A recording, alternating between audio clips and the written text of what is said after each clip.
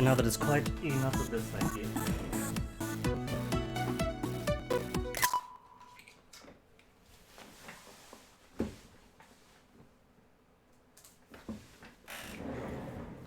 Sorry, Ring Fit, but we are quite done enough with this, sorry.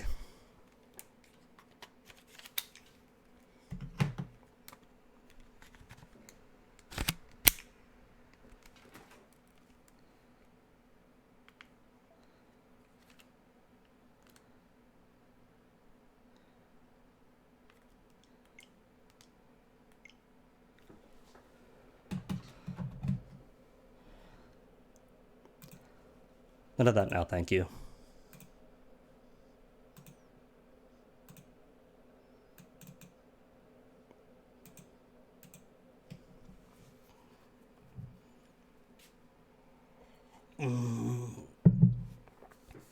Hold on, a few more seconds. And it's 3 hours, 33 minutes, and 33 seconds now.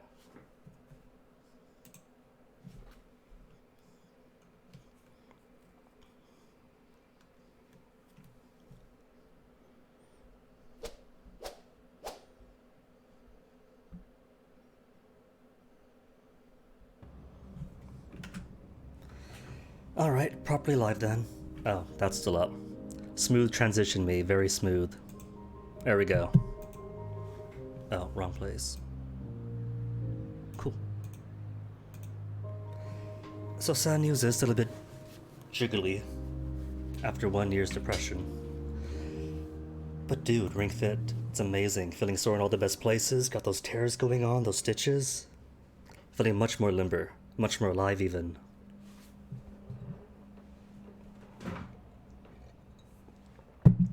Exercise gets the physical health and fitness in.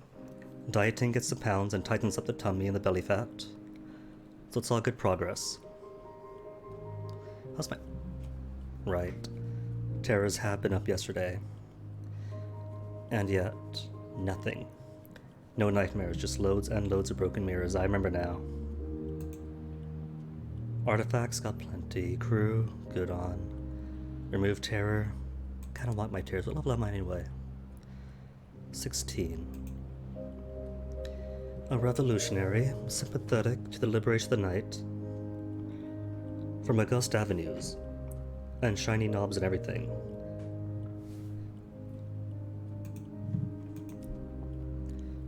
But sympathetic to those below. Alright, so. Seeds finished yesterday, right? Yep.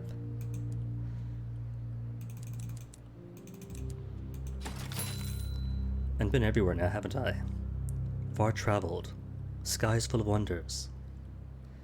What are my stats so far? 66, 54, 37, and 67, so cool.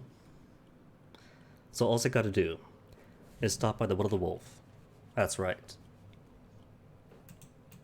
Officers, what's the situation? Even have the vagabond. Only what I don't have is a dog, the cat, the pangolin. Was there more than that, or was that it? Dog, cat, pangolin, dilly, orphan, urchin, and the conductor. Cool. So to London then, I guess. Via the Will of the Wolf. I know, this isn't as exciting as Ring Fit Adventure. Oh my goodness, my legs all feel floaty after all those squats. How cruel is that? A whole course of nothing but squats after squats after squats and deep squats too. And then a boss. With two purpley dudes to demand even more squats. It's not a marauder. That's a disappointment.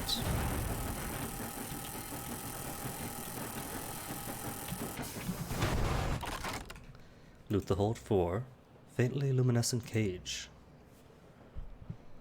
The things being transported in this cage did not survive the journey, but they still glow faintly 2 times. Oh right, early game, so those are my only uncanny specimens. How poor am I resource-wise? Very. 2 inspirations, kind of a head start, 4 visions, 6 sky stories, only 4 permits. I forgot exactly how early game this character is.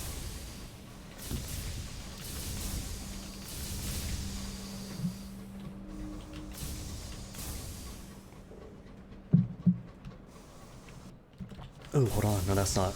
That's a headlamp. Just the environment. See, one was something cool though. Yesterday, right? Every single time we dipped below 12 crew, and I had to go default speed. Default speed felt so slow. But now, after day off, and killing myself for like an hour and a half of movement of 3 hours, this was downright stately.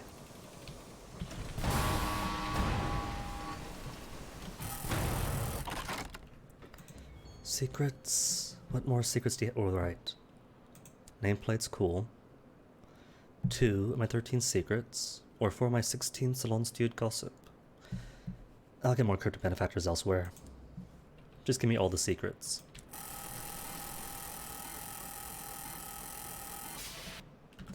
Early game grind after all, so I cannot afford to be particular. Whoa, not right on me. Oh no.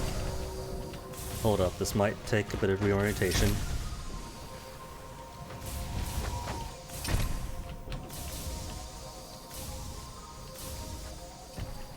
Ooh, thought that was good. Come on, get closer. Oh, tragic miss.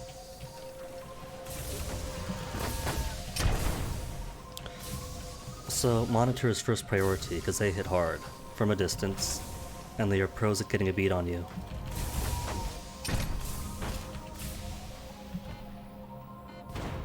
Cool, this rock is just as good.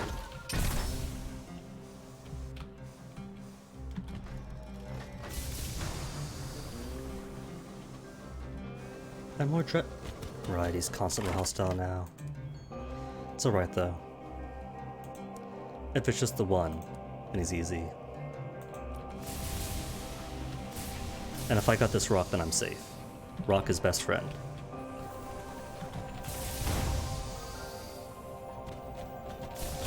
No, no, no, no, no! How none of those hit, I don't know.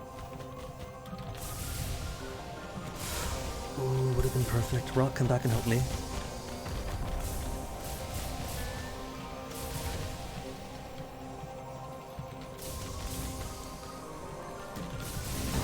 I don't even need these dreadnoughts in particular.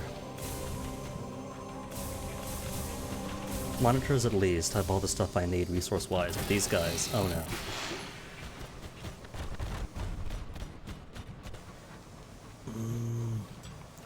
But he's almost done. But there's 2 of them. Okay, one more should do. One more. Nice. It's a Valentine's miracle. Charts. Okay, give me the charts. More likely it's gonna be permit. Permit the frog here.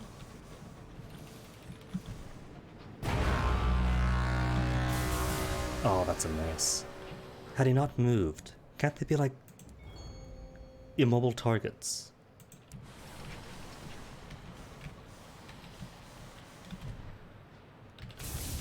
More misses for the misses.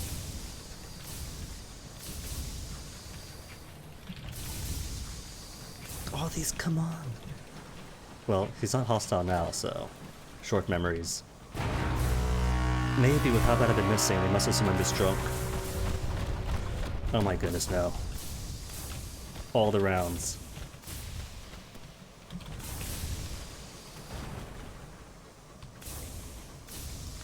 How do I expect to survive the little wolf now?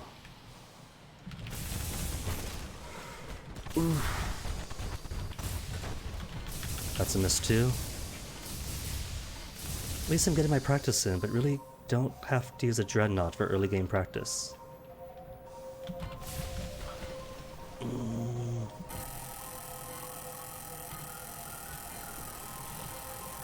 I'm being far too generous these rounds, that's a problem.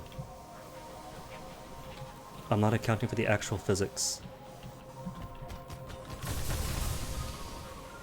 Like, that was good, that was actually accounting for it. And the capabilities or lack thereof of the Marauder Mangonel. It's alright, they'll go straight to the Old Wolf, then right back down to London. Gonna be a perfectly safe trip for me and my 29 hole. Alright, maybe just London then. Just London, then go to the Wolf.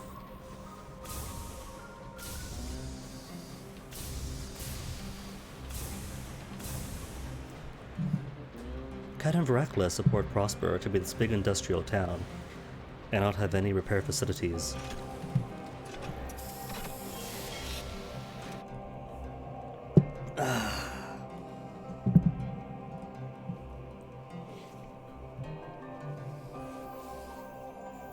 Explore Port Prosper, sure. Alright, messenger for the lost love. It is Valentines. But that's his Valentine, not mine. Attend the parade. It is apparently the Feast of the Red Saint. Gaudy banners fly over the painted rooftops of Port Prosper. The smog of the East End is hidden away by giant posters displaying dragons in varying degrees of vivisection. The cramped streets are clogged with people. Wealthy West Enders promenade about amusements, while the impoverished East Enders work the stalls and huddle by the chestnut fires for warmth. A painted dragon, pursued by knights, is chased through the crowds to a chorus of "Ho, the riding!" What is my current status with everybody? Peculiarities? I got no status with anybody, do I? Alright, fraternize with the East Enders. I might have come from August Avenues, but our heart belongs to the people and their strifes. Lurking in the tents, or man at the stalls in the side streets, or scowling at the passing gentry, they seem more your level. Oi! A wide-eyed East Ender elbows his comrade somewhere in his jacket. Who's all this, then? A crowd gathers from out of the shadows. You are subjected to a number of looks that, if not quite filthy, or at least grubby. Well, I am from a class or two above, and though I am working in their cause, I am still an outsider. Eventually the huddle disperses. The first East Ender extends a thin hand, lined and warned. It's a good sign you want to talk to us. He spent the afternoon watching vaudeville players satirize the Red Saint and his dragon in an out-of-the-way tent, followed by a hearty supper of roast chestnuts and an almost palatable ale down by the station.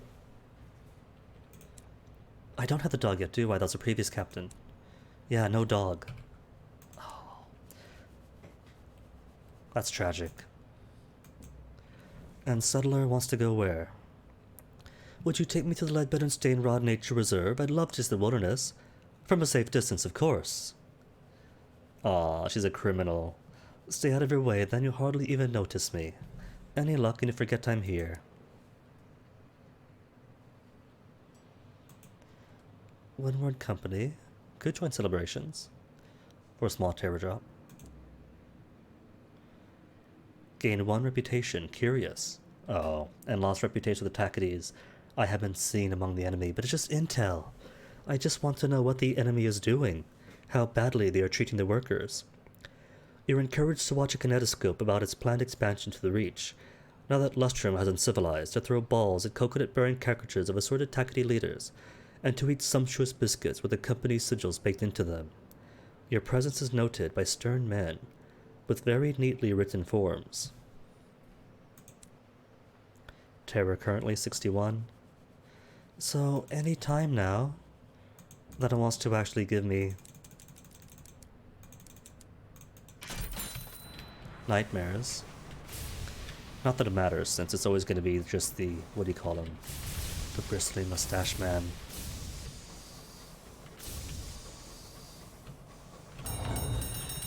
Next stop, back to Albion. Check on the package for Lustrum, was it? Deliver package to Lustrum. Customs, nothing to declare. Yet.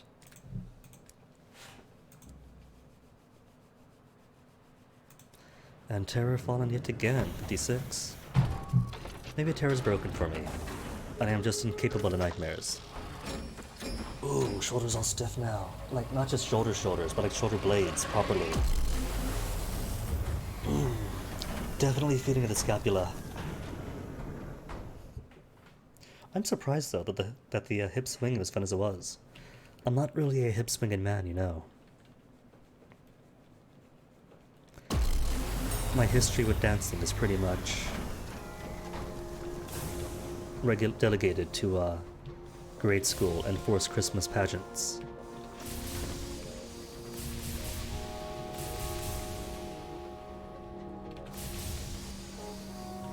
Could make a pity stop at Brabazon. As a revolutionary, it would behoove me. But I haven't got things for them. Next time in the area, I'll do stuff for Brabazon and help the toiling worker class.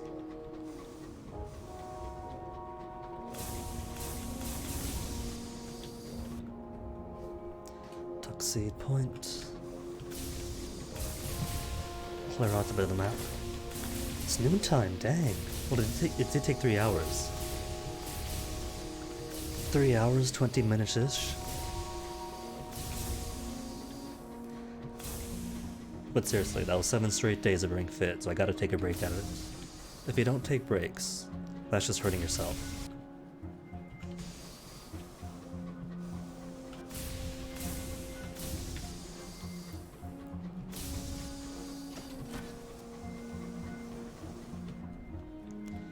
Oh, wasted time. Crew, collect every single hour.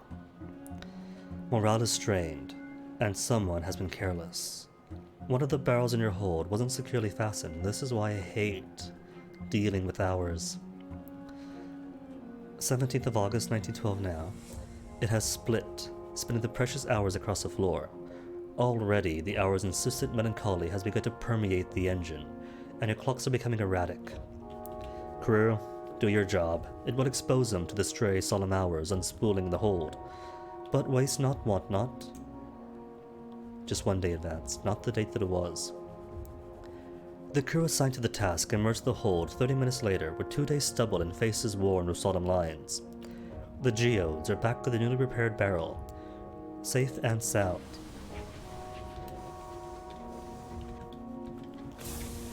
Every barrel's friend. I forget the song. Precious? Sacred? One of the two. Sacred, that's right. I remember now. And if Curator wants to dance, then okay. They're easy. All I gotta do is avoid his front end. I said avoid the front end. Fine then, avoid the Will of the Wolf. I'll come back later.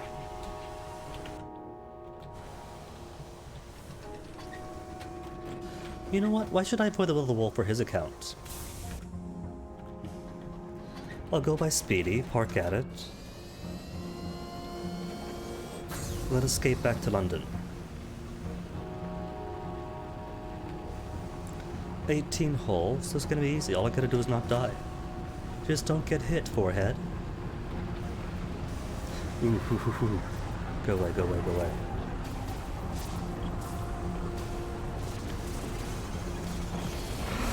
Two curators, oh my goodness. Didn't expect that. And damage my hull some more. 17 now. The whirlwinds drag insistently at you as you descend. You lurch forward and your driver curses. The pistons thunder in resistance. The boiler roars. The mouth of the well blooms before you, black as a schoolroom ink. It fills your windscreen, in desperation. Your driver drops you precipitously. You strike the ice where there's still ice to strike, and grind to a battered halt. Okay, while I'm here, there's something inside the well. And whatever it is, the devils would like it gone. Please. The devils trail you to the lip of the well, their faces wait with expectation. Something is yowling plaintively from the abyss. Something mortal, and odiously off-key. You go on your stomach and lean over the edge, a hand thrust into the void. For moments, there is nothing. Nothing but noise, nothing but the cold, and the sense that you profane something sacred. Then, Your fingers brush against fur. With considerable effort, you extract a round-bellied, snaggle-toothed, long-clawed lump of the cat. The devils are relieved at your success, and insist you depart with the grey feline as soon as possible. An occurrence. Your useless cat quality is now 1. And I'm not just here for the cat. Idle. Let's do the right of the rack. You may be subjected to 1 well right at a time. This one increases hearts at a cost of iron and mirrors. A small sacrifice. The shapeless idol looms over you. Someone has scratched jagged teeth around each of its holes, transforming them into many, many mouths. A heavy hook is transfixed into the stone, just higher than you could reach, while at the base of the idol, 2 depressions have been dug into the ice. The first holds a knout with hooks knotted into its thongs. The second holds a buckled strap of something like leather. Enact the rite. Around the second depression, someone has cut the words, hang, and give voice into the ice. You can guess what you must do. Oh no. 84 terrors. I forgot about that cost. You strap the knots around your wrist. You put your back to the idol, stretch your arms above your head and leap. The strap catches on the hook, and you hang there, feeling the wrench in your shoulders. The wind howls through the idol's holes, pushing into your back. The discomfort turns into aches, then the ache into pain. You begin to shudder violently. The hours inch by. You are not sure when you start screaming. It began with a moan, you think, and burgeoned with a sob. A day or more has passed, and now you scream and scream and scream. Your voice grows hoarse, then ragged. When it is gone, and your screams are marked only by the blood they spray from your ravaged throat, the devils emerge from their caves. They lift you off the idol, swaddle you in rags, and lay you on the ice. Then they depart. The rite is complete. You have sacrificed, and are no longer only yourself.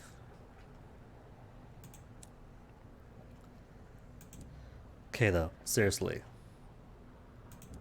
If I don't get nightmares now, then the game's broken.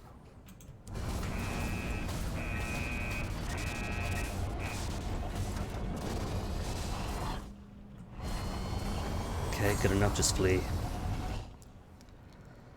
I don't want to go by way of the most serene mausoleum though.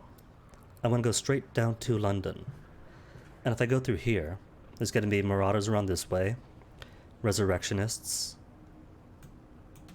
So I think what I should do is hook around here, loop back down, inch around Brabazon, and then book it straight to. And that should be mostly safe.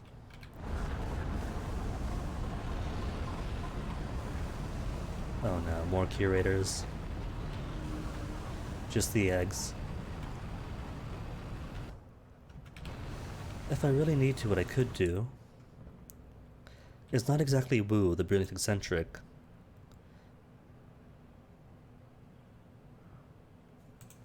Hold on, 86 still.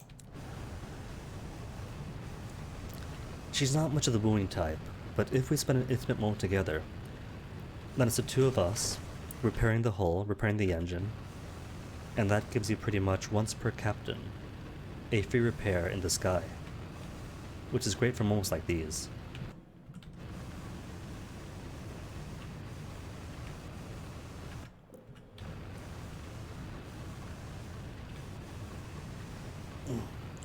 Gotta watch my posture though. If I slouch too much post-workout, then your muscles recover, accustomed to slouch, and you end up with the gorilla shoulders and the posture. And you don't want that. And besides, poor form after means poor form during. And as Tip will tell you, it's all about the form.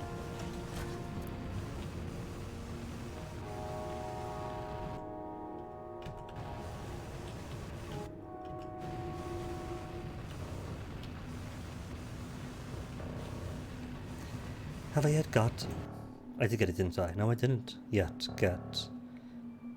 Oh no. Not your own. The duds. I'm above 90, aren't I?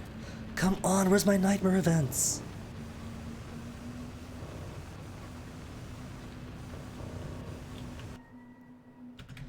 Okay, now this is silly.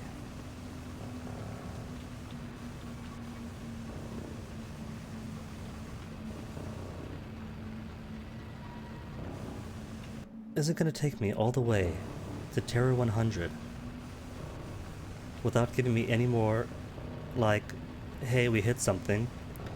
Can we sacrifice it and drop terrors and gain nightmares? Or, Captain, you're about to mutiny. What should you do?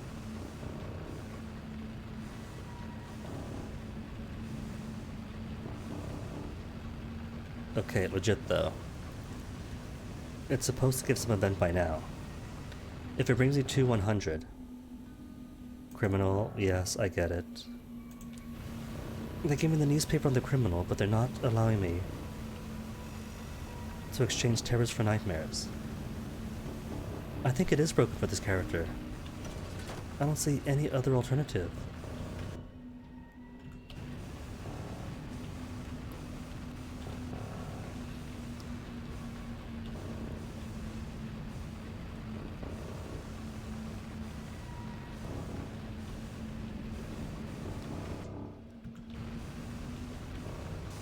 Oh well. Minus 25 at least for stopping in London.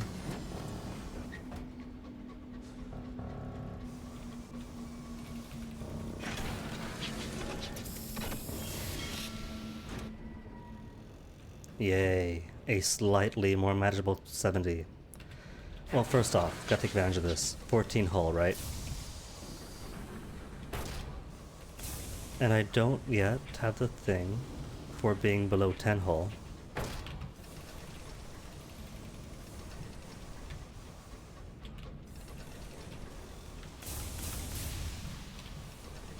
Hit, hit, hit. Yay. A decent 8. See, it's only giving me cracked glass. It doesn't ever give actual... It's a... At least it worked for once, but still. Lost one crew, and a vision of heaven. The port corridors are awash with luminous starlight. It is no surprise when some of the crew are struck down by maladies of the mind. One of them raves at length about the things they saw in the starlight, and the imagery lingers with you. Maybe... that's not a very common event, but I've got it 4 times with one captain. And in that 4 times, I didn't get any single nightmare. Something got donked. Something got donked hard.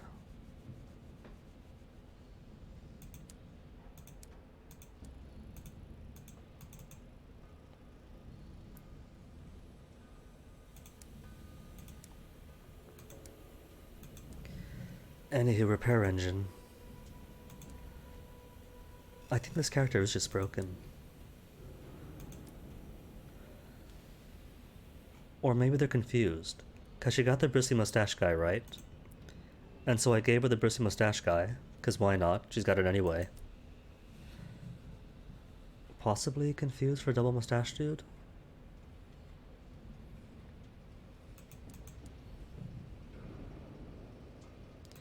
More crew, good on.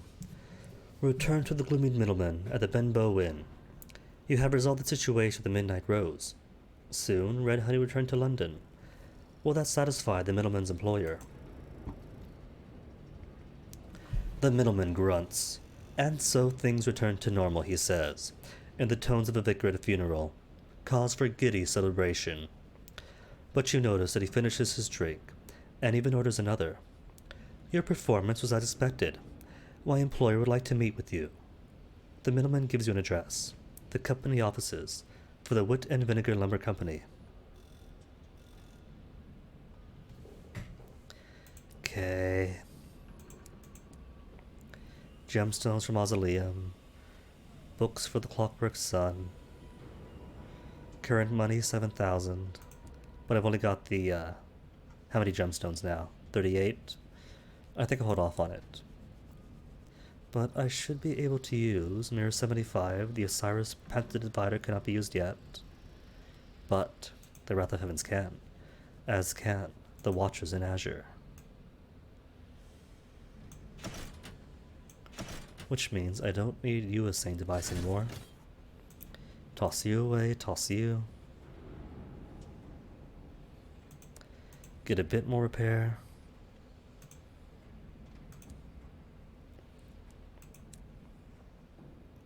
Bump, bump, bump, bump, bump, bump, bump, bump.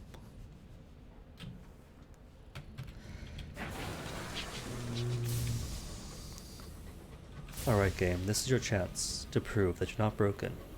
I am sitting on 70 nightmares, or 70 terror no nightmares. And my hull's not broken.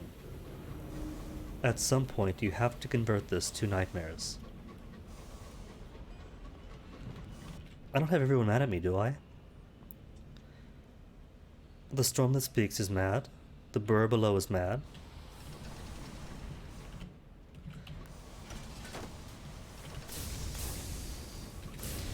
Well, I guess I will stop by the sun then, won't I?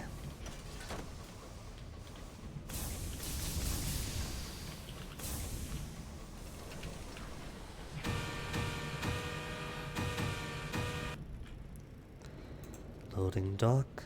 Visit the gloomy middleman's employer, the blind bruiser that we met so many times before. Renew acquaintance. We could catch up on old times, but the game refuses to give me nightmares. How do I become a smuggler? A pertinent question. Very pertinent indeed, if you'll permit me to observe so. And I trust that you will, us being bound as we were by bonds of mutual admiration and respect. All that is required, if I may be so immodest, is a word from me in the right ears. I have taken the liberty of conveying that word, and opportunities to procure and supply contraband will now be made available to you. In fact, there is a juicy little opportunity waiting already to carry consignment of materials from London to Pan. I would encourage you to snap it up. I'm sure you have further questions, being as perspicacious as you are. I will strive to answer them. If you choose, you may now become a smuggler. Learn more about smuggling. You have questions. The blind bruiser reclines in his chair. His ringed fingers fidget with his glass of port, with his ledger on his desk, with his alarming letter opener. How do you find smuggling opportunities? The nature of our business is naturally clandestine. It is likely the opportunities have gone unnoticed by you before now, a situation happily remedied. Trusted as you are now, you are able to find prospects here in London. In Eleutheria, you need to visit the gentleman in Pan, and in the Reach, you want Titania. The Midnight Rose, with whom you have already established an acquaintance, sees to matters there. You can buy and sell contraband at each of those places. I should warn you, though, this is not a straightforward business. It is not unusual for our runs to be plagued by complications. Fiercest, and most among them, of course, being the revenue men. What types of contraband are traded? Most regions have a particular specialty they export. Exempt in the Blue Kingdom, of course. We have no business there. Nor should we, in my opinion. The Reach exports is red honey, what done lost in chambers of the art. In Albion, thanks to the ministry, our chief contraband is literature. Anything uncensored or revolutionary, or what contains a bit of as you like, he leers. In Pan they make shiny, starshine, light as was cast by stars that could be seen from old Earth. Nostalgia is a very liable vice in my experience. The more contraband you carry, the art will be to conceal. A good smuggler installs hidden compartments of the locomotive, to hide as much as they can. That means buying the right equipment. Carrying more contraband is harder to conceal. Fit equipment that grants hidden compartments to make smuggling less risky, but smuggling is never safe. Ask about the revenue man. He shakes his bald head sadly.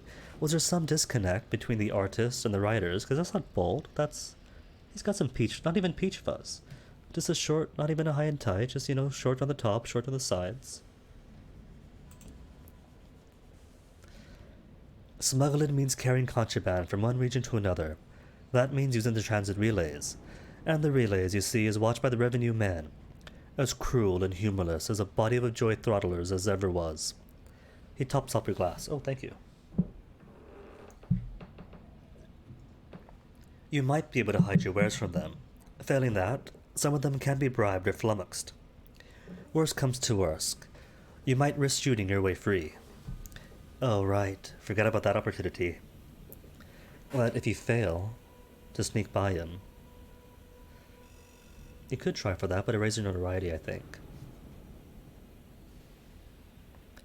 Fully completing smuggling prospects grants better rewards to complete legitimate prospects, and also grant double experience. But what happens if you're caught? Well, should, and I question whether it's worth speaking to this to a person with vinegar, even in the hypothetical, but should the unquestionable occur and you be caught, you'll be sentenced. An initial sentence is likely to be fiscal in nature, fines and confiscations and so forth. While little more than a slap on the wrist to the likes of you and I, but repeated occurrences will levy more memorable punishments, like imprisonment or even the noose. The law has a long memory, madam. It does not easily forget. The more you're caught, the harsher the penalties. Okay. And that's pretty much it for here. 7 trunks of books for Pan, for Heracles, or Lustrum, 5 trunks. Should I? If the game's not going to give me nightmares, then I do have to stop by Magdalene's. Or Wolbury. Wolbury's right here too. Though I haven't got much for Wolbury. The first time's free, so I have that at least. And there's no time limit either. Alright. Think first thing though is going to be to the sun to sabotage it, and get the storm that speaks off my back.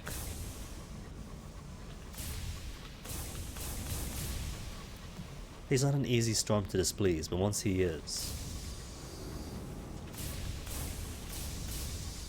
then not to Wolbury. Get rid of my terrors, since the game's not going to permit me to, naturally.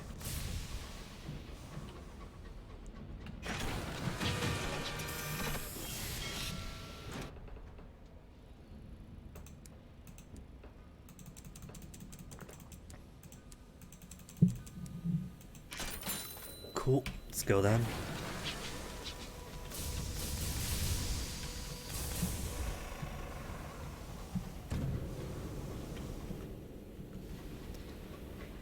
And now that I have the Wrath of Heavens, it is now worth hunting down every single stovepipe engine I see.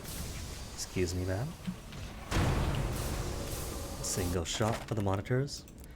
Couple of more for the dreadnoughts. Permits, benefactors, permits.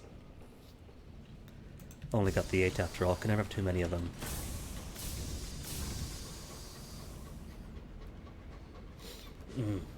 Feeling that exercise everywhere.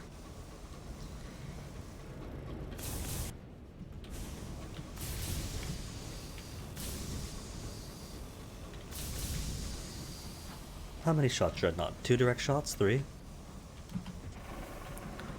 The McGregor.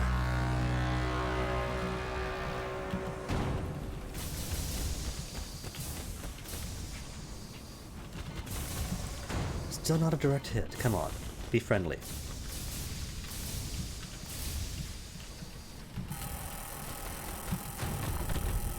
Oh, 1 shot. And I bet you that 1 shot is not going to make broken panes of glass again. Because of course it will. More permits, cool.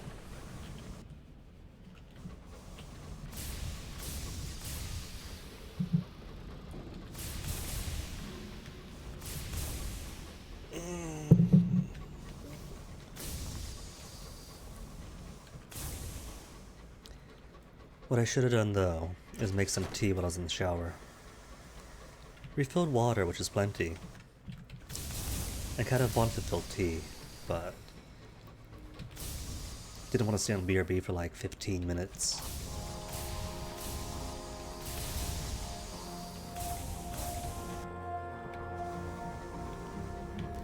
Womp womp.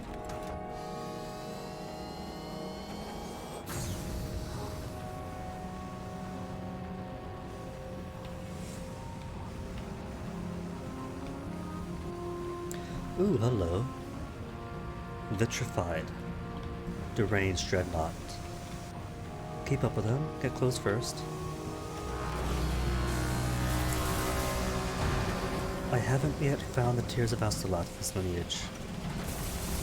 But I want to. The only way to get them is to fight dreadnoughts and get lucky. I am not lucky. Recover panes of glass at only 45% chance. Or search crew cabins. 86% chance to gain terror. Nah, just leave him be. And just farm the experience off of him.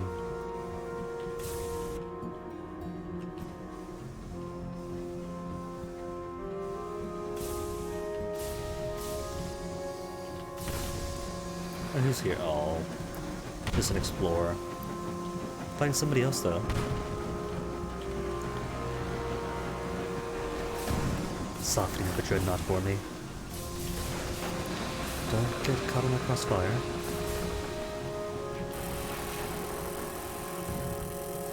Okay, really though, at this point the game is broken. This far out of London, 74 terrors. And still nothing. Inspiration from them, really? You can get it from that? Dude. I finally have a reason to take on the Star Mountain Explorers here. Always assumed they were worthless.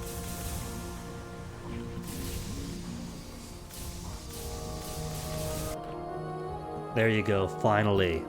The thing in the mist. A sudden jolt. I think we hit something, madam, your driver observes. The mists are thick. You could turn back and search for it. No. Offered ever was the Waste Waif. The Waste Waif occupies abandoned places. It is lonely, but spurns company. It likes toys. Yay. Drop my terrors and gain a nightmare. About time. So it's not broken. It's just really, really bad dice. A simple rite. Open windows. Shivering words. A wind welcomed in. Is it a comfort to know you are not alone? And so on and so on and so on. 10 permits?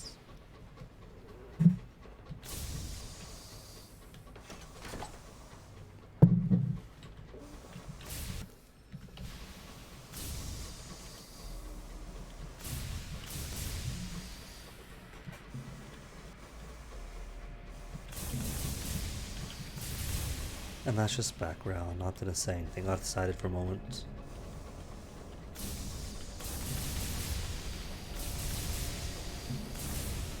Ding ding. Tale of Terror, cool. Bit short on them.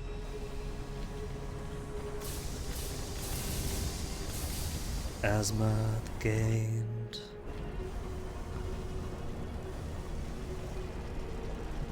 Well, I'm glad to know the game's not broken. I was this close to writing a Reddit thread, and nobody wants that. The nameless spirit must be paid. Eh, too bad. He's got no purpose outside the Blue Kingdom, so... Goodbye to you, good luck getting back to the Blue Kingdom.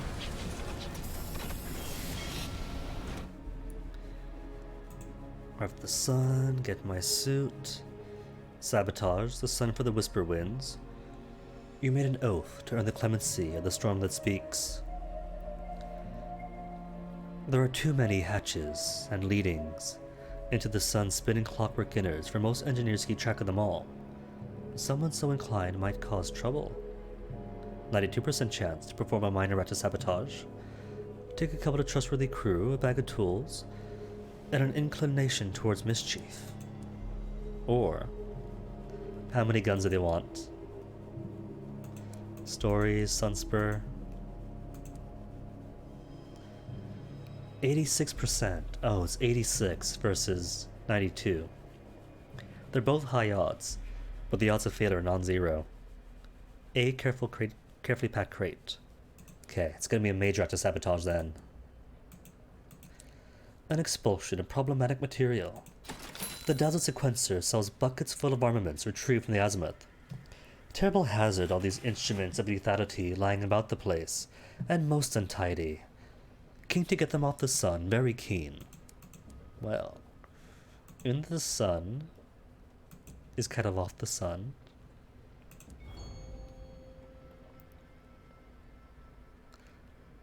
Like a modern day Guy Fawkes.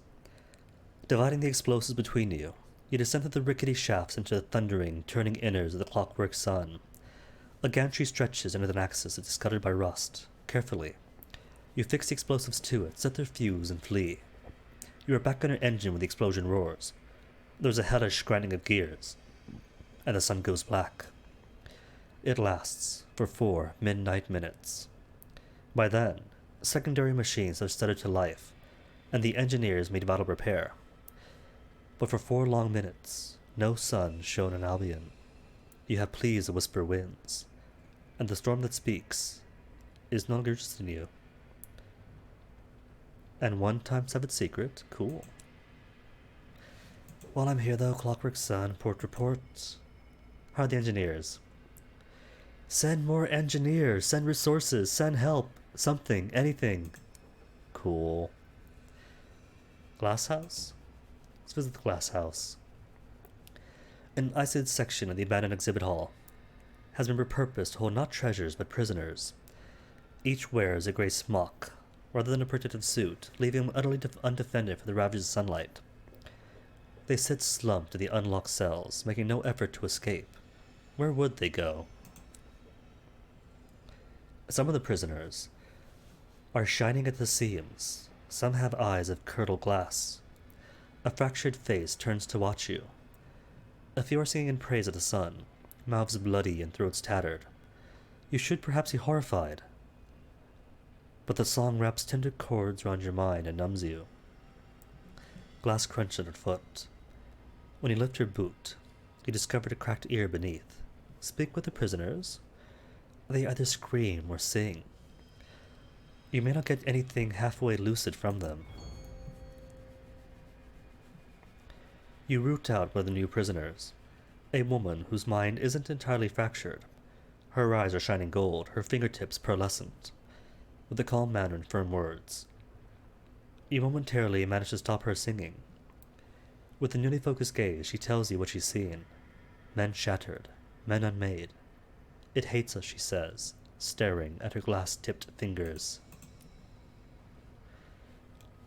And the half-glass empty. Only one cell is locked, and the man within is neither singing nor screaming. The left half of his body is shimmering, translucent. Only the flesh and muscle of his left half is vitrified, not the bones and blood within. The glass is suffused with a thousand fine frozen capillaries, like delicate red cracks running through ice. He fixes you with an anguished stare.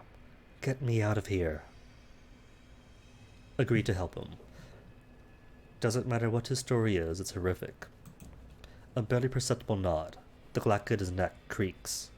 Thank you. His voice is hoarse, and he speaks in barely a whisper. You will need to find a permit from a release and present it to the steward. Forged, legitimate, I don't care. Well, I got enough permits. To the Treppiscore vault, Treppiscore. Beneath the machine bristling first surface, you find a ring of 9 vault doors, each engraved with the names of the classical muse. 8 are locked and barred, signs behind signs saying things like vacant, or under renovation, or in one case, unfortunate chronological discrepancies. The 9th, marked Treppiscore, is the only door open to you. When you enter, your footsteps ring through the dusty barracks and abandoned canteens. These are the engineers' quarters, but they are all on the surface working, except one. The broken steward has been working on the suns before it first shone. She has been here far, far longer than any of the engineers above. Speak with the broken steward. She smiles. Her teeth glint oddly.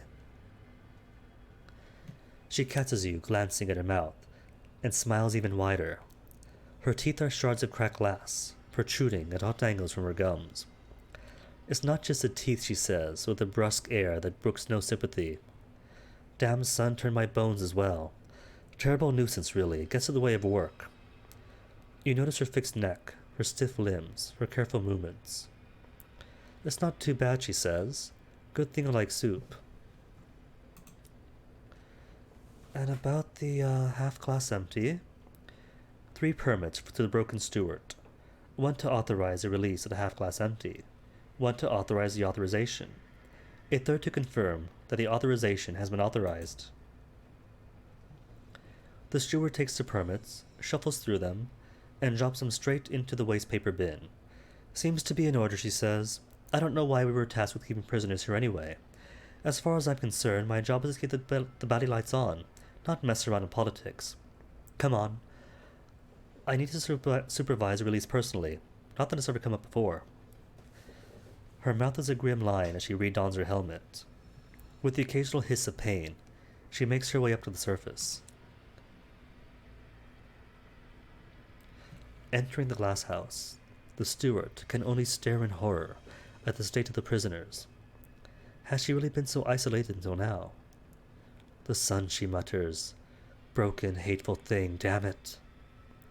Silently, she unlocks the empty cell. Then she quickly turns to leave. You hear something shatter. She limps away, knee crunching, leaning heavily in her cane. Poor gal. The empty steps carefully from his cell. Half his face is contorted with rage and grief and relief. The other half is impassive. Thank you, says the freed prisoner. He pauses, struggling with himself, and simply repeats, thank you. Shuffling awkwardly, partly assisted by your crew, the half-glass empty boards your train. He doesn't know where he wants to go yet, he says. Just away. Okay, let's go then.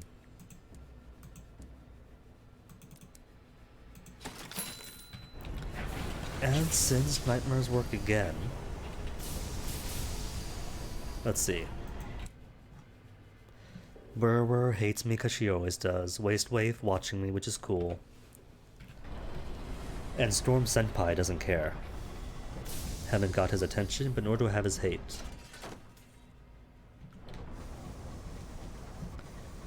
So what I think I'll do is see what I could outfit this engine with, vis-a-vis smuggling. And maybe do the one to go to Lustrum. Smuggle to Lustrum. See how my crew is doing. Pick up more hours from them. That was it, just 1 hit KO. Weak sauce. The captain's door is covered with knots and crosses. So it transpires is the rest of his cabin, his logs, and his body.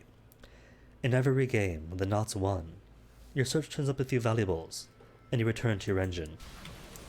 Well, this is early game for this captain. I started her last night. As loyal viewers of the streams of the VODs might know.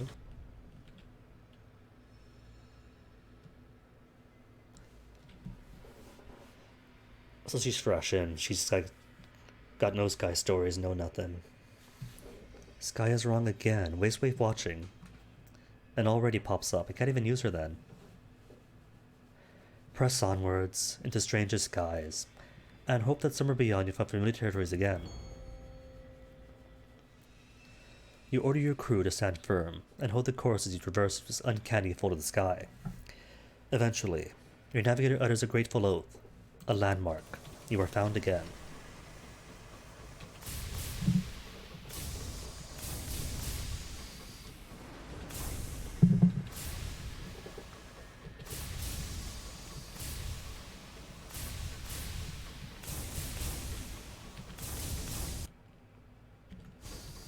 Okay, almost back. Just gotta curve this mountain, down by Simon's Nest, then park.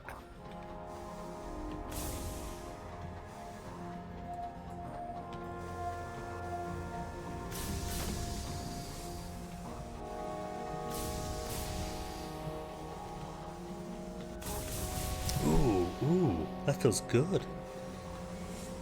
Stomach jiggly, but beneath that jiggle, right, is all hardened and stiffed and pulling at something. It's a good pain.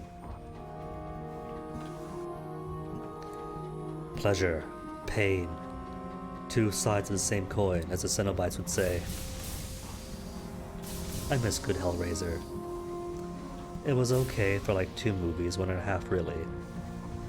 Some say like the first few afterwards are pretty good as well, but nah, for me it's the first 2. Pop. Send that to our poppin'. More savage secrets. 2 secrets even. Spoiling me.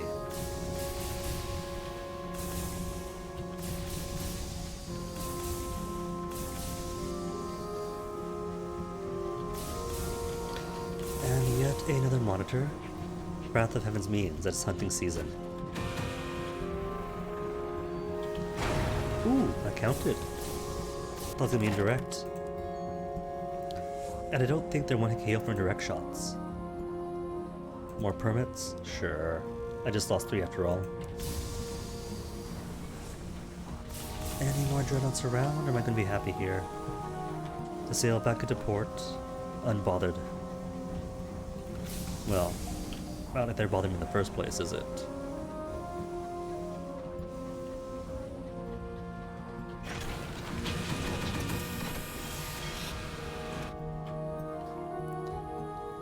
Way to tick.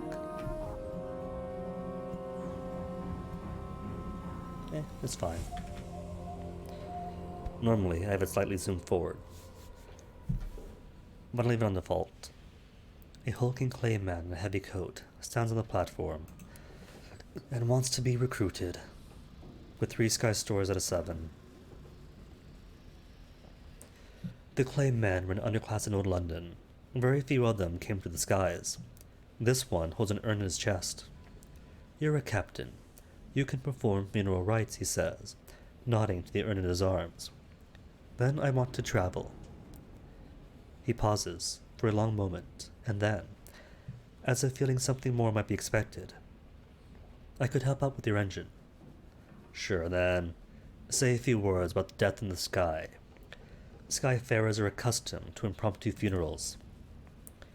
You ask the conductor about where would he like to hold the ceremony. He looks about, confused, as though he hadn't expected the question. At last he comes to a conclusion. Here will do, he says, indicating the crowded thoroughfare. You and a few of the more respectable of your crew, gather for a brief funeral. Everyone has at least something in black. You offer the expected phrasings before pausing for a eulogy.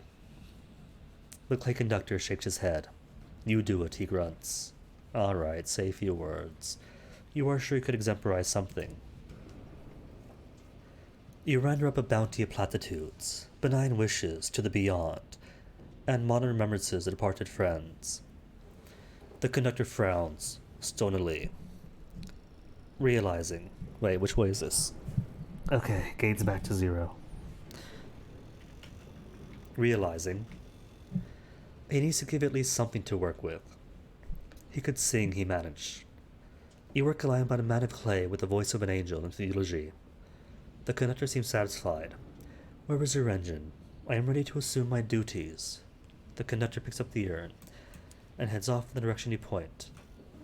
As I make a brief but quick bathroom break, because now that I'm not sweating out all of this moisture, it wants to go. So BRB yet again.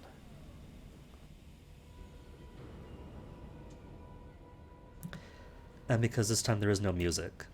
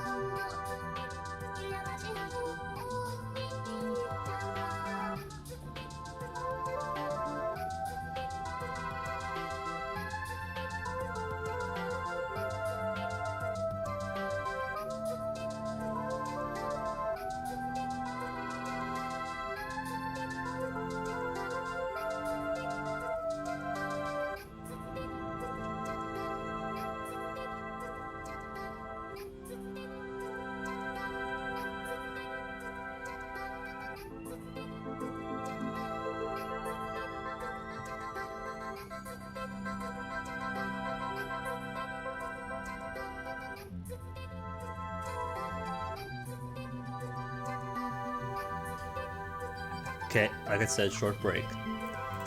But oh my goodness, walking around, I thought I was sort of just sitting. Walking is incredible now. It hurts so much. Right, mausoleum. I suspect that my conductor wants mausoleum too, doesn't he? What's my heart at, 76? So I can't transfer out just yet. Restore his voice less. Just takes one, doesn't it? One globule to chorus for nectar. You've overheard him attempting to sing. but he gave it quickly. His voice was gravelly and out of practice. Some nectar might help lubricate the vocal cords. The clay conductor fetches a spoon and several lumps of sugar. He mashes the lumps into the honey, then gargles the concoction. When he is done, you wrang a little of his past from him. The clay conductor was in the clay choirs. His dead companion was a very talented clay chorister. I have hopes of finding someone with as good a voice again. One cannot be a chorus alone. I have heard tell of a clay man in the most serene mausoleum. The clay conductor tails off, clearly desiring your assistance, but unsure how to formulate the question. He stares at his feet instead. And for practicing singing, can't do it yet. And just wants me to leave. Alright, so mausoleum it is then. Each captain saying this time I'll complete the clay conductor. We're never doing it.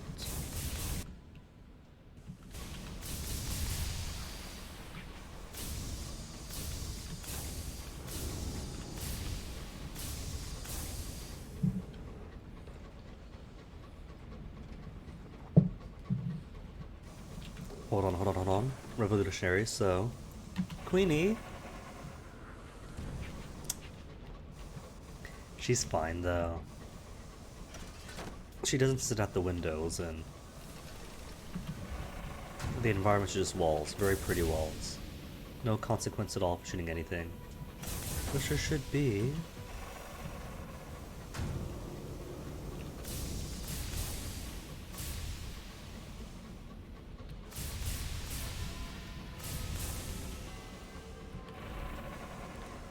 Sunless didn't have that problem because he couldn't fire on things. You had to go to combat mode, get a firing solution, and if you didn't, you just get a little plop right in front of you.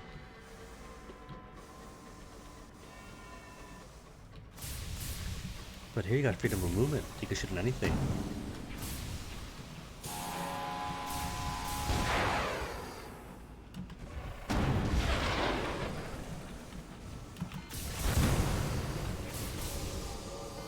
Cheap hull repair, sure. Demolish the grave robber. Or 77 chance of success to investigate the bodies. A cabin hasn't packed with gravity sky eyes to keep it cold. Corpses hang from a rail. A cabin hasn't opened to the cold, for the better preservation of the dead. The resurrectionists keep the handful of corpses admirably catalogued. The old dangle with the old, the young hang with the young. A neat logbook records their provenance and items collected. 18 savage secrets now and 10 tales of terror. Minor stuff, but you do need the stockpile.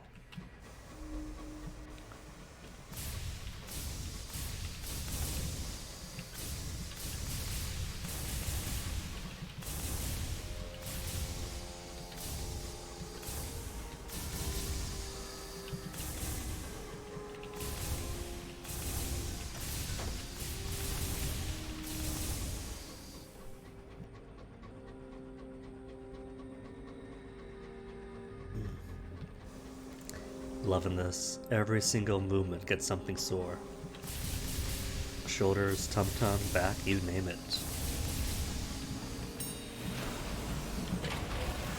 How's that in this?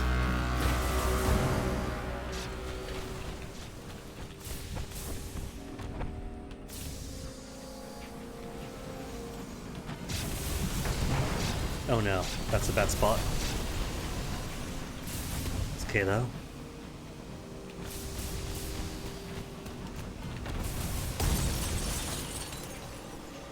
And always gonna let that spin. Loot the hold, random treasures. What have you got for me? A solid crate? Or a faceted decanter?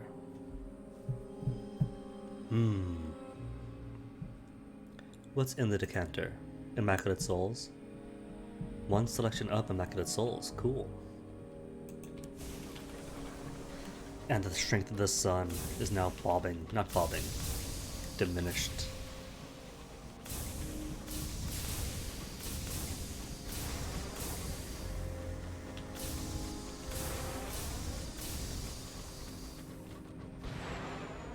think.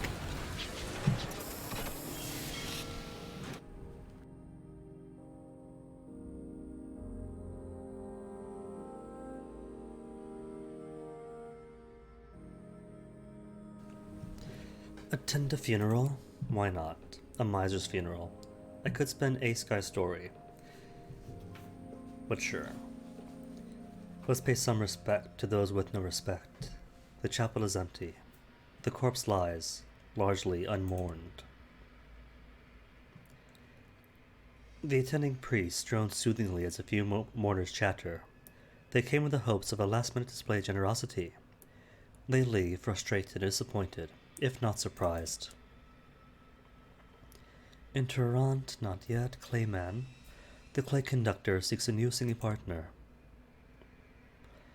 The most serene mausoleum is full of mourners, tourists, and aristocrats, seeking to reconcile themselves with death one way or another.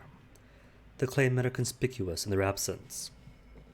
The clay conductor lumbers gloomily among the mourners, searching fruitlessly for someone who resembles himself. Eventually, the tree register appears. I am sorry, she tells you. Your friend is making people miserable. You explain her situation, and she relents. After brief consideration of those interred in the mausoleum, she suggests that you seek an audience with the engraved mourner, a man of polished marble. He is one of the deathless. Okay, we'll go talk to the deathless. Consult the engraved mourner. We have a favor, don't we? One favor, how one and all. Speak with the engraved mourner first. The mourner is supposed to be a clay man, though in appearance, it resembles a Greek statue of Hermes more than the lumpy, stilted workers of old London.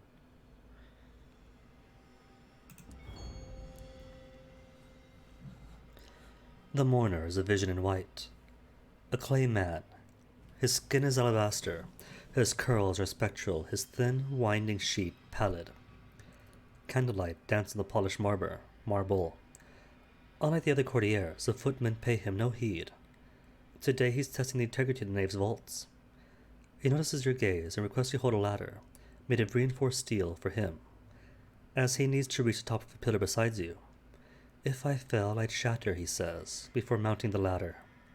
It sways with the weight of him, but your grip is steady. He rewards you with a dazzling smile on his descent.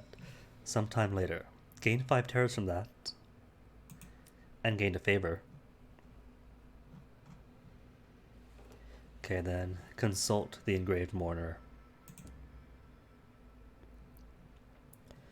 The engraved mourner consents to a meeting in his many pillared chambers. You sit on couches of blue stone and drink wine in ivory cups. The conductor hunches, his form far heavier than the furniture can support, while the mourner reclines elegantly upon his divan. After polite introductions, the conductor demands, "Why do you look different?" The mourner smiles. "I was built for a purpose, to guide, to shepherd, to travel. It was deemed I should be pleasing to the eye and ear. Now, you want to hear me sing?" His singing is somber, cold, and sad. The clay conductor shakes his head. "No good. Too much like the sky." You make your excuses.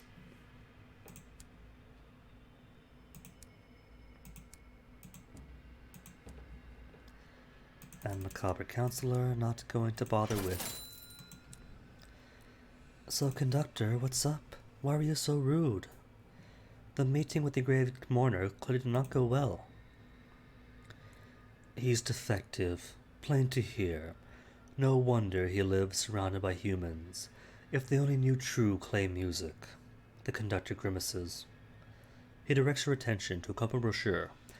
It is for Magdalene's House of Small Comforts of the Reach. "Any company the weary skyfarer needs, we shall provide. Anyone you could think of, those of every persuasion, the company of the dead, even Clay Company." The conductor taps a page. "We shall see. Can we?" "Yes, we can." Okay, so itinerary from here is back down to London. See what all smuggly stuff I can take on board. And then, ideally, pick up loot for Lustrum. And then out too. I'll stop by Magdalene's, do the conductor's business, stop by New Winchester, onwards and onwards.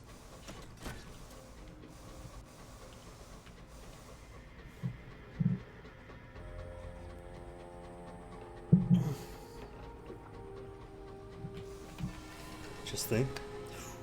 Already a bit of density to it.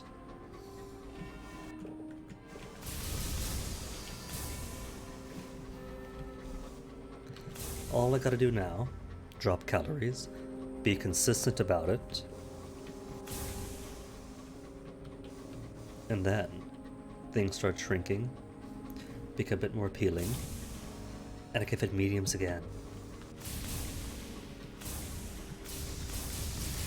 Cute shirts in mediums.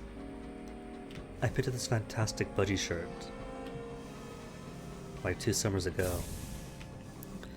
And it was the cutest thing. Only problem was one size too small for me. I can just barely fit it comfortably, but it could fit much better if I dropped like a couple of pounds. Rare shoe.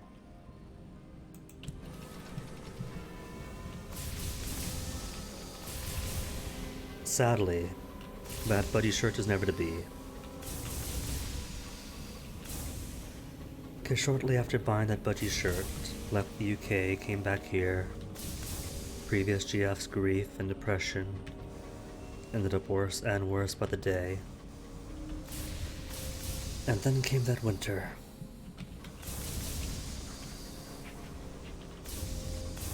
And so a budgie shirt is forever inaccessible.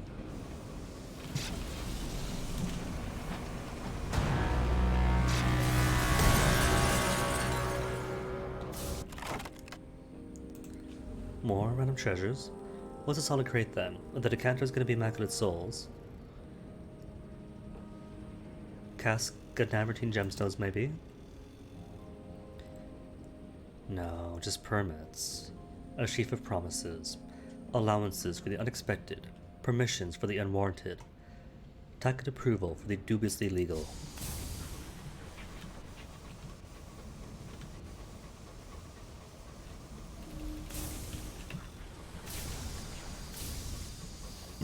Excuse me.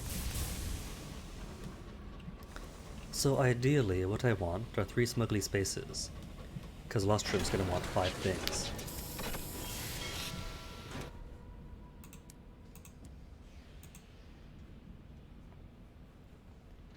And I want...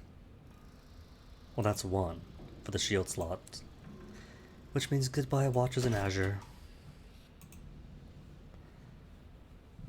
And then 2 will do, your auxiliary, right? No, your shields. And plus 2 hidden compartments if I had 50 irons. Could I squeeze in 50 irons? I'll need 2 officers dedicated to it. So I don't think I could. Your mirrors and your irons. That's 44. The rats I need, so I can't switch out, can I? 10 hearts on you. And your veils. What's out now? No, veils needs to be at 50. So no, I can't use it.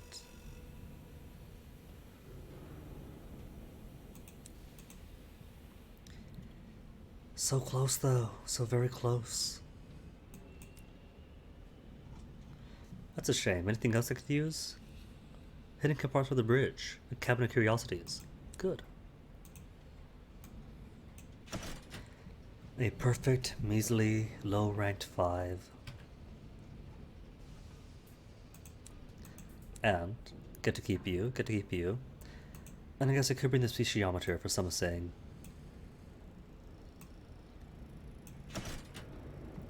Cool. Let's go pick stuff up.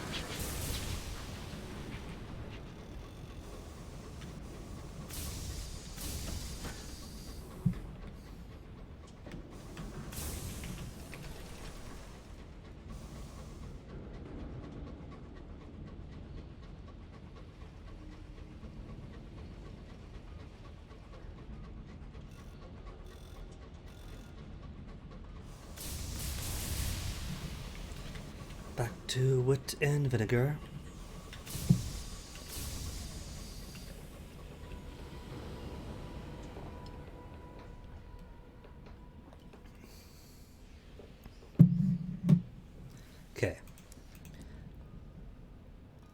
For Pan... Wait, did I pick it up already?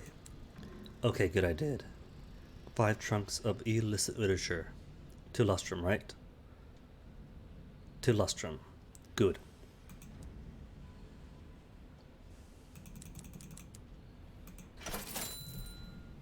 Sawing device, can't use yet. Winch and pulley. Is +8 hold for auxiliary. Probably should take it then. 8 hold is 8 hold.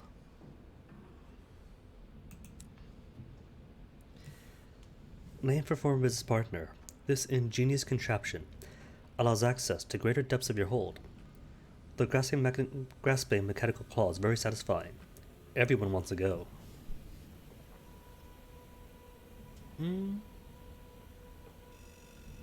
Alright, I'll buy it.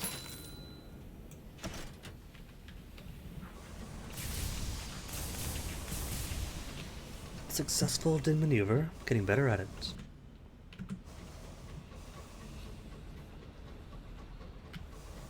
Might have to steal Din's name after all. Or steal it from Din's name.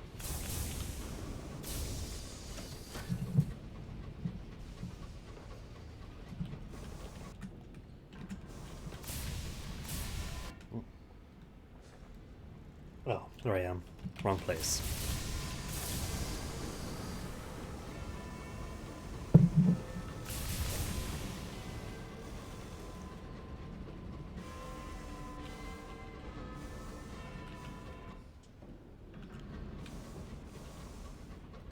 Next stop, Brabazone.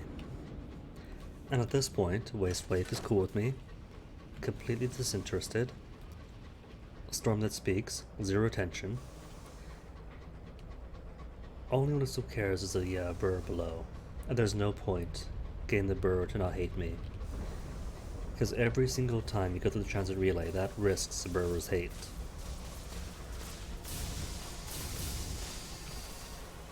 So there really is no point at all.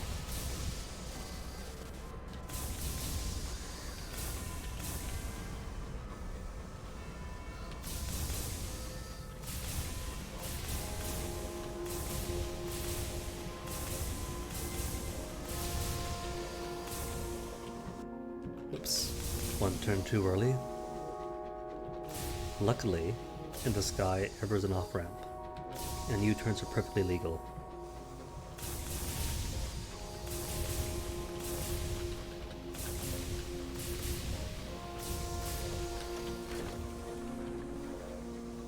Ding bada bing.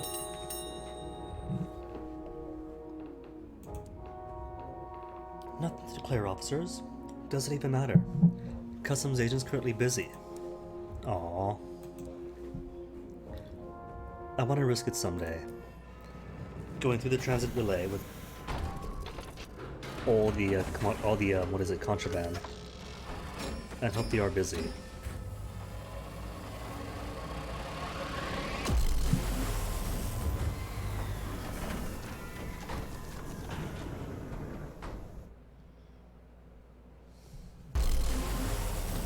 Okay, back to the Reach. Ooh, maybe the dog's here. If I had the dog, I could risk getting the achievement for all the animals. Sans the backer's only rabbit.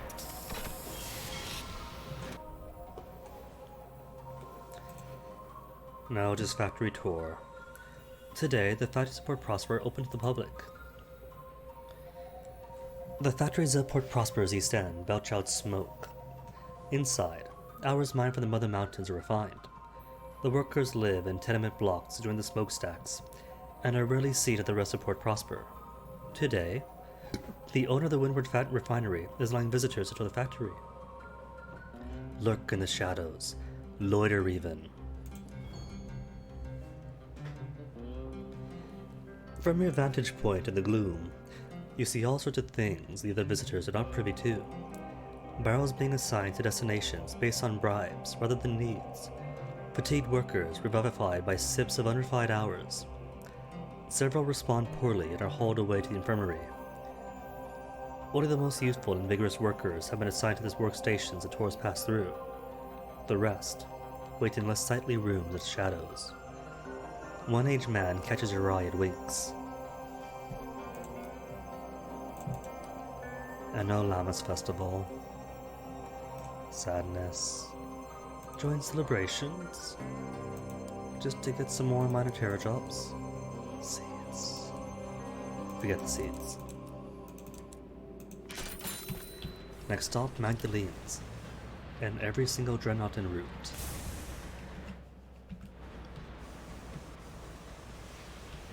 I hear dreadnought. Where are you hiding? Or is that just the ambient noise of industry? Might have been, yeah.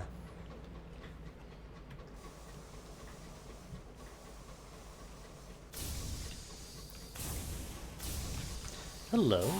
Oh, right, because monitors. Their entire purpose is catching contraband. If you're carrying it, they seize it. Failure. That's fine. Give me 3 Tales of Terror. Just the one? That's fine. Got the nameplate from it. Was it somebody else? Or was I imagining things? Nah. Just my imagination.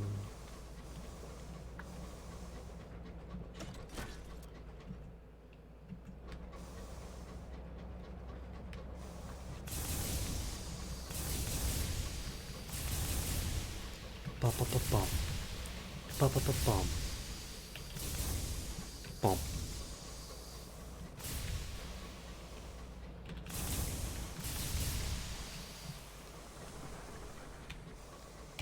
One more for our collection.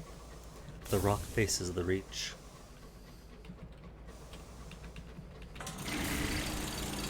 Excuse me, bull cantankery. Poor thing. Otherworldly artifacts. Could use some more. For transit to or from the Blue Kingdom, we'll just 2.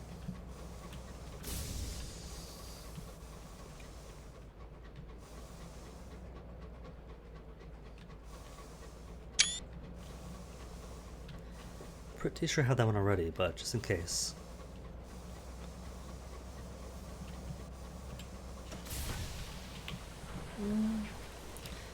I'll use a maybe. It kind of looks like an old woman, doesn't it? The slight chin, the nose, a prominent brow. Bit of foliage under the chin, might be some fluffy jumper or something.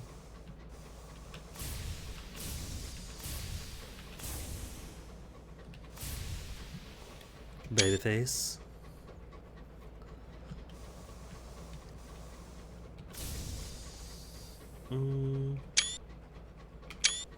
I see 2 faces here. More like 1.5.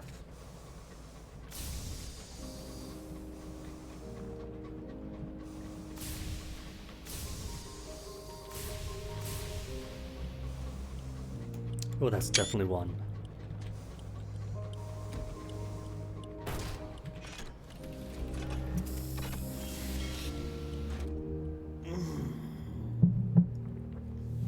Okay, is it Soulless Chambers? It is. Request a clay attendant for the clay conductor. The clay conductor wishes to know if they will perform the music the clay choirs. The attendant cannot hide a small frown. Ah, we have not been asked that in a while. Let me just go and talk to the lads. You're invited to take a seat. The clay conductor is already expecting disappointment. Sometime later, the attendant returns with 3 weathered clay men.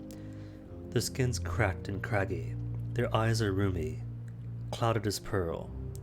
They launch into song, eerie and low, redolent of drudgery and despair. The clay conductor leaves before they finish.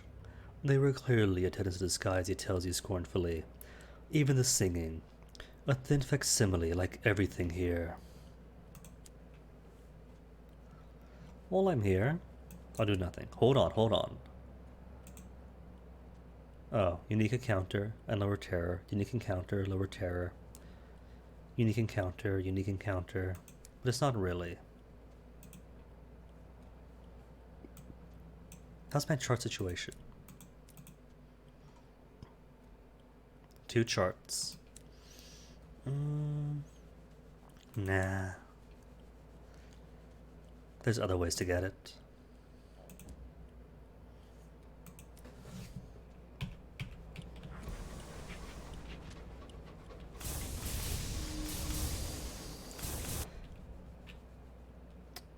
Where we're now, press on then to stranger skies. A bank of mist stretches just below you, flat and colorless as a twilight moor. Your navigator lets out a sudden cry, frantically pointing at something through your starboard windows. Something immense approaches, its vast bulk rising from the mists. The great hump of its back looms over you like a hillside. It is studded with lidless yellow eyes. This is one of the Agenais, the Star Dragons, the behemoth mercenaries that the suns contract out to enforce his laws. Before it, you are only a fleck. Escape its notice, quench your lights, quell your steam. Fail still, even at 81%. The Leviathan draws closer and vaster. It is a cliff bearing down on you. It eclipses all the sky.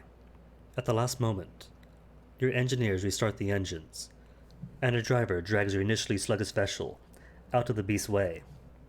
It is barely enough, but the Agenais' wake casts the sky into a tumult. You are flung like a leaf on the wind, your locomotive spinning over and over. There are casualties.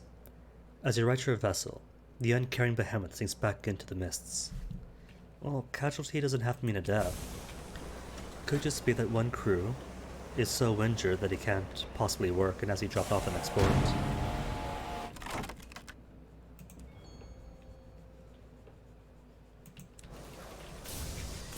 Since it didn't give me another one lost, did it?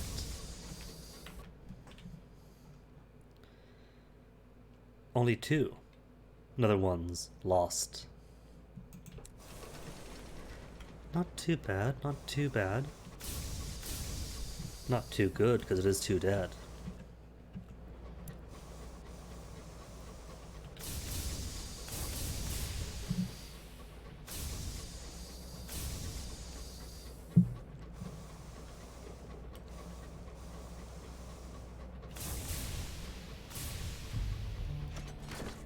Oh, there's a clear face. So it's not just the Thalos that have rock faces. Hybrids though. Hybrids is full of them.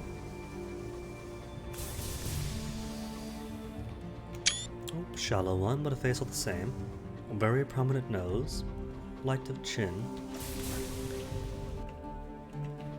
More of an Easter Island head than anything.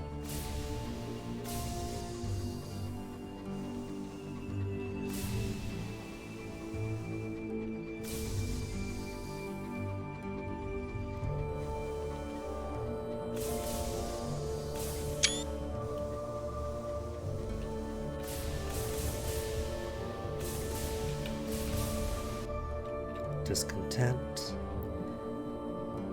It's gone, she points to the stained glass windows. A star's winked out. No, it hasn't. Make fun of her.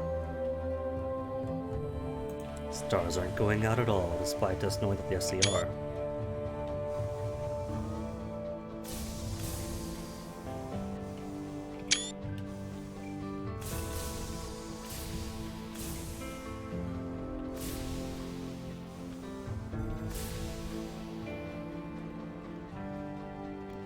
Bing bong. Ding ding ding ding.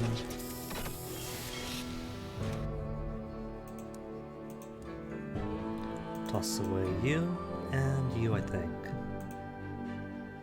And the rest will do for the rest of the way. Cool then. Books for Trader's Wood, souls for Prosper, so nothing but garbage. Let's go. Full steam then. Next stop, Lustrum. And not a stop along the way unless I see dreadnoughts or monitors or something worth fighting.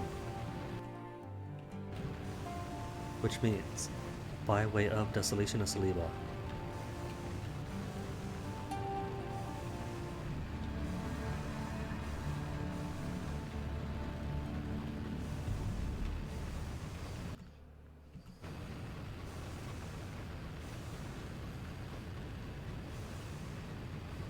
Oh, it's a charming face. Droopy eyes, a pouty lip.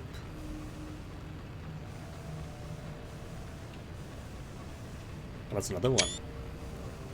Bit of a butler, that face, isn't he?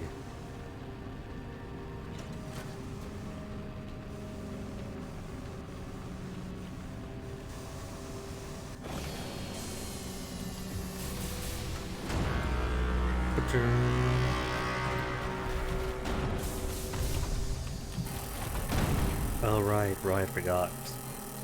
That's one thing I had to do back in port, is my actual hull repairs. It's okay, though. If need be, I can stop by Port Avon, and Port Avon's kind of a slow day, because it's been a while. And on slow days, you can get, like, full hull repair for 25 sovereigns.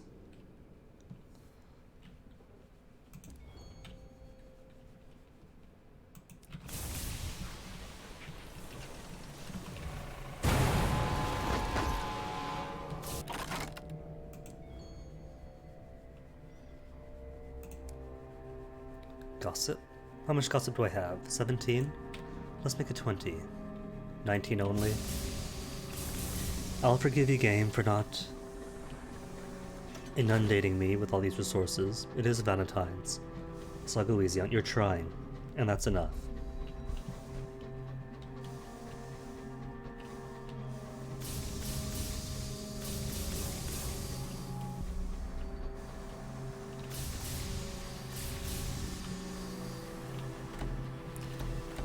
Who can't I say?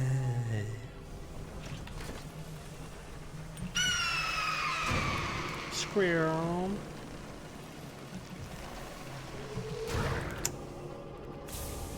Absolutely eating it.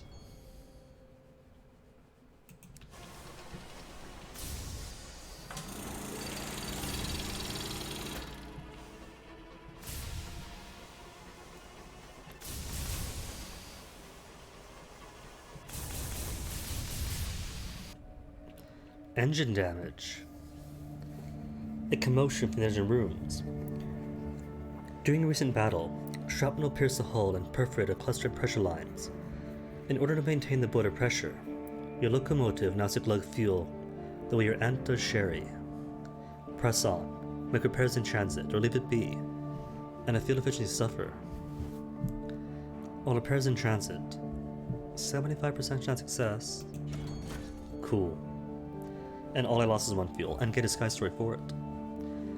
Your engineers work as quickly as they can, shutting down one pipeline to work on it, then bring it back up and bringing it onto the other. Soon, the boiler's frantic whine is settled once more into a steady thrum.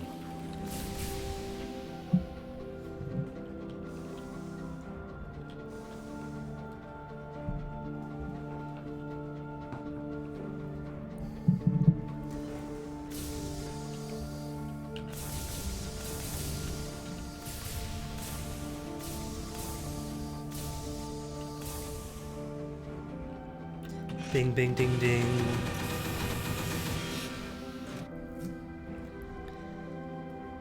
Okay, first off, my very own claim. Nothing much to report, Captain. So what for? 6 barrels? And then... Assign 1, assign 2.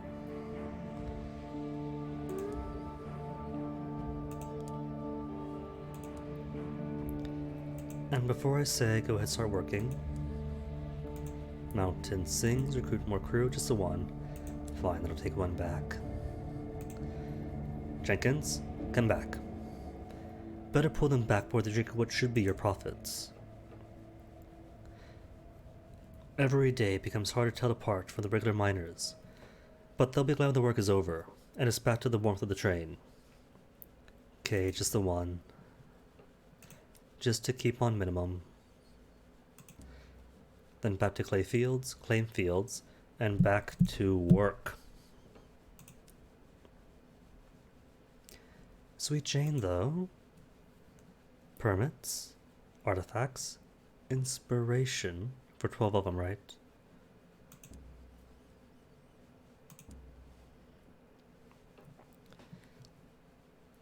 Reputation, Tacites, now curious. And the Woodward Company merely tolerates me. Okay, I'll keep aiming for the inspiration. Victory Hall, how would you like port reports? Fortune's Tacites is thriving. Stovepipes are thriving too. So even with Tacites as high as 87, so long as these stovepipes are 30 points above.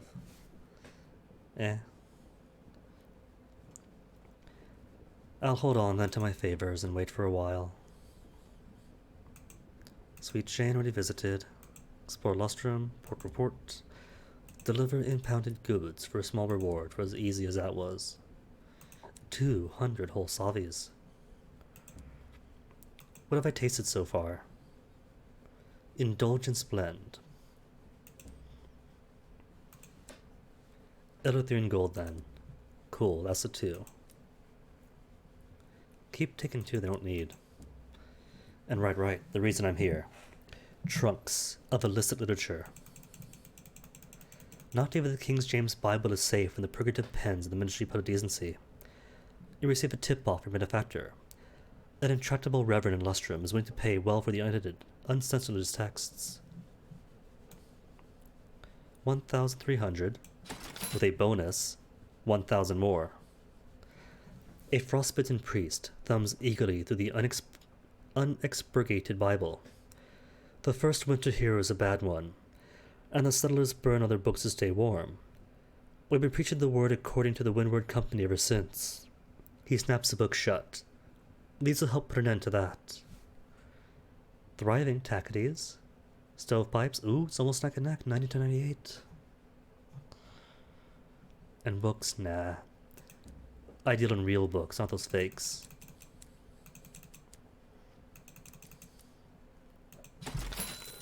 Okay then, off we go. If I can figure out how to fly. There we go. A double failed din maneuver, but a din maneuver all the same. Sorry, Din. I keep watching your baby. More faces. More scratch spinsters. Big baby face.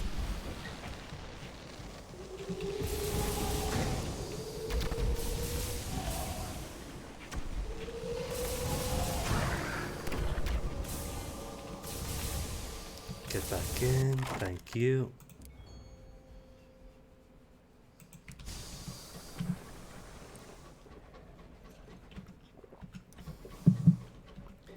So where to then? I guess I could go Carillon. I really should go Carillon. It's en route to Titania. The most efficient way out, so... guess this time I gotta. That's kind of facious. 2 faces even. Is it a person looking down or a skull?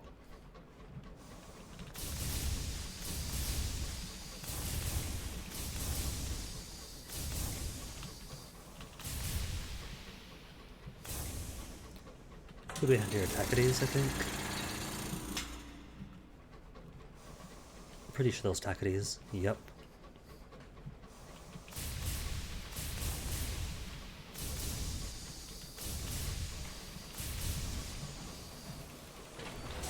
Hold on, Marauder. Give me some space, please. I could have Valentines, but everybody needs some space.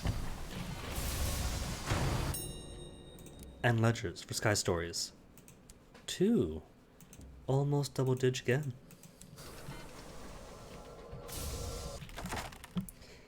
And huller pairs. I'll take the huller pairs. New total 58. It's almost better. And that's a Monita, isn't it?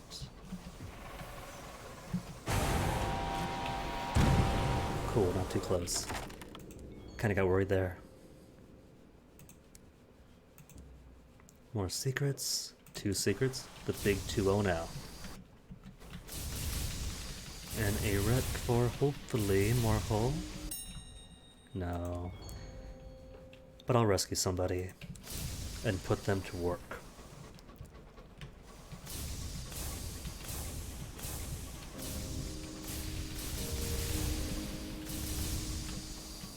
Oh, hold on. I see lips. Is it a face here? I really can't tell. I see what should be lips. Maybe pile. To be analyzed later. And here, a rather pinched, scrunchy face.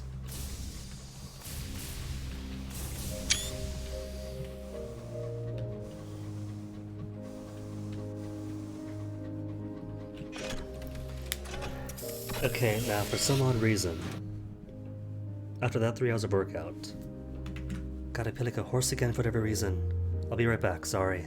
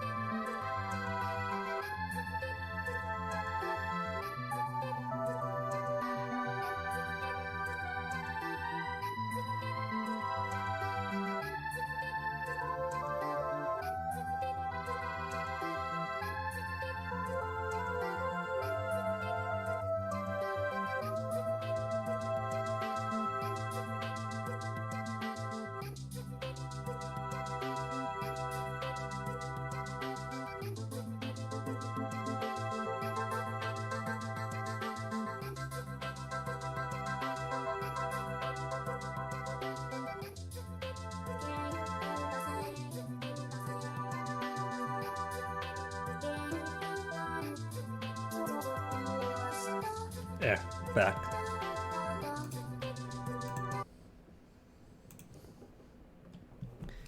So while I am here, right, gotta spot my conductor again. Conductor, what do you want next? Achilles, right? For Murgatroyd's clay helpers. He was unimpressed by the music of Magdalene's, but first. Should do this one. Get some nectar. 5 inspiration, that'll take. But it takes so much inspiration. I have to commit to him if I really want to do it.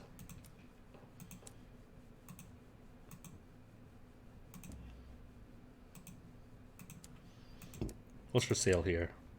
Gemstones. I'll take some gemstones. To replenish my socks. Okay, now my engine feels heavier and slower. Imagine that, if it did get slower the heavier it got.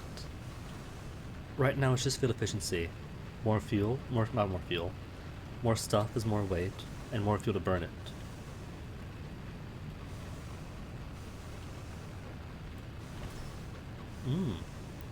Is that a monitor right here?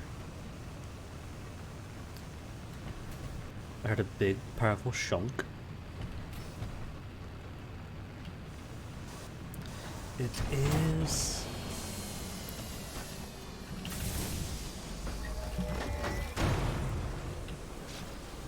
Good spot, buddy. Okay, more secrets for me. Secrets, gossips, or permits? Secrets. Good. 22 to get through the Etheria. And more, almost max. 72 out of 75. Sweet deal.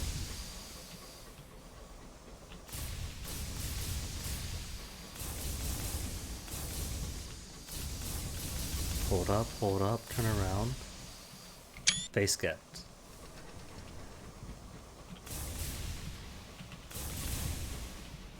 Now these might be faces, so just in case. Well, that one definitely is. Oops, too high up. It's okay, that's for the nectar.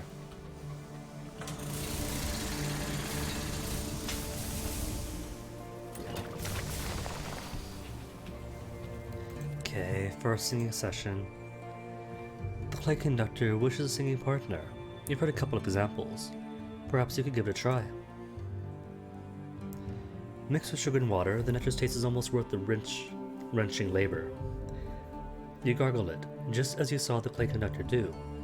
Your throat feels as though it had expanded. Your vocal range is widened. You can project further. Your voice is richer and more resonant. The practice is exhausting. Your vocal cords throb with low notes and trill with the highs. You sing the rock and the shale, the arias of quarrying, labor, and the living clay.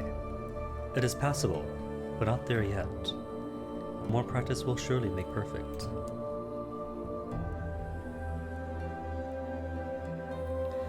And takes inspiration each time for an all.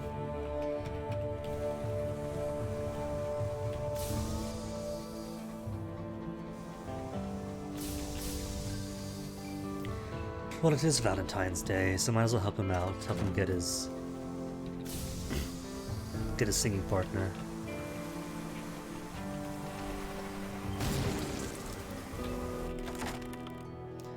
Pairs of wings? Nah, get nectar instead.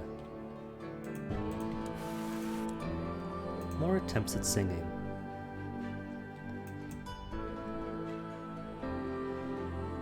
The practice is exhausting, passable but not there yet.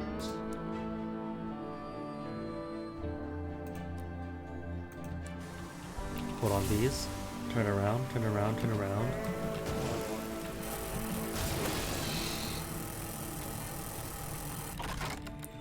One of these days is gonna fail this.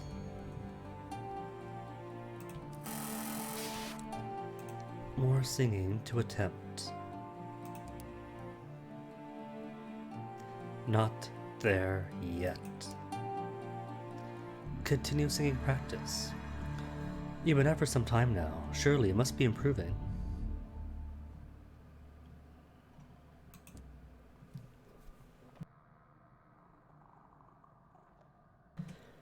The familiar ritual, the locking of the door, the gargling of the nectar. You assume your usual position, discovered over hours of exhaustive practice, hunkered low, compact, and growlsome. You perform your warm-up exercises across the 17 notes of the clay octave before launching into the lament for polythreme. It sounds rather good. Next, the breaking of the 100th heart. If anything, it's better. You run through your entire repertoire, then backwards to be sure. There can be no doubt, your practice has paid off. Perhaps you should perform it for the clay conductor. Sing. Show him the fruits of your labor. Will he be pleased? You surprise him during the hour when he's supposed to open his bunk for the crew to come to him with any concerns. They never do. The conductor puts aside a sheet of music to salute you. Captain. You launch into song without any further ado. Your voice is rough, but it's more than a passable attempt. You capture the echoes of deep, forgotten caves as you try to follow the rhythms of an avalanche. When you finish, there is silence. Eventually, the clay conductor speaks. Thank you. I appreciate the effort, but you are not clay. Even so, his attitude to you has thawed a little. Later, when you pass him in the galley, he even attempts painful conversation.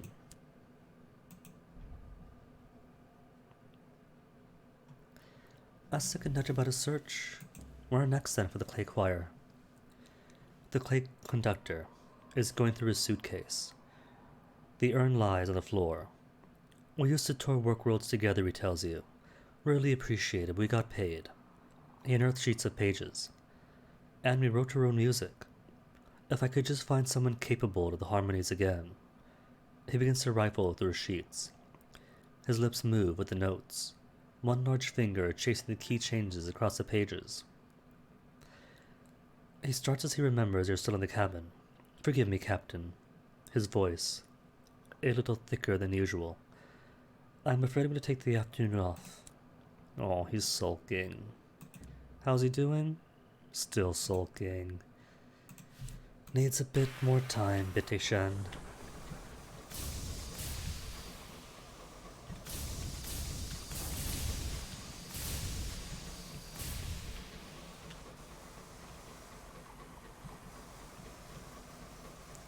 Dink, dink, dink.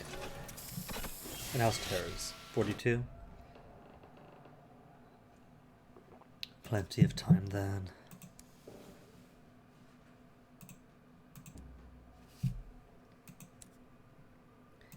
Port report. Then what else?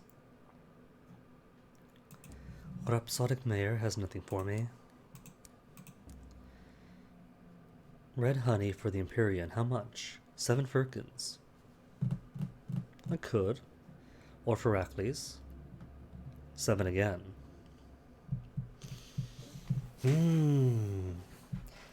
I guess I could drop 5 off. And then, in Pan, take out another contract for something here. And just go back and forth for it, bounce for a while.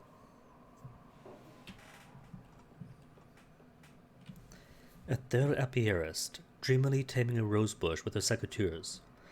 Are you acquainted with the Empyrean's diplomatic corps? They're roses without thorns. She laughs, delightedly at the name. I suppose it's a prettier title than Secret Police.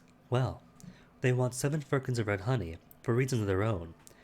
London, meanwhile, is determined to prevent them. How exciting! Heracles. A visitor from Heracles, marked with the tattoo of a cinnamon trader, wishes to arrange a supply of red honey. To begin, they require 7 firkins, and suggests that more opportunities might be forthcoming. So, to help the Empyrean over London, or the possibilities of more opportunities. Gotta help the Empyrean. Sweet on them. Anything else I could use? Fail 75. I've only got the 1 slot here, so now. Cavities, just shields.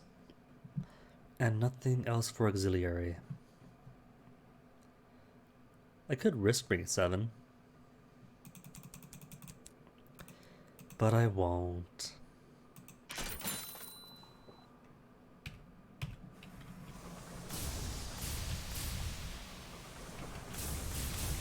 And let's see. The Settler wants Leadbetters, but there's nothing else on Leadbetters for me, so just gonna go to New Winchester, drop stuff off, then on to the Empyrean.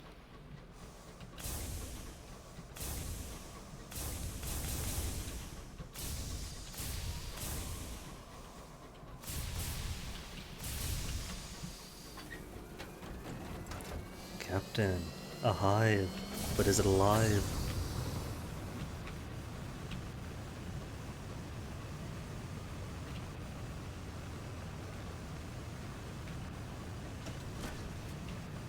That's a face. That is most definitely a face. And that is most definitely hive. Stop, stop, stop. Thank you.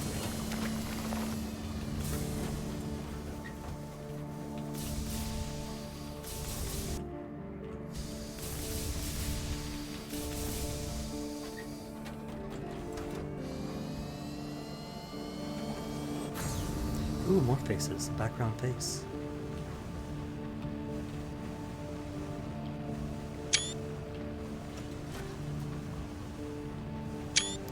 And a face with hair. 2 faces. Dang. This place is swarming. And a rock face. Spoiling me now.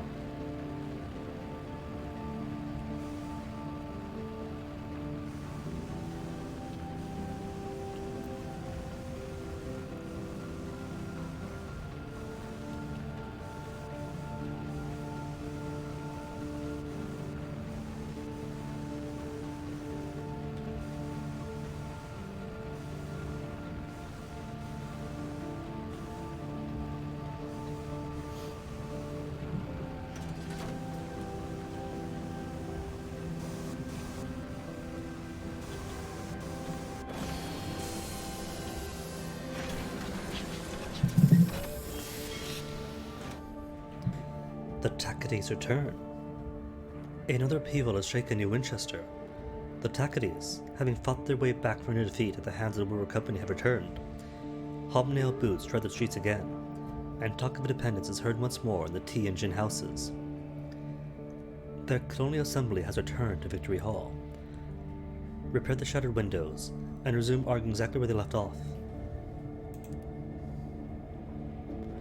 As the Tacadies approach New Winchester, the Wilbur Company makes a last-minute attempt to destroy Victory Hall, but a band of Tacady sympathizers occupied and defended the hall until the relief forces could secure it. Now both sides of the conflict must share the port again, and the balance of power in the Reach has returned to its traditional state of shimmering stalemate. Cool. For example, the renewed conflict means wrecks are more common, and unmined skyrocks less so, which is fine.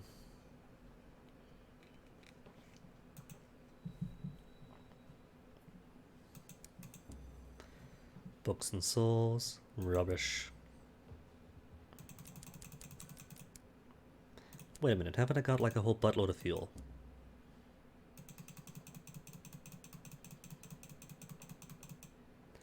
$99 hours. Almost there.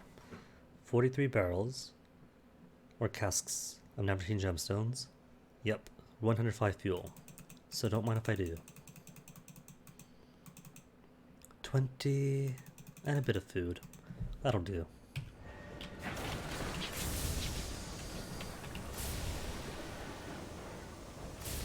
One of these days I'll figure out how to fly.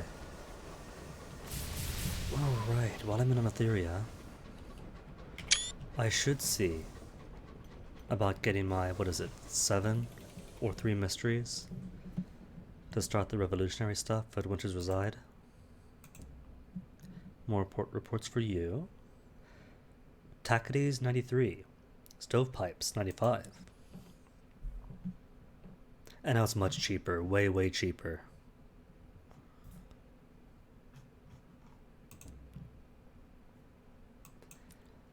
$20 gratitude. Oh my goodness. It's gonna take a while now to burn through all of these. Was it artifact? No, secret's good. Thought I misclicked. 12 left. 10. Cool. 5 more to go.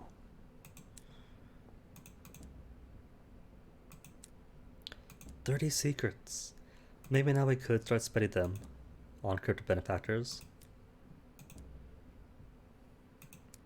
Cool, it's plenty. And no contraband for you, that's my contraband. We all have to contraband together here.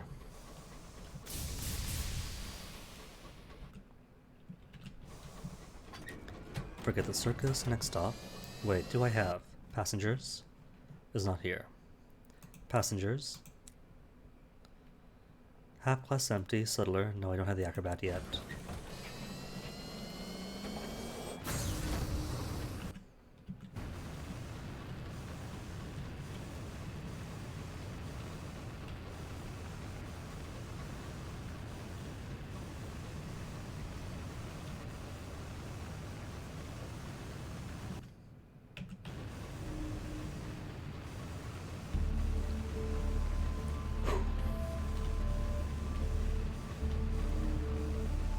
Sorry, Homestead. Next time.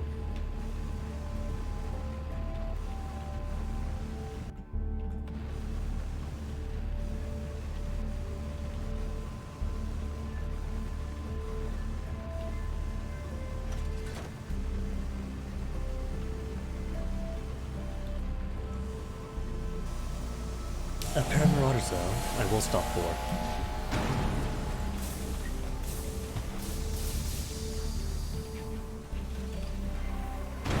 Ooh, no, it will be fun for a speed run.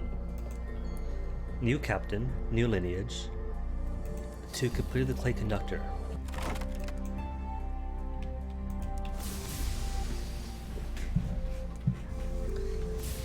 See how long he takes at speediest, starting off fresh.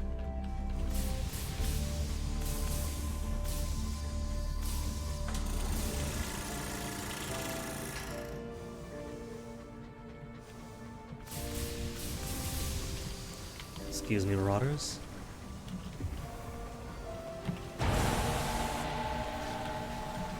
Too close? No, not too close. See, a couple times earlier, I shot from about that distance, and it was still too close. I don't know if it's inconsistent, or there's some like velocity or momentum involved.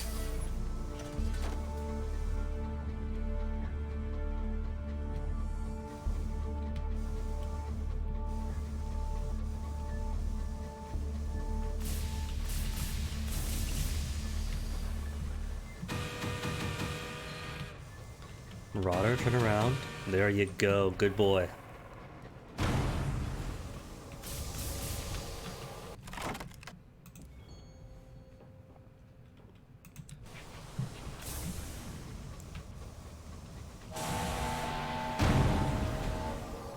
And more marauders is Christmas. Better than Christmas is Valentines. And 2 gossip again. That's what, 3 in a couple of minutes? They gave +2 each time. Oh, game really does want to be sweet on me. Don't just sun the skies. Yeah, you do.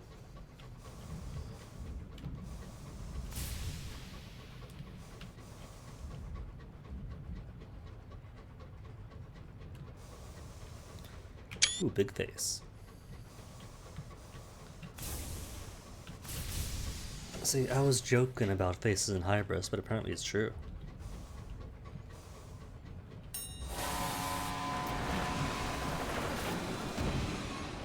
Easy. Or EZ as they say in the Commonwealth.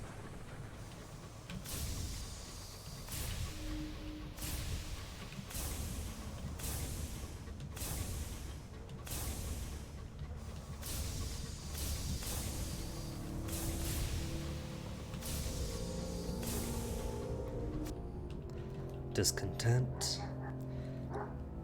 A junior Sinler receives a dose of medicinal port in the infirmary. After seeing a frozen corpse spin past the window, the experience has shaken him. The dead are hungry, he says. We need to make an offer and he'll come back and knock into the hull. Recover the body. It is a good deed, perhaps, to carry a lost soul home, but it's not a happy one. The crew are grimly heartened, but your dreams are troubled. The corpse wore a captain's jacket. Their face is a mask of frozen horror. Mourn dead? Well, I have no terror now. Enter through the yawning tear in the hull. Your boarding party follow you, gingerly to the rent of the wreck side. The steel bones of the engine groan miserably. You need to hurry.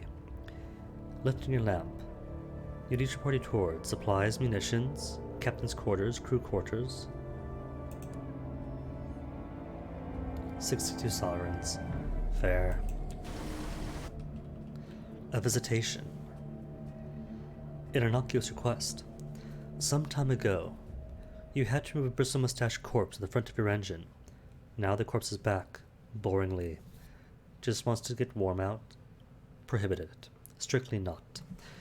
Absolutely not. Strict standards must be maintained by all crew, breathing for one. The corpse quite understands, although, could it possibly borrow a scarf? No, it cannot. Go away. The corpse stops knocking. You decided to mention to the crew. It would only upset them. Perhaps it is still out there, clinging to the hull.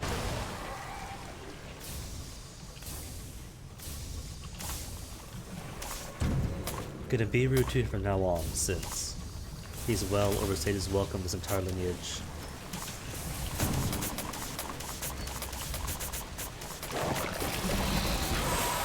Oh, that's awful. At least I got one hit in.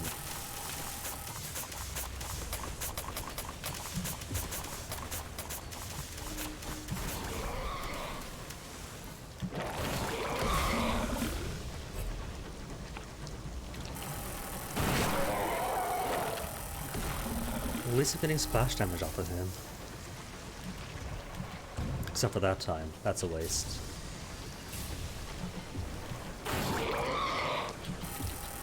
Yay, finally. A direct hit. Trap and gather and collect some guests. If the crew find out you're bringing these on board, they won't be happy. The proliferation of gas has bulged and contorted the engine's inner walls. Furniture is crushed to splinters. Any crew, well, best tread carefully. You've had a newly hatched nest of guests, tidying out that they might be taken for maggots. With tongs, you transfer the wiggling things into a jam jar. It can be hidden in your cabin. The cook won't notice it's gone. Well, how many now do I have? Where's guests gonna be? Possessions? Discovery? No, that's the right to the rack. Miscellaneous. 14 captive guests. That's great. It's random how many you get. But if you get 14 twice, that's it. That's all I need. Precious stones is 5 terror and 64 sovereigns. Sweet deal.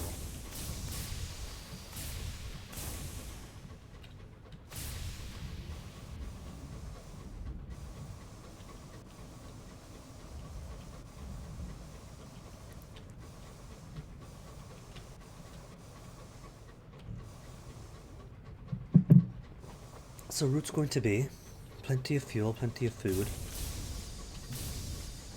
bit of hunting at Picaroon Terminus, then straight to the Empyrean, picking up every opportunity we have to get more mysteries. Then from the Empyrean, back down to Pan, and see what the gentlemen have for me.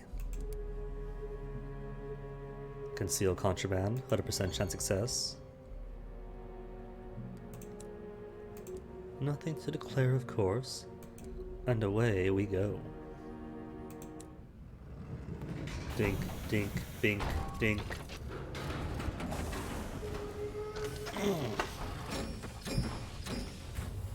Soreness everywhere. Love it. Tightness in the belly. Tears in the shoulder blades. Legs could practically float.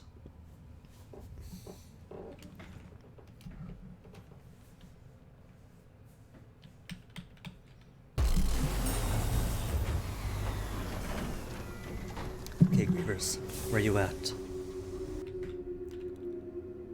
there's a tentative knock at your cabin door. Opening it, you find one of your more gregarious junior swindlers. I've been going through the crew record, she tells you. I found something interesting. It's the anniversary of the conductor stepping from the stone. The crew want to mark the occasion with a little shindig. Is she suppressing a grin? Hold the party. And supervise, chaperone them. The clay conductor will hate it, but it will be good for him and his relationship with the crew. You will be on hand to supervise.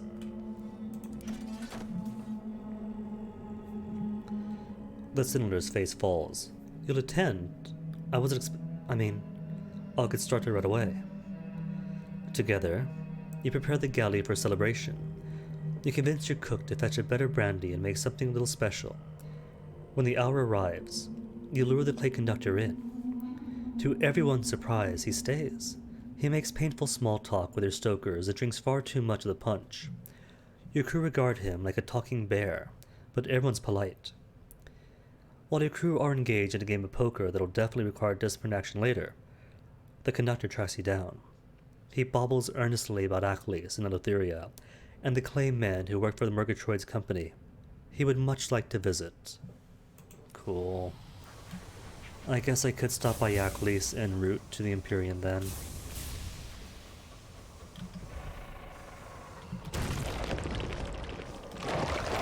That's a miss. Hull?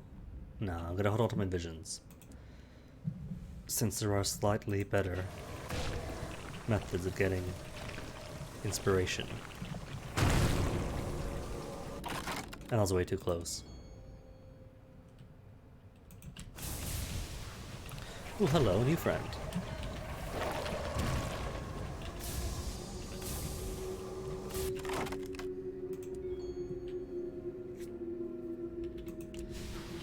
Now have 1 times Eleutherian mysteries. Just need a butt-ton more.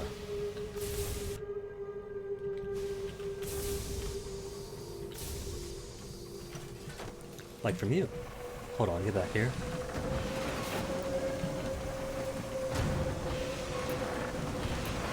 You might be liberation.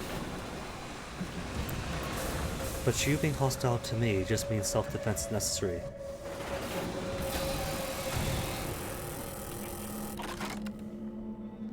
Plunder the Dowser. Enter. Search its dark, if you had the belly for it. Failed 91%. Lost 3 whole crew. Dang. Forget the terror. 3 at once. You, and such crew as will accompany you, into the pitch dark of the Dowser's corridors. Your lamp is pale and pitiful. The dark is luxurious and swallowing and grand. Primordial, as the first night before the first dawn. A sudden groan of the hull, a squeal of distressed metal. The vessel buckles and splits. The corridor is crushed by tons of twisting steel. Some of you, at least, make it back to your engine.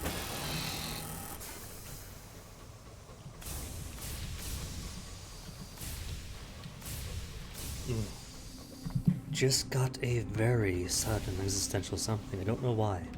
Alright, from the first spark before the first dawn. I know by thinking far too much.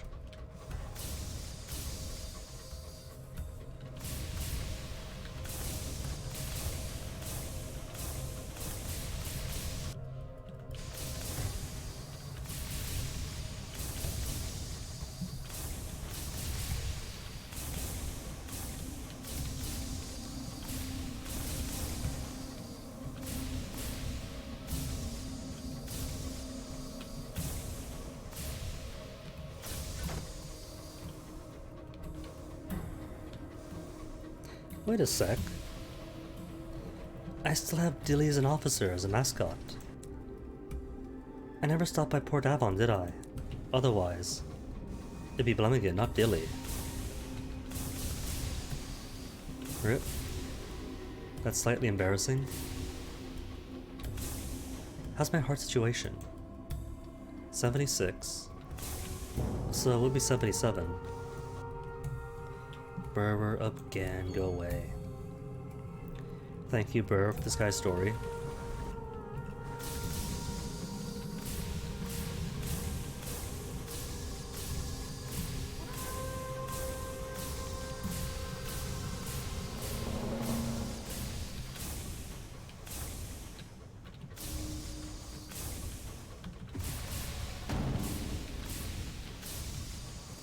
Nobody minds doing business with a person lobbing correspondence cannonballs at the houses.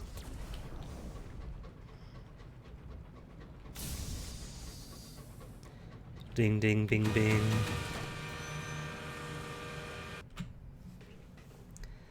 Enter port.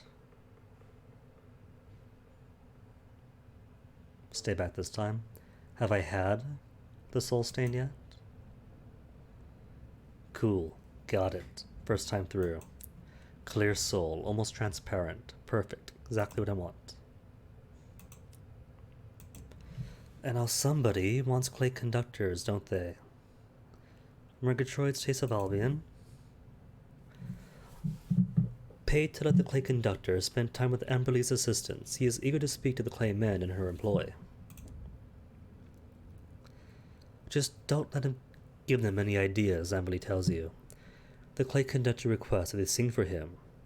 The other clay men look reluctant, embarrassed even. But one with shale skin steps forward. It has been too long, but we should sing. Following his lead, the clay men launch into a mournful, hollow aria that resonates within your rib cage. Even Amberly Murgatroyd shivers as the last note dies away. The clay conductor is quiet for a long minute. At last, he gives his verdict. No. He stomps away, back towards your engine.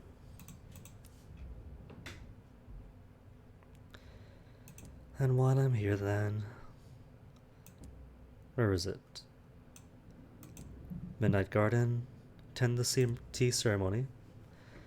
And what to do about midnight this time? Something calls to me. What calls to me? A plant?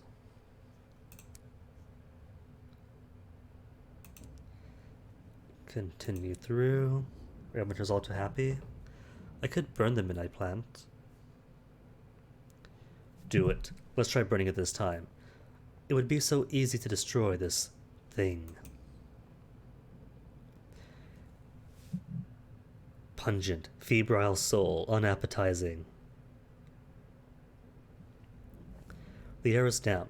Your tinderbox makes several attempts to spark. The midnight plant whips at you with its vines, thorns lashing your flesh, but it cannot stop you. Once lit, the fire is unstoppable. It burns wet and indigo, the smell of tea and charcoal. It spreads to the vines and into the tea fields, where the monks burn as they flail blindly with their watering cans to stamp the flames out with their bare feet. Others flee, watching their home burn till the flames finally die out, and the marsh is free to reclaim the stones. See, even though this plant, right, does kind of belong to the same sort of paradigm as Liberation of the Night, it's not exactly the same, isn't it? Can't just use her name. It wants to quench the sun, sure. And also...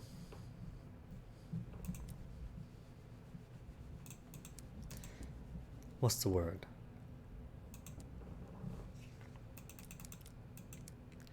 Quote sun, but in doing so, enslaves everybody else who tastes it. No thanks, that is not liberation. That is trading a bright master for a dark one.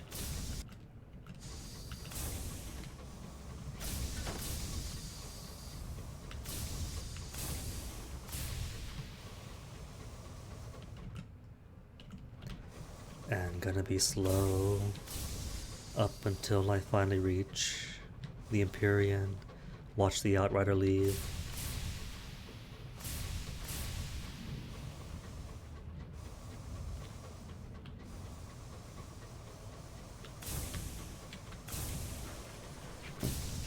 Excuse me.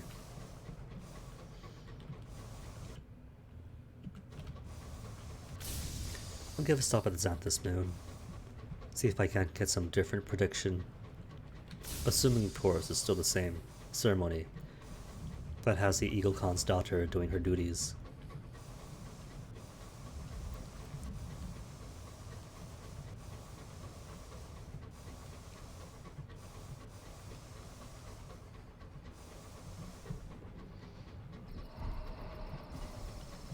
More grievers, hold on. Oh, lucky that I missed. Okay, how about you then? Sure, more holder pairs. Will yourself up, that's unlucky. Failure. But at least failure also gives Eleutherian mysteries. Up to 2.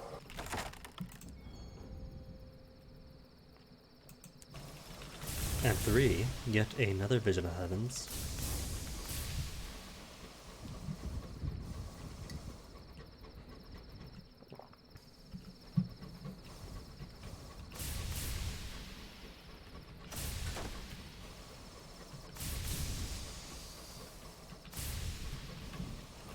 Lord of Dasser.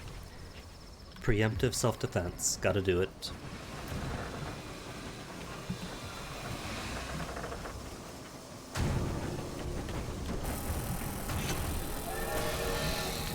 Ooh, more Reavers. Give me a sec, Reaver. Plunder Dasser. 91%. Better work. Cool.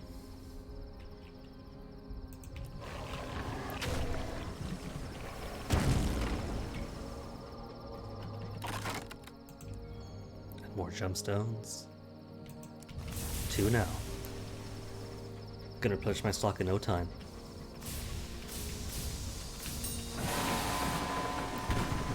And hold on, friend. Better have some more inspiration on you.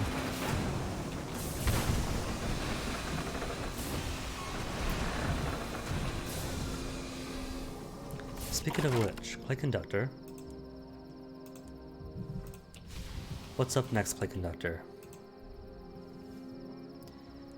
His meeting with Amberley Murgatroyd's assistants was not a success.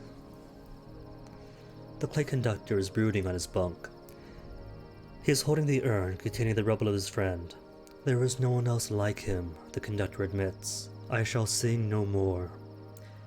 He lapses into silence, and will not speak again. Perhaps he is right. Perhaps there is no one who could sing in the way the Conductor wishes.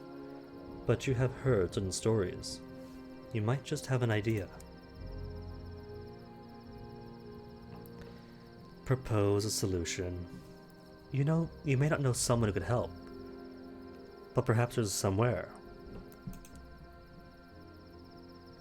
Together, you pore over your chart and the suppositions of travelers and traders. You find reference to a Forge of Souls, a fabled foundry of the Blue Kingdom, where new people could be made. Your efforts have proved that the person the Conductor seeks does not exist. Therefore, it is necessary to invent them. The Conductor's eyes shine like coals. Yes, Captain, we will go there. We will make a suitable companion, one with a voice to match mine. He does not bother to mention other characteristics, and then seduce him, just to make sure that he does become caring.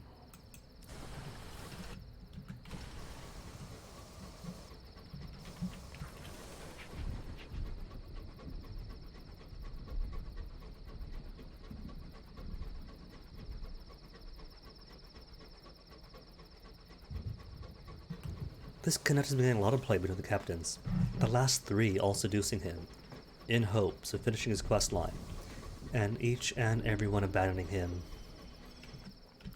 Poor fellow, on this blessed Valentine's Day even. Now we'll finish him, maybe.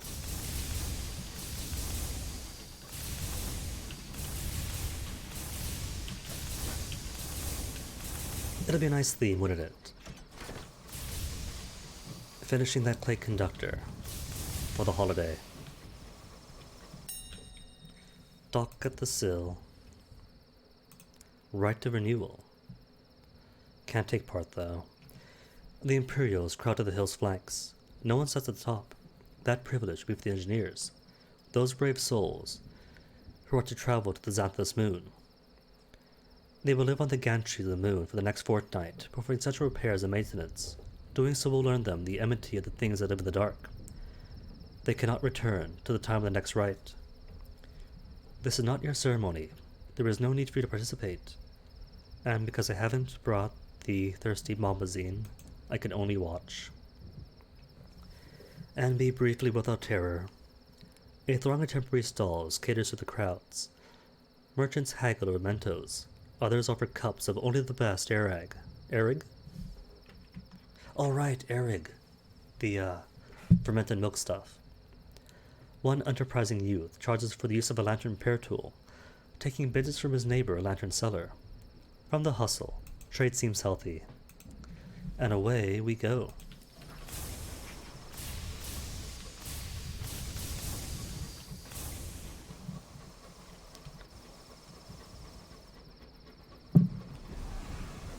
And a dowser this close to the Xanthus moon.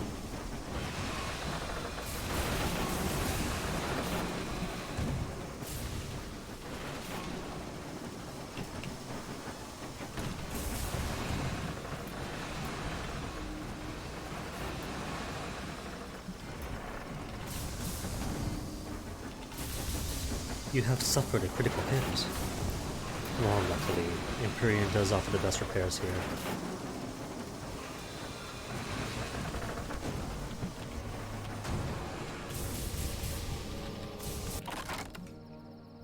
Plating or plunder. 91% cannot fail twice. Whew. I was legit worried. Savage secrets, 5 total of the 3 mysteries, 5 terrors, and more plates.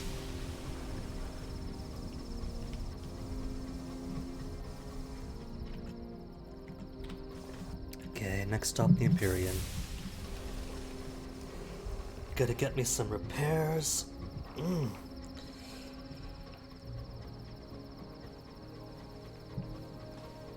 Definitely could do with more stretching. I feel like the default amount of stretching is not sufficient for especially long sessions.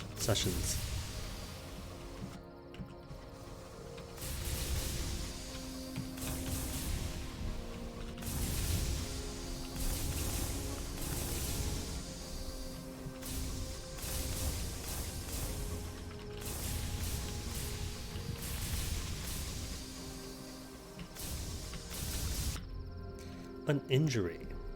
10 to wounded. 94% chance. Yes. That's worrisome. Because that is one of those tricky, cheaty, lie events that includes partial success into its calculation for success. 91% chance success is more like 86% success, 5% lose 2 crew, and the rest to lose all 3.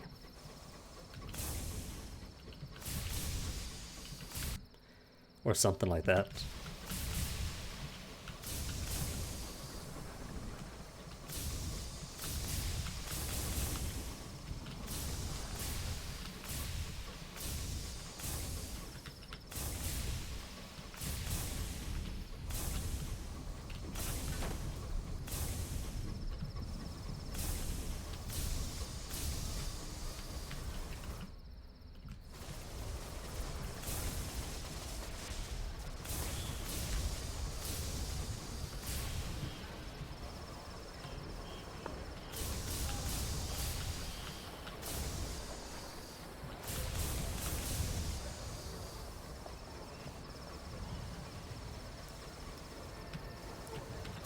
And safety, security, and lights. How about as a whole? Not too bad, is it? Just 38 is fine. Official. What's the current interest? House of Rods and Chains, typical. It's alright though, Bazaar. You all want red honey. That's most of it.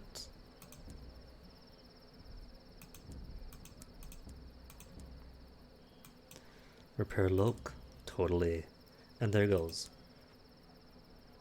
Didn't say cured critical damage, but I'm sure it's cured. Recruit oh, just the one. So I still gotta go slowly.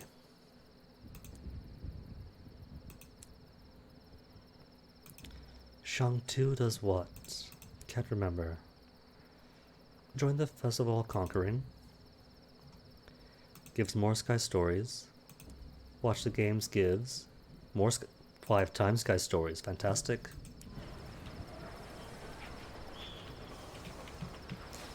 Alright, while I'm here. Level up for what? A facet to grow stronger. I need more irons, objectively. A narrow escape perhaps then. Well, we do have the narrow escape, so... Or a secret symposium. Forensic assessment, condemn classics. Nah, get that narrow escape. Your engine was nearly destroyed, but you lived to fight them today. You walked through the valley of the shadow of death. How has it changed you? To be more cautious. Or embolden me. Carpe diem. But that'll only get +3. But either way, it's gonna be either... Well, no. If I do irons primarily...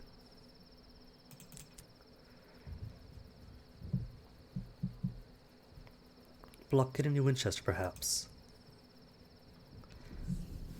You fought in the greatest battle of the Winchester War, when the regional governor, appointed by Her Majesty, was driven from the Reach. The independent Tacites besieged the port. Loyalist stovepipes hoped to hold out to reinforcements led by the Imperial Dreadnought Her Majesty's displeasure could arrive. Which side did you fight on? The stovepipes. You braved the blockade, secretly running supplies to beleaguered troops, or the Tacites. You were part of the blockade, hunting for engines trying to supply the defenders, and scouting for the inevitable reinforcements from London. Think would fit this repentant revolutionary.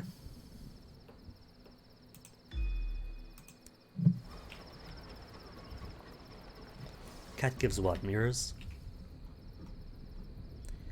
Yeah, cat gives 1 mirrors. What I need then is either the dog or the Blummigan. And both are back in action, no. Back in the Reach. And then I will be at 50 irons, and could use a few more clever tricks.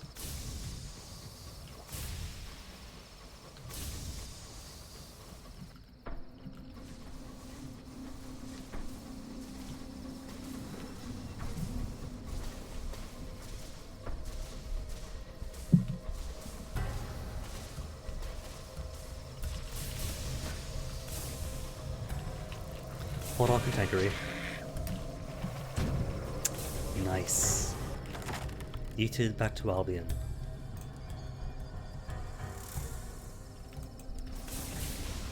Dude, 4 whole whopping uncanny specimens.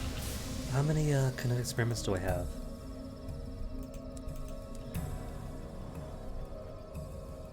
Just the 2. Cool. Pretty sure that's enough to get the forge back up and running.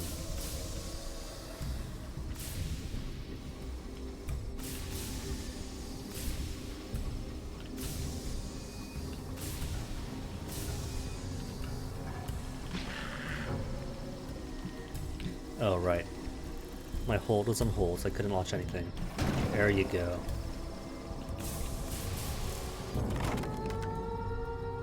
Extract heart is what again? I can't remember. Right, just hours.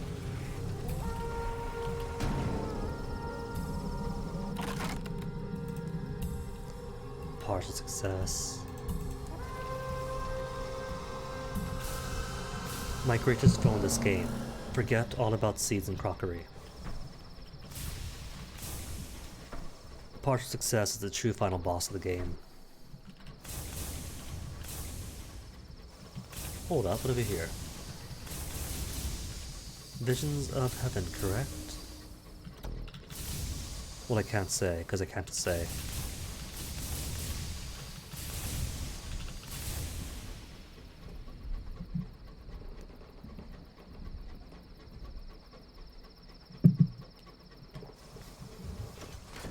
Chug, chug, chug, chug, chug, chug, chug, chug.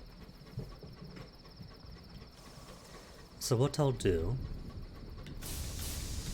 when I get back to the Reach is hunt down all the dreadnoughts I can and get more cryptic benefactors.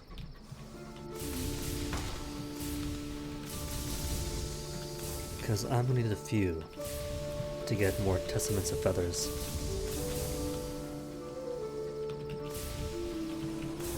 Jinglefin, though.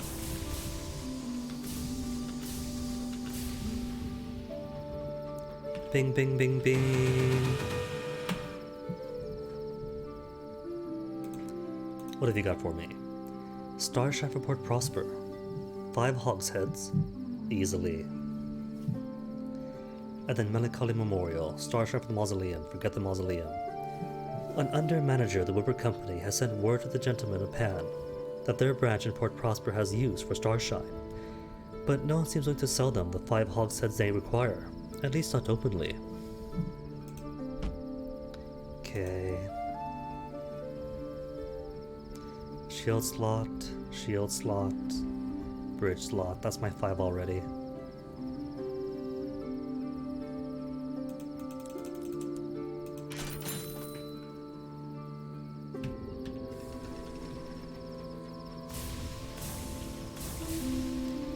Nice of the gentlemen to not have hours of Pan to worry about.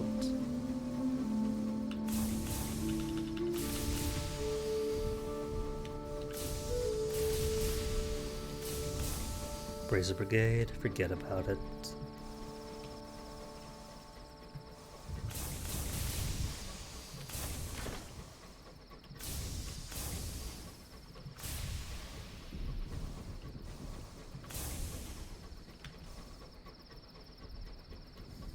Bing bonk. Hour of trumpets when devils roam the street, and here I am without 12 crew. Spy in the hunt, or confined to quarters? I'll spy this time. Few have witnessed an infernal hunt. Few would want to. Perhaps that is what makes you so special. Failure. Lost a heart from it. Oh. Devils do not hunt with hounds. How then did they catch a scent? Can they, as some say, smell sin? Their trumpets scream. The hooves of silver horses hammer like drums. Every door is closed to you, every window barred. You hide behind broken walls and shadowed groves. Always they find you. By the time you make back your engine, you are ragged and bleeding. That night, and for many nights after, you hear trumpets.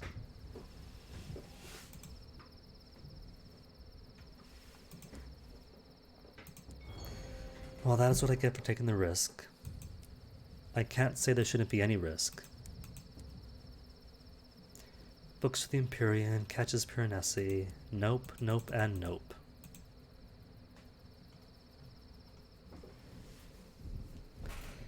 Just gonna loop back around and toss this stuff off. Where's my fuel? There it is.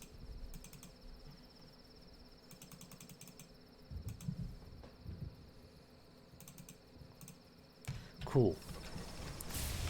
Before I go though, Winters reside, to become formally acquainted with our fellows.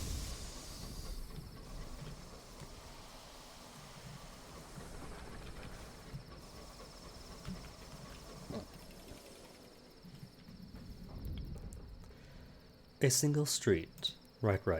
Mingle, secrets, Sky Terrors, or tales of stories, sure. Came here, followed, just curiosity.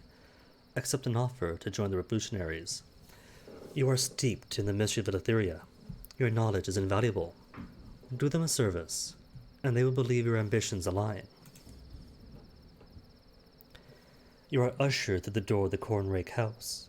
There is only one door available to you, leading you to the front room. What was the cost? 3 mysteries. Easiest.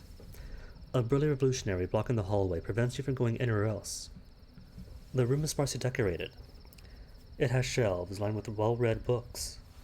By the window, a woman in mourning attire sits working at a desk. There are no chairs but the one she sits on.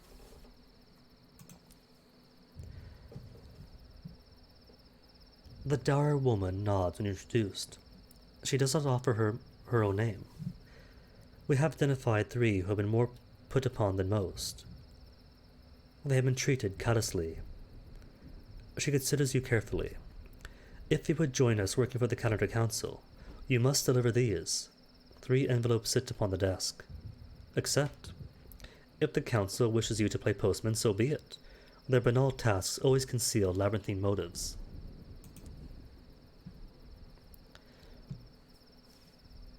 She does not smile, but her frown softens. She passes you, first, 2 envelopes. Deliver these cards first. The recipients need to know they are not alone. She gives you the 3rd one. I think this person has a resolve to last a little longer. They can wait. She returns to writing. A revolutionary enters to see you out. Deliver Christmas cards to Palmer and Plenty's and to London. Okay, Palmer's is en route. So then away I go.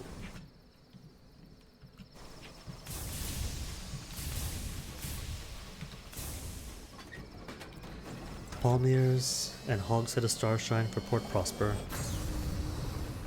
Loop-de-loop around for a bit. And within the last hour or so, finish off the conductor for V-Day.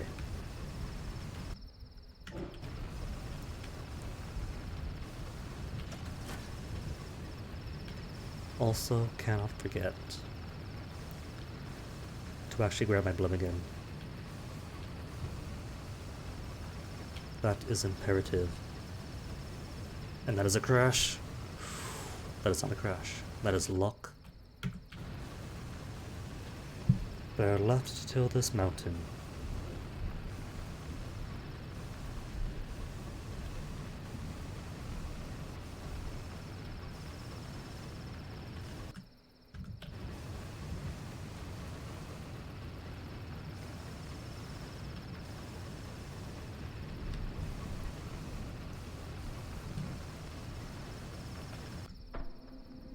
And straight on through, barring any enemy.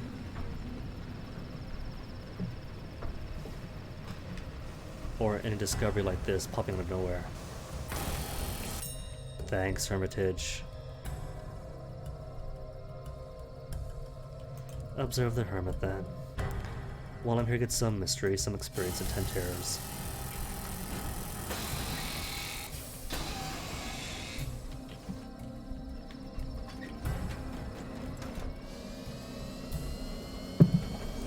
Cannot trust anything here. You cannot trust 100% chance success. You cannot trust a clear route on the map.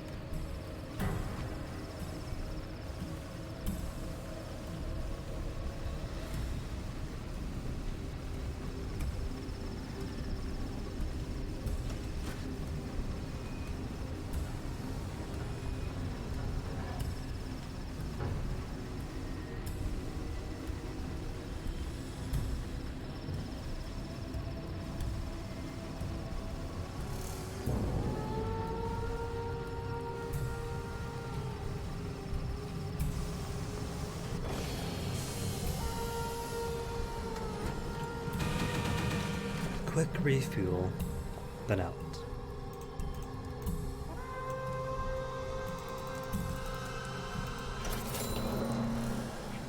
I won't need it, but there's always just in case.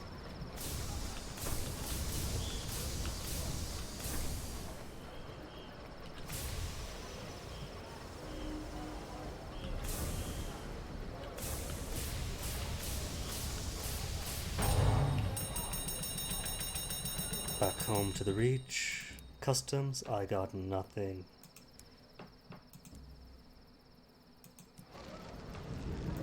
Got the Hogshead right. Starshine for Prosper, and I got the 5. Good. Am good. Am stretch. Am tight in the tummy.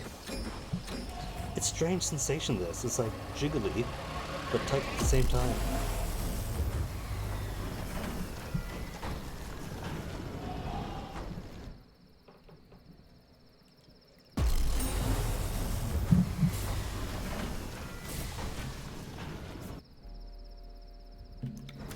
.66 fuel efficiency, oh my goodness. Well, let's not dawdle.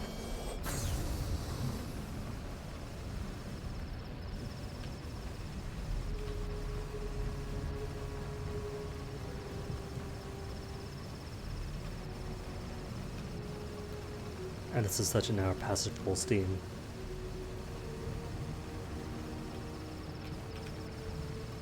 Where's that colonized cantankerous? I heard it earlier.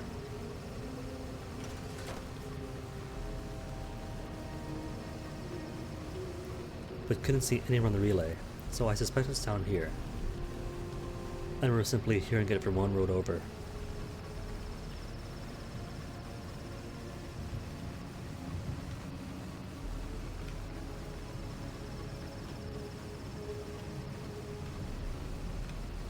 Or no? So far nothing, so I guess not. Weird then. I don't know. I don't care.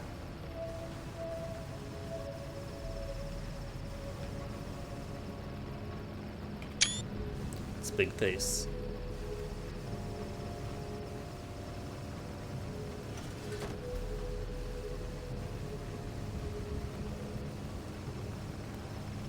How many benefactors do I have right now anyway? Possessions, criminal. No, just one. But Guinea, that's establishment, not criminal. What? There's a difference.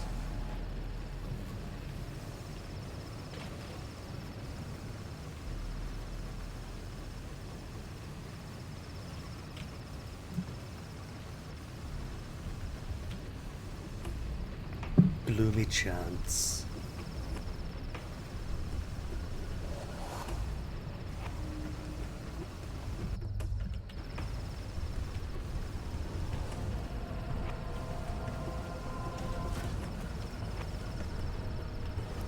To think, that was the first attempt to make a new Winchester. They didn't know in those early days that the hub city is supposed to be in the center of the map, not the edge.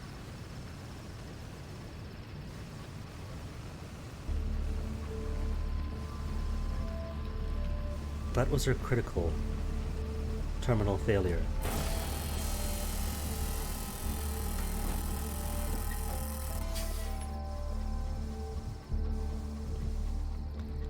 Palmariare un palantilla.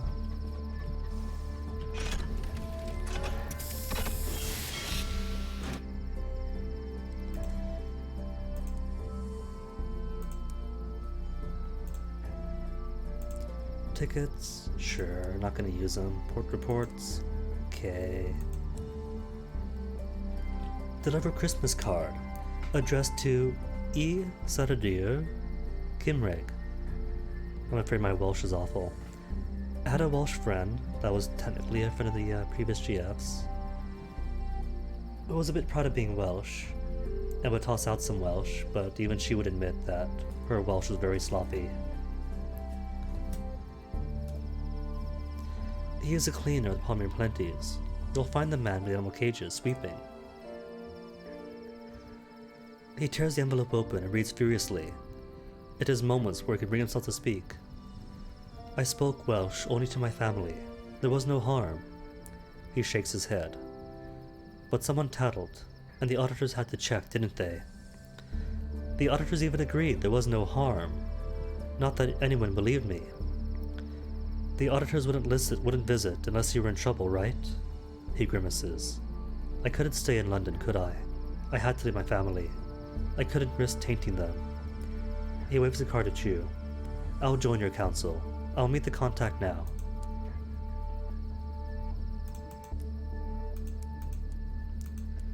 Lovely bit of English history.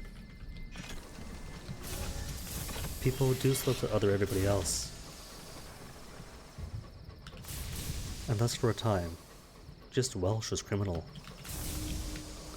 And just the monitor I wanted to see.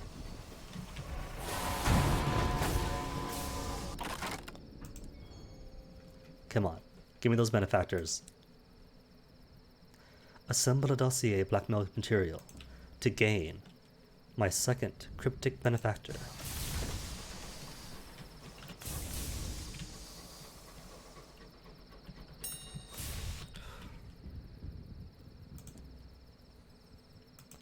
And another one. To the stovepipes. Have control of the reaching eye. Because normally, if Tacites have control, this is Tacity Town. And if it's neutral, this is still Tackety Town.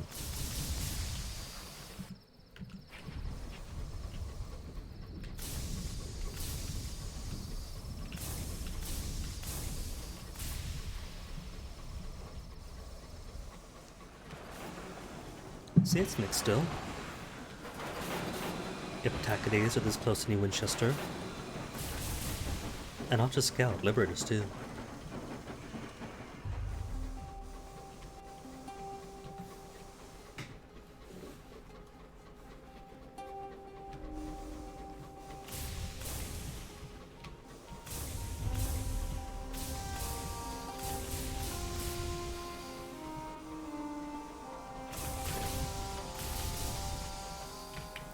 Excuse.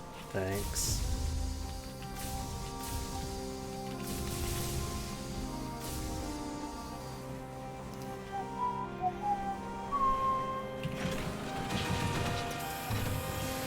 Boop. Old Fran has to wait. Repairs. Right. Bank. Good on. Good on everything. Onwards then.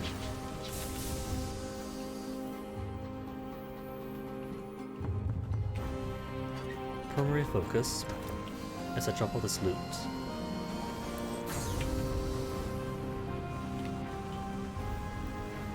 Then I think it'll be right back to the Blue Kingdom. And hopefully get this all done first time go.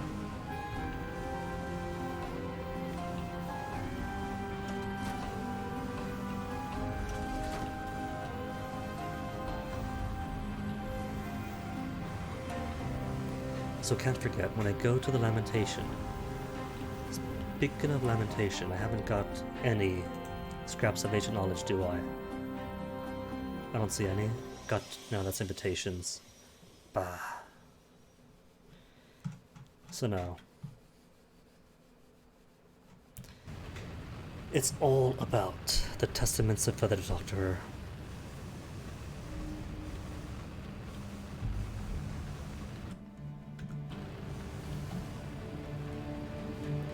So luck better mean loads and loads of monitors. Otherwise, finishing the play conducted tonight isn't going to be a good idea. It'd be a lovely idea, but just an idea.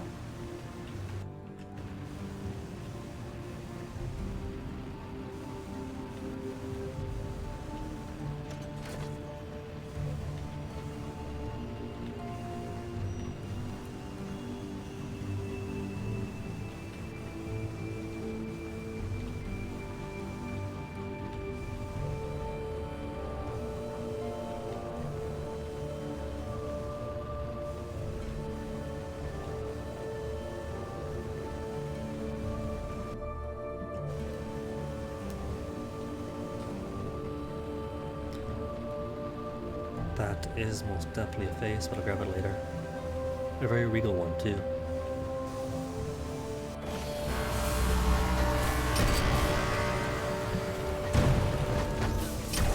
That's fine.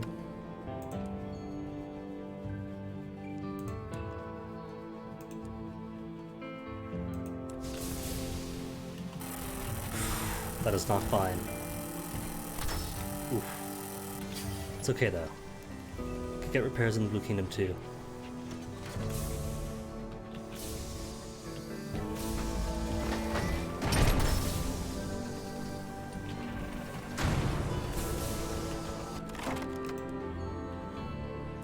Cool, that's what now, 4? Or is it 5? Lost count. 5 crypto benefactors. Make that 6, can we?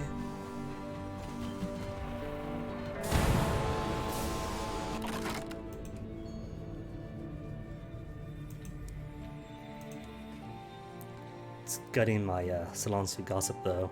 Only 8. But it's the price we pay to get Eeyore happy again, to find him his tail.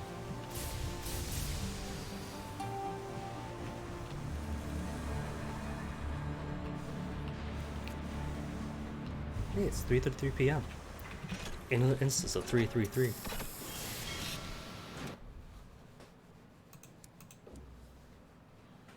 Revolution and homesickness. Starshine for Port Prosper.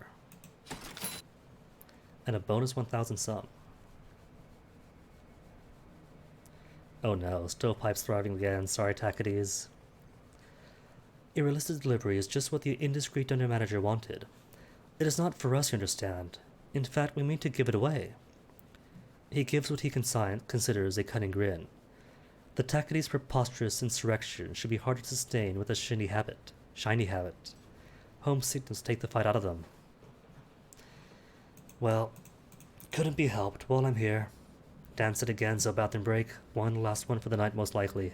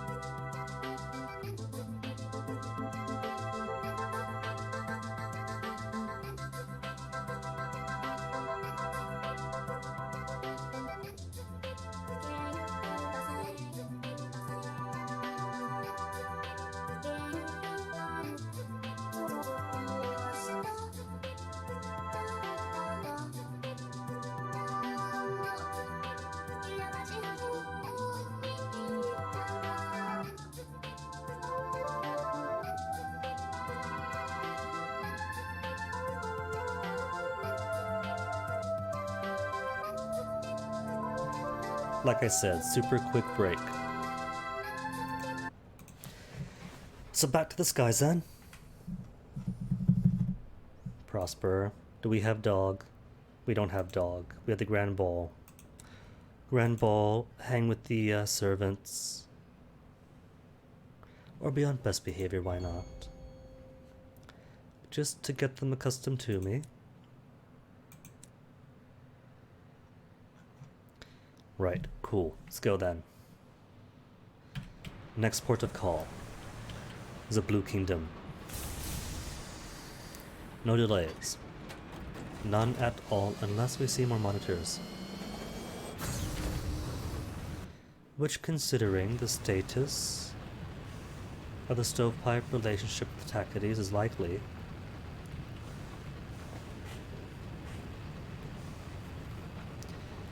Let me see though. Am the Blue Kingdom. Pretty sure I'm Ephemera. I did stop by the Blue Kingdom and attempted to do some of the lease negotiation stuff. So I have it down to the White Well to become anti-deceased, and very logically would have become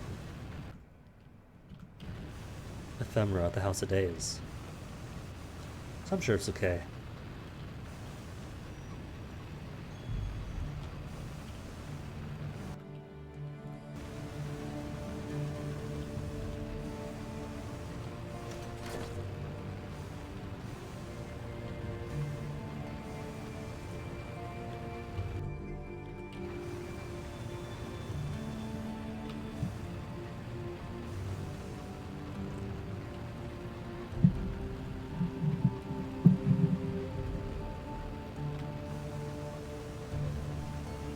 don't know what the clay conductor's gonna want though. Or they're gonna want at the Forge of Souls to create the companion for him. Easiest play is to look it up. Just pull up the wiki,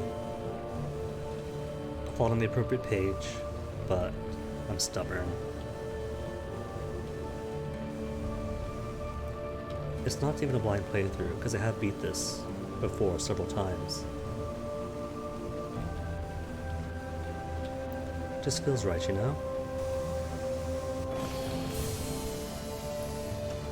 Going in with nothing but the memories and what clues you pick up.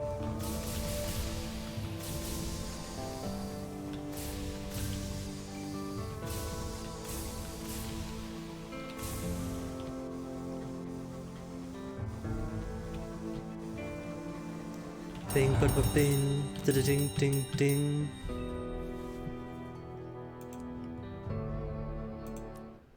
Onwards then, onwards and outwards. So first step most definitely has to be to the House of Days again. To convert each and every last one of these cryptid benefactors. I got what, 6 cryptid benefactors? So maybe 2 Testaments of Feather with my horrible luck.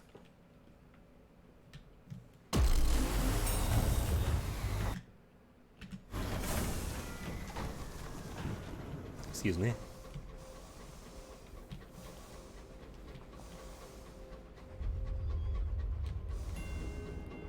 The Souk of Faces. You're telling me there's a Souk of Faces right there, so I could just buy faces if I'm faceless. Begging your pardon, what?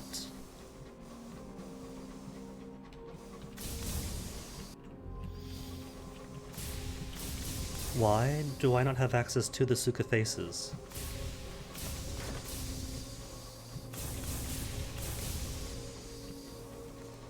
I can only imagine their cost is cheaper than the Testament of the Feather.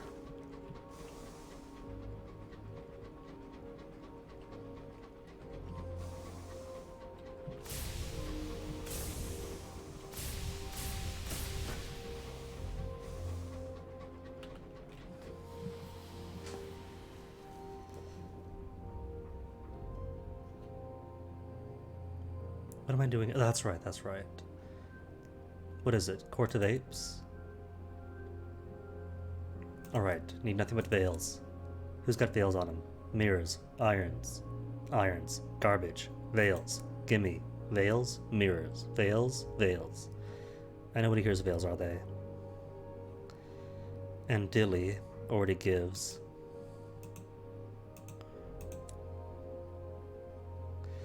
Well, best I can do then. And it's still only a very not nice 69% chance success. That was a fluke. The rest will fail. That's 2 flukes. This is just coincidence. All the rest gonna be failures. I don't care what the game says. One last critical factor to fail. Game, you really do like me, don't you? 6 Testaments of Feather just because it's Valentines. Aww. It's too sweet. I love you too, Sun in the Sky. Don't tell Crusader Kings I said that.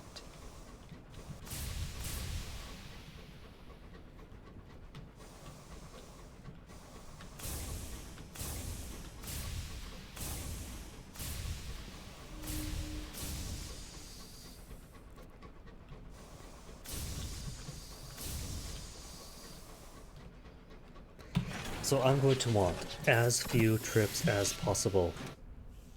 Got 34 space. Don't care about these at all.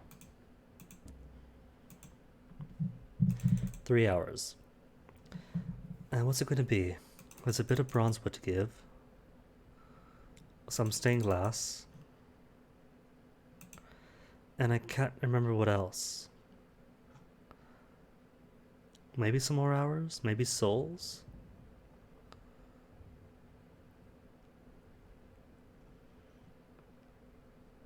Watch it be seeds. Well, I could get a start at least.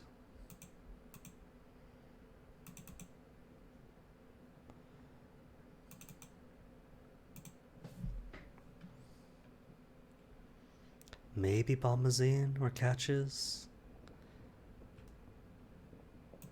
How about nectar? Because it is the copper companion to sing for him.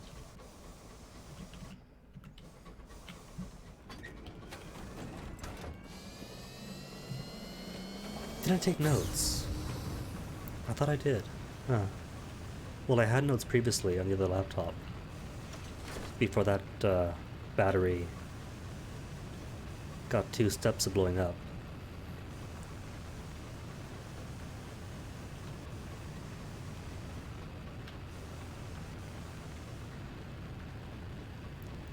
Makoto sound.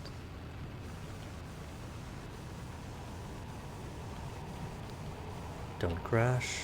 Good. Oh, so I am ephemeral, because if it wasn't... Keep these passes, it says. Except that if there's this peripherer, it doesn't care about it.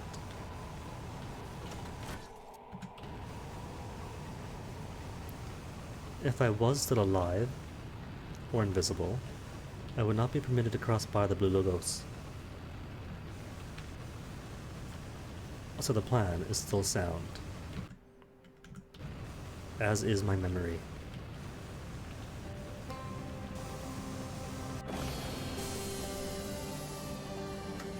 Think.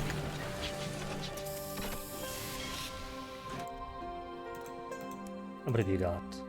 Didn't even have to bring ours.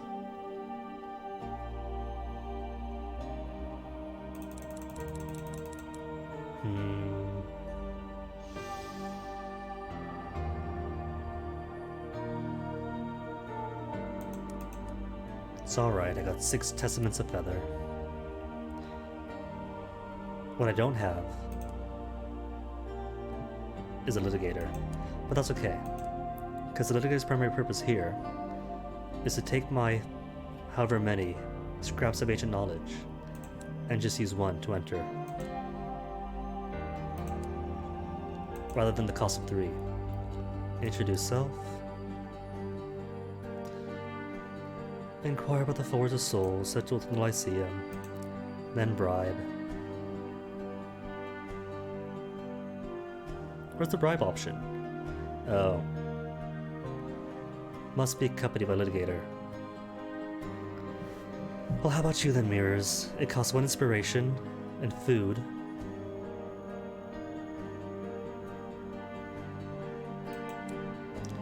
Mirrors is you.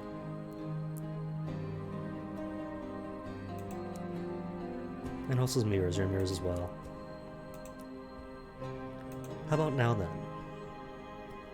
To mount the expedition. 75 is still awful.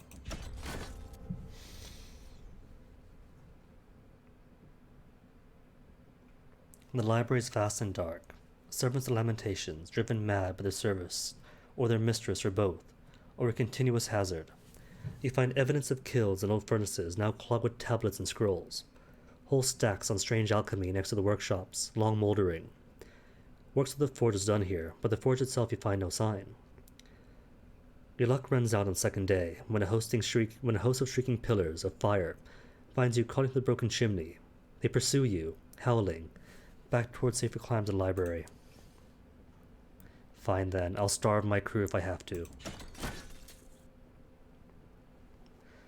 You scour the Lyceum, evading the desolate servitors of the Sapphire King, the shriek of those who failed the lamentation. The pillars of flame and salt do not find you. The jars of weeping voices stay silent as you pass by the repositories. After days of creeping through the dark, your matches and food running low, you come across a... That was fuel too! Oh, that's okay. Minor panic, but that's fine, because they sell fuel here. I'm fine. You come across his kiln, unlit and dust-webbed. It is incongruous here. Pressing on, you find evidence of furnaces and machinery, vats and vaults. Was Alicia once a forge? You press on till at last you emerge. blinking in a sudden radiance, covered in spider-like things. You have found the heart of the Forge of Souls. So switch back to you, back to you. I think the rest is fine, right? 75, 54, 39, nope. Back to you then. Cool, nice and even. Just one iron short. Speak to the man, ask his advice. Might it be otherwise? I must speak to the Lamentation of Mists. I guess if I have to. Back to the forge then.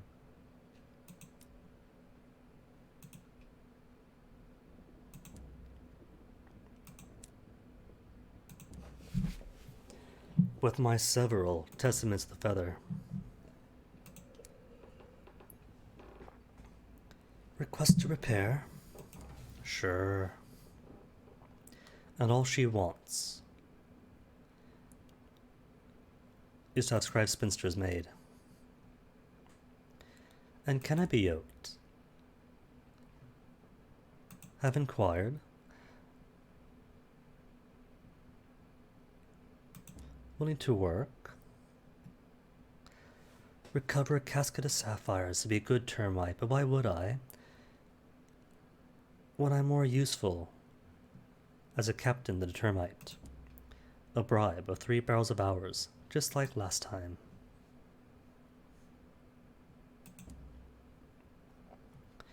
Cool then, back to the Forge of Souls.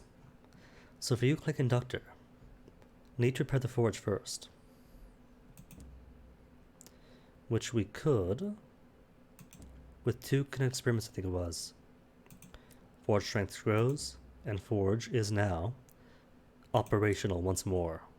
Forge repaired. Lovely. So to create a scribe spinster, aspect of verdance, and aspect of dominion. Cool. And just the one each. To permit me to come back whenever I want.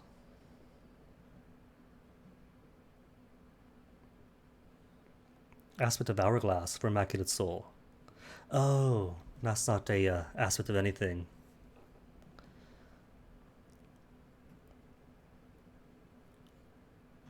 Alright, cool. So one of you,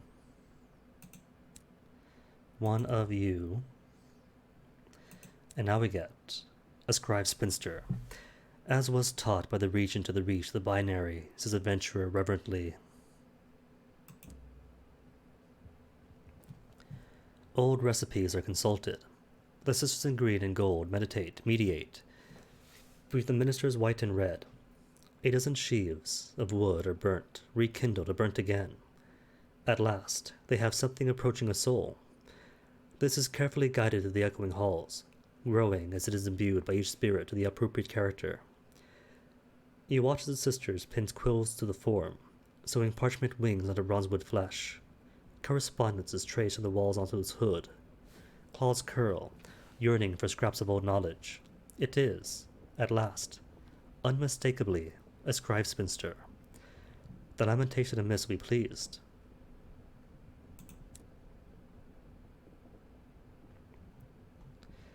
So, about the Clay Conductor then? Their voice must be perfect, the Clay Conductor implores, his eyes bright. From the sun's daughter, Death's door. Well, lucky for me, I'm already yoked. The sisters, in red and green and gold, raise their limbs, as though shrugging. The red ministers are implacable behind their woven masks. The principalities scurry away from you, and will not consider your request. Only the white minister, bearing her voice in a silken casket, consents to hear you out.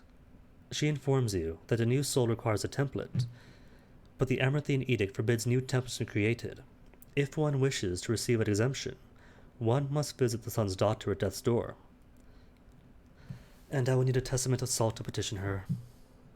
The Clay Conductor punctuates all this with a grumbling monologue of impatience. Easy enough, then. So, Lamentation of Mists. Can we have a testament to the salt? Inform the lamentation. Inform lamentations where your value. Oh, so not this with the feathers. You have built at least one scribe spinster at the forge, so we're good forever.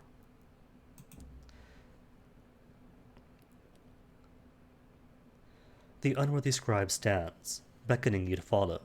My mistake. This is why I remain a lowly scribe. Come, come. I am sure she is waiting even now on your arrival, he continues unconvincingly. The scribe leads you to the Lyceum towards a chamber of restoration, where the lamentation of mist spends her days sifting through the ashes. Lamentation, can we get a salty testament? Who will stand as surety? My stokers? My signalers, always the signalers. A trial of salmonants. I don't think I've done the trial of salmonants yet. Supplicants must first undergo one of 3 trials, test worthiness, at the lamentation's discretion. You stand at the bottom of oubliette. The light is a sliver in the sky. In your hands you hold a box. Inside the box, you must put your dream. What will you surrender? Do I have to surrender something? Lose a point of hearts or irons or mirrors. It must be a good dream, something pleasing or comforting. This clay conductor is really, really asking too much now. Something you cannot bear to relinquish will be hearts, but must be mirrors. Why do you cling to such impossibilities? It is better to accept that they will never be, or dream of love. Because irons is already at 49. If it's 48, then any level up will fix it with either +3 or +5. Perhaps it was a foolish dream, but you cherished it. The box grows heavy as your heart, yet your step is lighter. When one accepts, they will not know love. They have acquiesced to despair. What can harm you now? There was a lock on the box. You turned the key.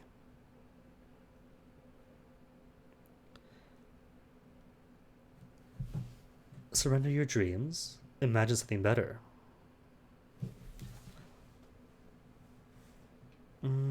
Sure. Got 7 visions after all. It enters the oubliette. Its limbs press upon the walls, quaking the stone like an erratic heartbeat. Its shadows seal away the last of the light. There is only you, this bright yearning memory, and the cold, earthy breath on your face. There is a tongue in your ear. It is insistent, focused upon its prize. It is neither concerned for your well-being nor wishes you harm. The memory fades like a portrait bleached by the sun. It and the visitor are gone. Shortly after, the unworthy scribe comes to help you out of the hole. You have achieved the testament of salt. Okay. Nothing more to do here then. Yep. Lost the iron. Permanently, terminally gone. Got the port report, didn't I? Yeah, I did.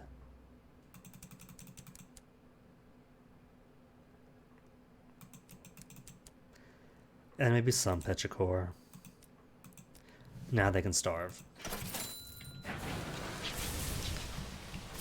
Just have to be quick on the way back. And not spin around constantly.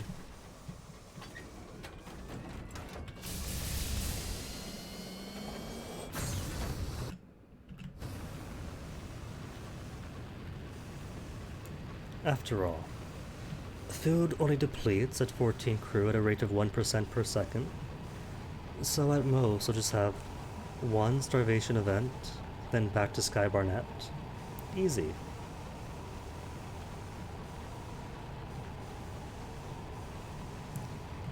And I brought nectar with me. Nectar might count as food.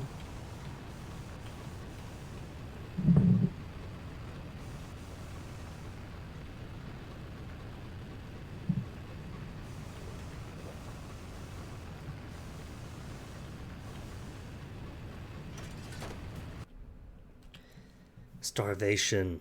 The crew are starving. Checking something quick. Cool. Hollow faces and wide wolfish eyes. How the cold bites at your narrowed bodies. It is hard as diamonds and sharp as tooth. How could you stop this damn shivering by working alongside the crew? Can toil warm you? Can companionship? The exertion drives back the cold, but the company is muted. Are the crew comforted by your presence? Or stifled by it? Well, they won't have to find out, because I'm a good smart captain, and can calculate what sacrifice is necessary.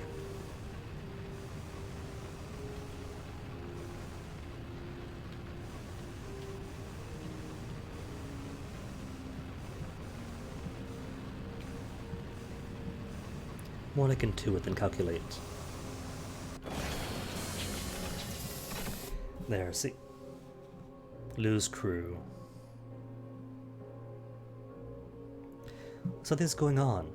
Some of the crew look comparatively nourished. Others are more gaunt than ever, and sport livid, unhealing bruises. If pressed, they claim the bruises are the result of an accident. Accidents happen on board, of course, but so does extortion. Turn a blind eye, fewer mouths to feed, fewer but stronger backs. No, punish the ones who look better fed. Even they are just skin and bones now. The birch will sting like oil of vitriol. The birch sings. Screams resound throughout the corridors. Food theft stops. Here, by God, you'll all starve together.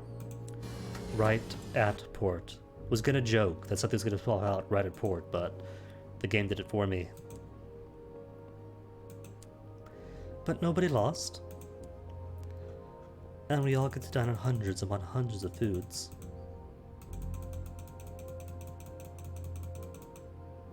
Cool then. Well, I'm here though. Haven't got to smuggle anything, so... Curiosities cabinet, hidden holes are out. Watchers in Azure, and what else are in? Boring rig got already. Just that then.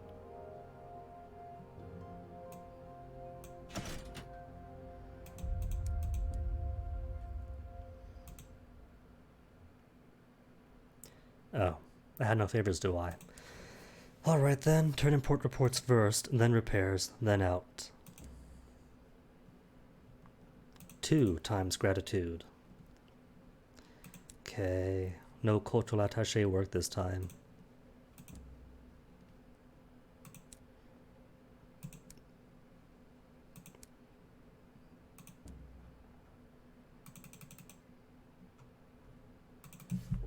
Cool, let's go then.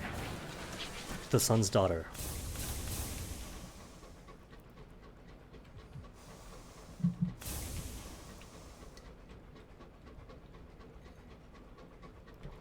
And 402, self and quick. Hold up.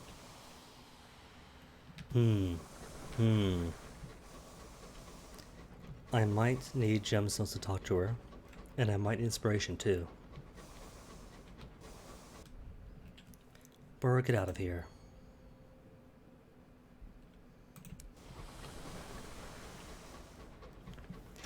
And I can't think of a source of inspiration here in the Blue Kingdom. So if I cannot speak to the Sun's Daughter just yet, then that's it for the Plague Note tonight, but at least, huge progress. This should be like the second to the last step for him.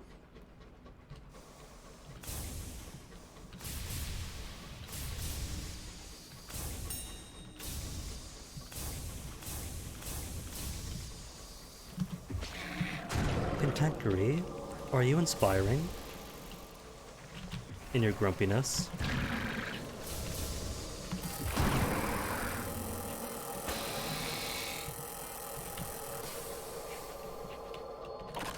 No inspiration on you.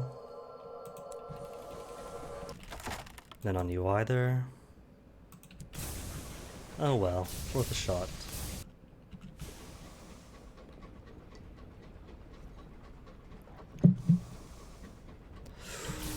Nope, not good at dance with crocodiles. No eaters for me.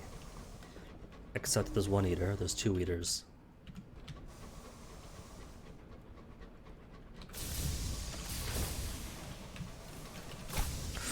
No, no, no, no, no.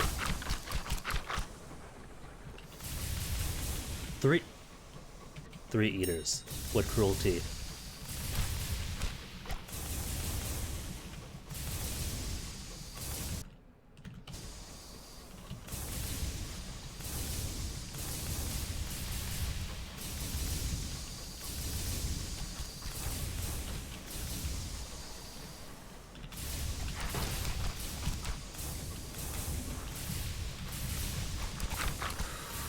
Stay away, stay away. The bat is better than they. No, no, no, no, no. Okay, too close. Good. Good. Oh, that hit. Impossible. That was a clear miss.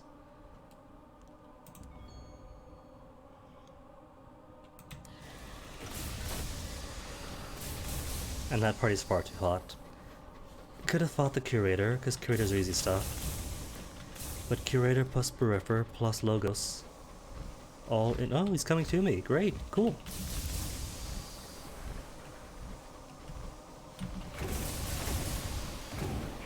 Wait, what? Oh. Is it because I'm yoked?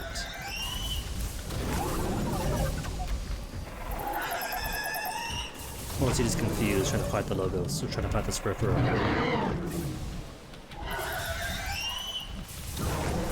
Come on, out of the bridge.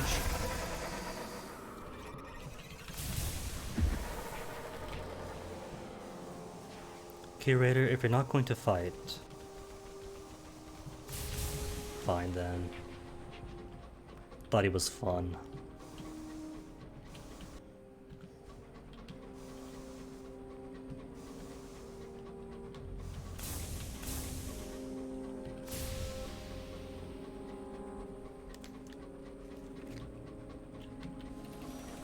What's that buzzing? Horologian? What's the hour this time?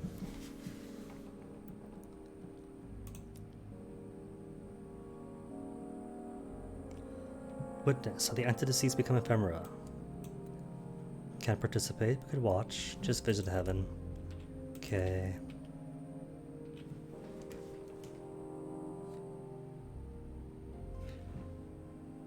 Really, what is that buzzing?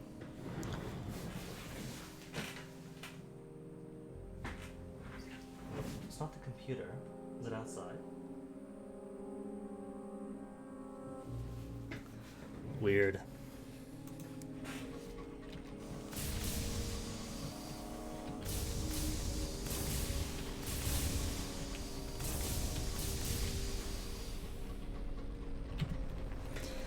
And it's gonna say no, you cannot get the thing you want, is it?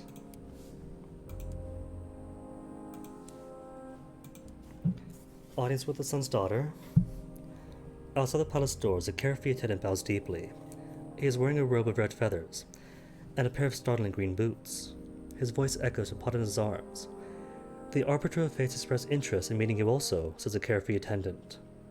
I trust I need not tell you the magnitude of this honor. But if you saw her in her current form, you would unravel. Follow me. He leads you to a structure at the edge of the ornamental lake. It is halfway between tree and lighthouse. It is a branching tower.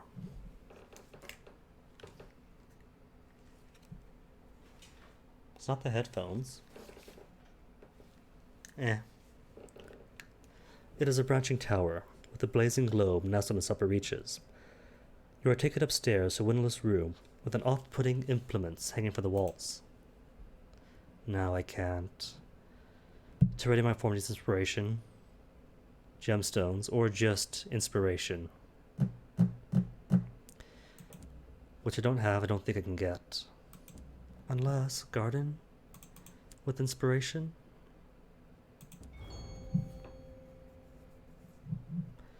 No, that's just secrets.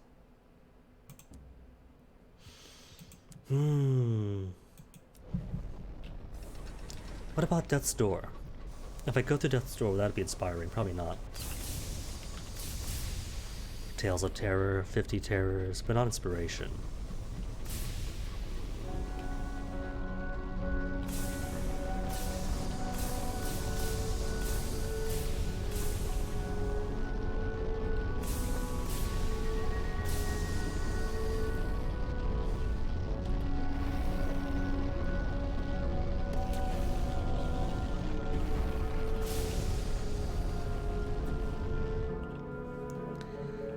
Discover what happens to spirits. Rage. Turn back.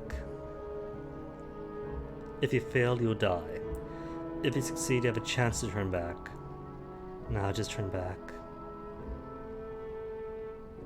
If I had an indulgence... You know, I never pledged my eternal service to the Sapphire King.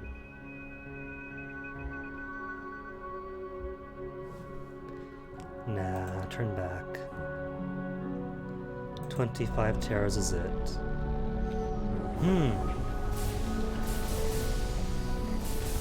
Well, that's it then. Catafalque doesn't have anything that I want.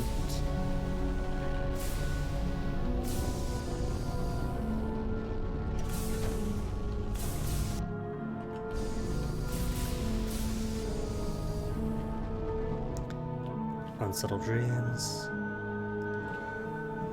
3 tales of terror for a vision of heaven. See company. That's right, there is a high terror thing that might give something. But that's what this is a case of nostalgia. If nostalgia pops up, then sure.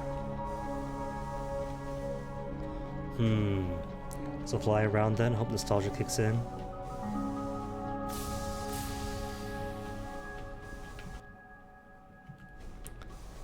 But if it doesn't, that'll be a while.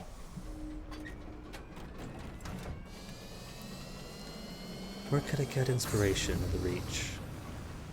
Can I get inspiration in the Reach? I could spend inspiration. Where to get? Don't crash into me, buddy. Don't crash. Good ghost.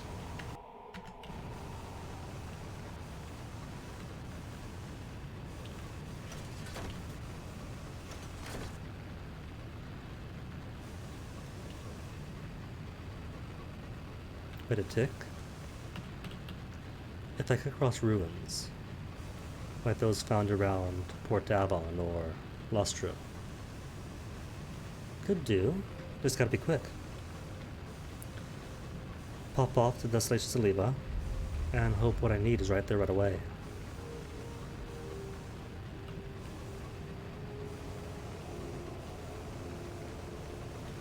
Leave me alone, I'm just yoked.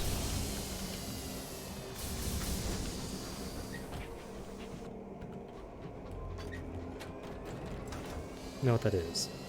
That is the inadvisably big dog given spiritual form.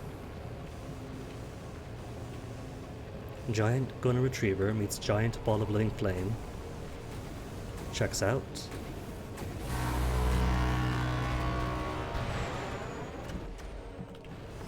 Oops.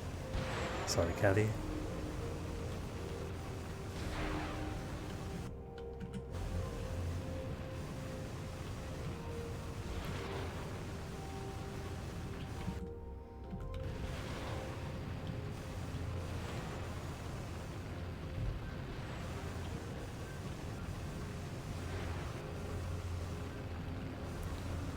Referrer, don't think about it.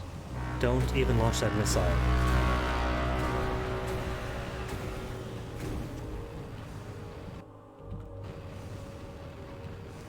Red logos gives this passage gets any yoke to judge trespass. Really? So this passage is yoke free, apart from me. Good to know. What about this thingy? Could be Vision of Heaven.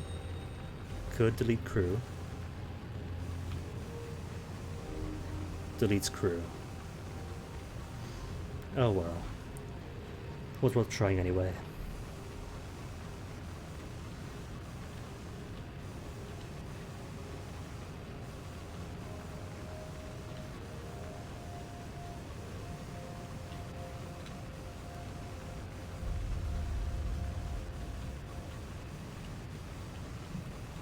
You say anything, right? Good. Kinda say.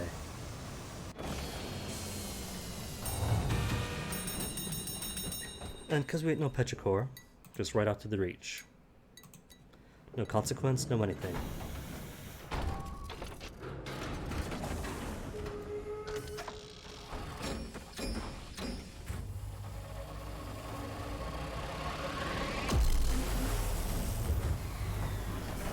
Okay, then play conductor. You got half an hour to get 1 month's inspiration and finish this thing off.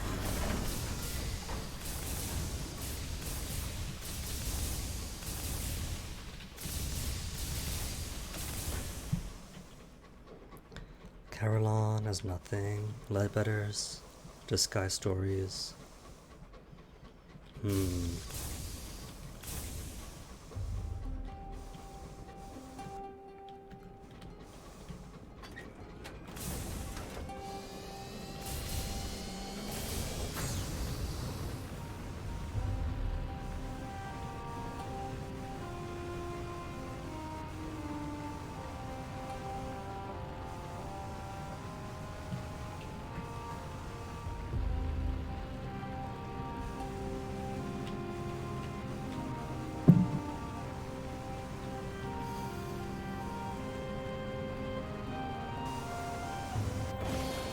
Perfect. Got the timing just on time this time. Wolvesy, sorry, got nothing for me.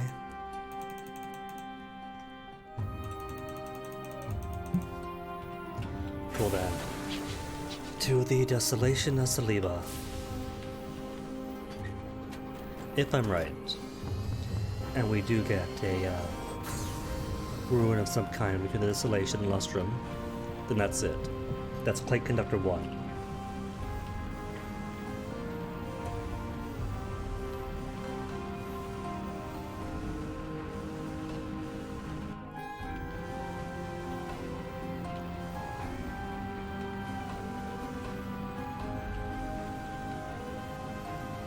And usually is one around the Desolation.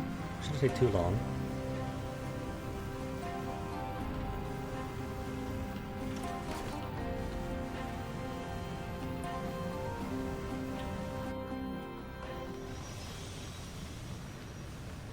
Wreck out of the way.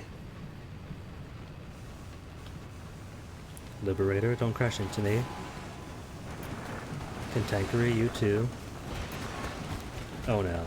No crossfire either, please. Liberator, don't.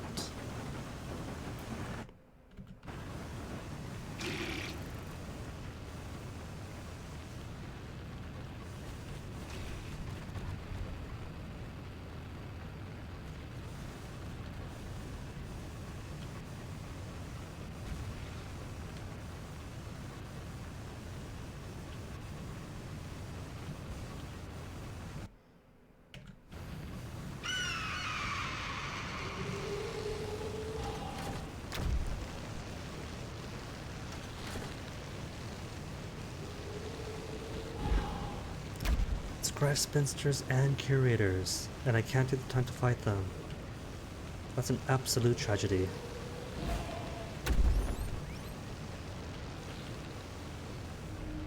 And that's the wrong kind of ruin. Something up ahead though, which might be promising.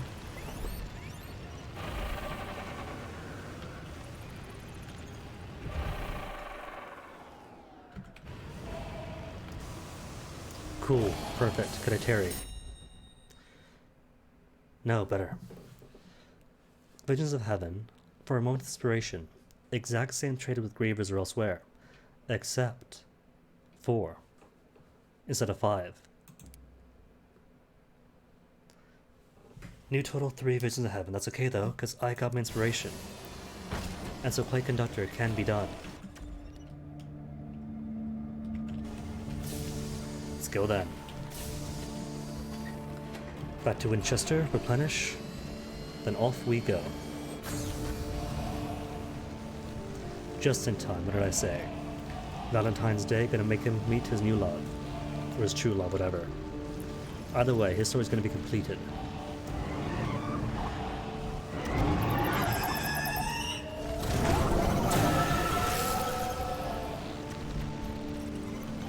Curious that the scribe spinsters fight the curators. They fight me, of course, because everything hates humans.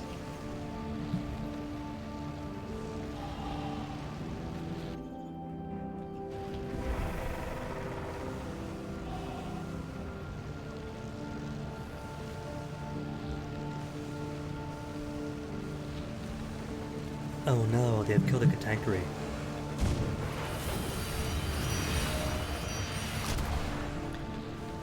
And they don't hostile each other, of course not. Funny thing, right? That containers killed off screen. I left, they fought each other, and long after I left, it got killed. But I still get the XP from it. Nowhere nearby, didn't do the kill, but a kill is a kill. And all kills go to the player.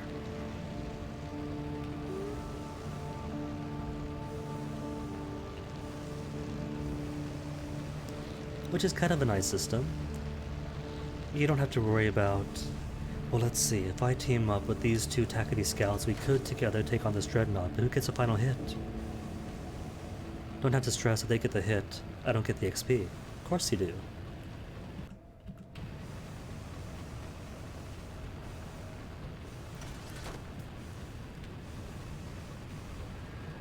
Yeah, I got enough fuel.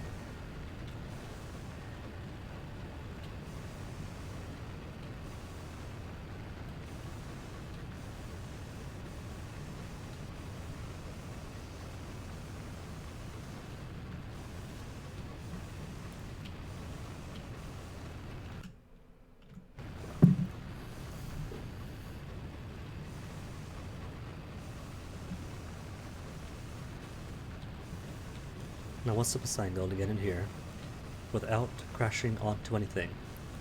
Turn now, I think. Shallowest of turns, shallowest.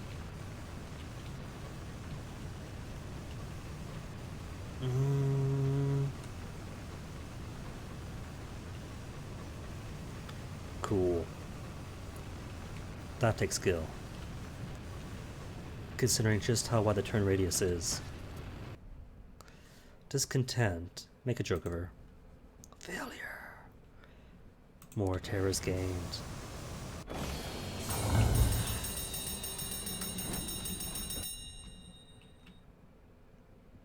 Three artifacts left. Dude. So this is the last time to do it.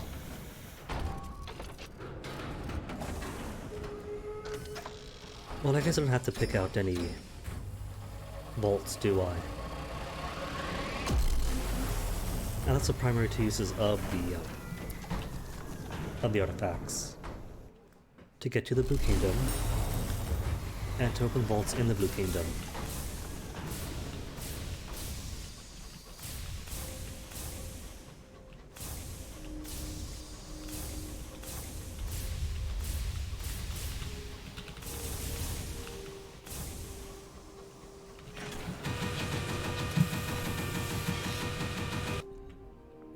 Tall Tower. First off, embassy. I do believe I have a report, don't I? Cool. So I might as well top off my haul. Sweet deal. And while I am here, a bit more food. And feels okay.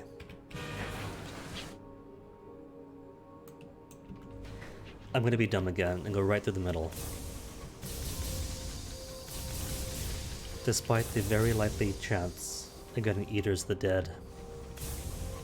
Curators, fine. Spiriferers, fine. Eaters, I still fear them. 91 hull. Best weapon in the game. An engine with okay jukes. But they're still too much. They're way, way too much.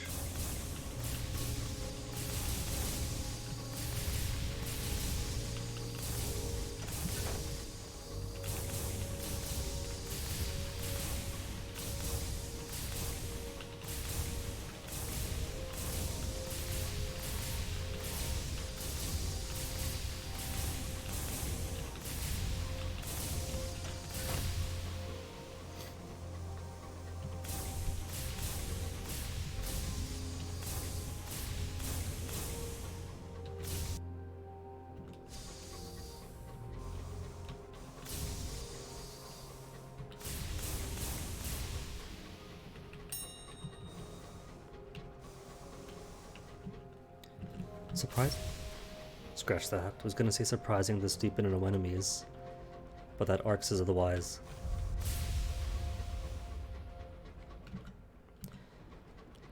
But I don't know what it is. I don't hear noises. So it might be picking up something that spawned out this way after I left it.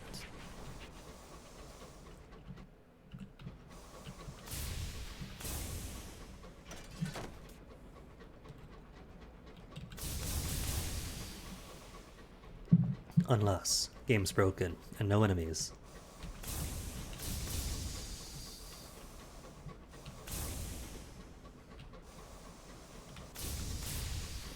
Coterie or Vault. Coterie of Spirits.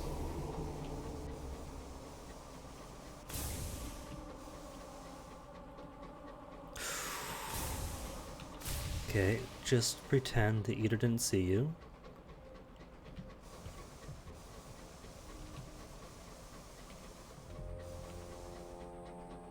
Cool.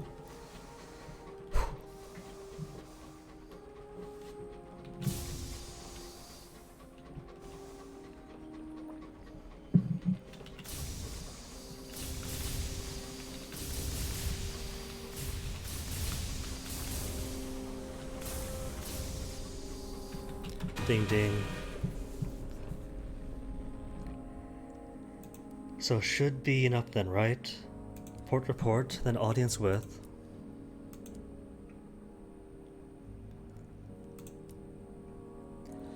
Your eyes must be replaced by gemstones, says the attendant, measuring your face with calipers.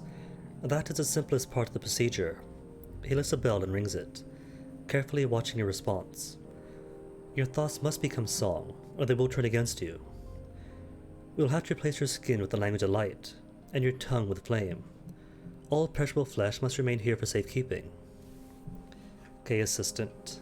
Nameless spirit. Your eyes must become gemstones, your thoughts become song, your tongue fire, your skin correspondence. The spirit has anticipated stone of the skin. Making your tongue fire is on you. This is litigator, nameless spirit. The attendant lays you bare on the stone floor, at the center of a circle of grave correspondence symbols. He takes from the wall a scalpel as long as a sword. This will hurt for a moment, he says. Then you will lose your comprehension of pain. Symbols flare like stars. The scalpel slides into you, just above the collarbone, and traces your outline with delicacy and precision. There's only little blood. Your skin comes away in rinds, like a shucked fruit. The blaze of correspondence devours you. The world falls away. Yay. The palace is a vortex of blossoming, unblossoming, kaleidoscope architecture. She at the center, a nucleus of violent light, the daughter of a star. She is a pillar of blazing time and rushing song, a winged and skeletal sun, a seven-limbed, seven-headed colossus of sapphire and silk, whose words dance like fireflies at a burning wind. Welcome, she says, her voice a howl and an orchestra, and a shivering crystalline song. Request a template for the clay conductor's companion. Only the sun's daughter has the authority to interfere with the Amaranthine Edict, which forbids the usage of forged souls for bringing forth new creations. You speak your request, in a slim flicker of light, like a candle flame. It wavers, as though blown by a great wind, but you hold firm. The light grows brighter and warmer. Your entreaty becomes insistent. The sun's daughter listens in silent contemplation. When she finishes, your flame grows to a sudden roaring incandescence, and then, just as suddenly, it dies. She conveys, the edict is inviolable. However, she implies obliquely, that something composed of two parts would not be in violation of the edict. Consult the spirits of the forge. The minister in white was cherished once. You will require her skill. So this wasn't even required, really. If the only thing is go back to where you came from. Indulgence, yay. Have no use for it. Another Testament of Feather, cool. Freebie. Then detach yourself from the radiance of the Arbiter of Fates. I could listen to a request, but to set up an embassy, to promote this son's philosophy kind of goes against my revolutionary ways. And even if I didn't know that, still, to do a favor for a star, the greatest of all tyrants. Now detach yourself. Discard a new form. It will certainly be painful. The palace falls away. Your new shape twists, folds, retreats. The flaming symbols that have replaced your flesh extinguish one by one. The stones in your eye sockets shatter to teardrops and crumble down your cheeks. It is excruciating in a dozen different ways. The ache of a still healing wound, the agony of scoured flesh, the pain of a bitter and dreaded departure. When it is finally over, you find yourself once more confined to the twitching, decayed flesh wreck that is your body. You haven't outwardly changed, but every movement now feels lumpish and ponderous. The carefree attendant helps you to your feet with a smile. Which is fine. It's all done. Well, let's go. Let's get out. Forge, direct route, I think. There's an eater, but it's less time.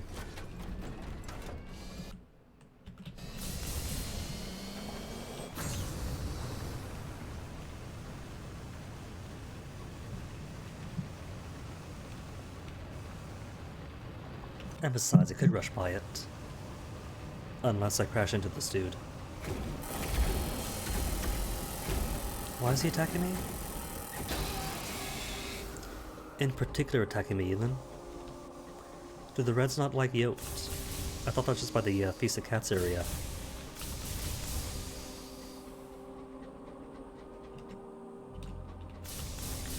What I think is that maybe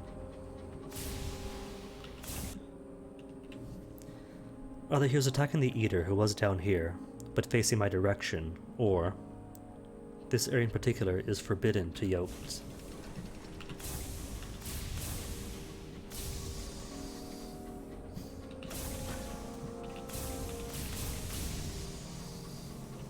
It's cool though, just a scratch.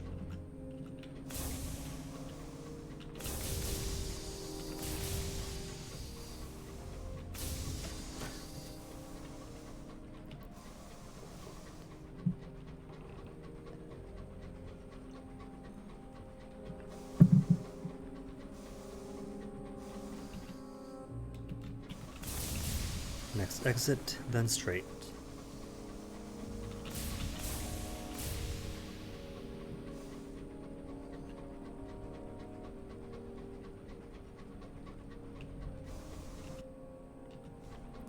And by next, I mean this exit.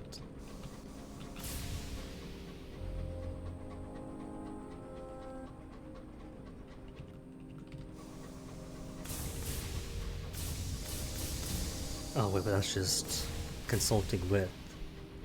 So there might still be one more thing to do, if materials are an issue.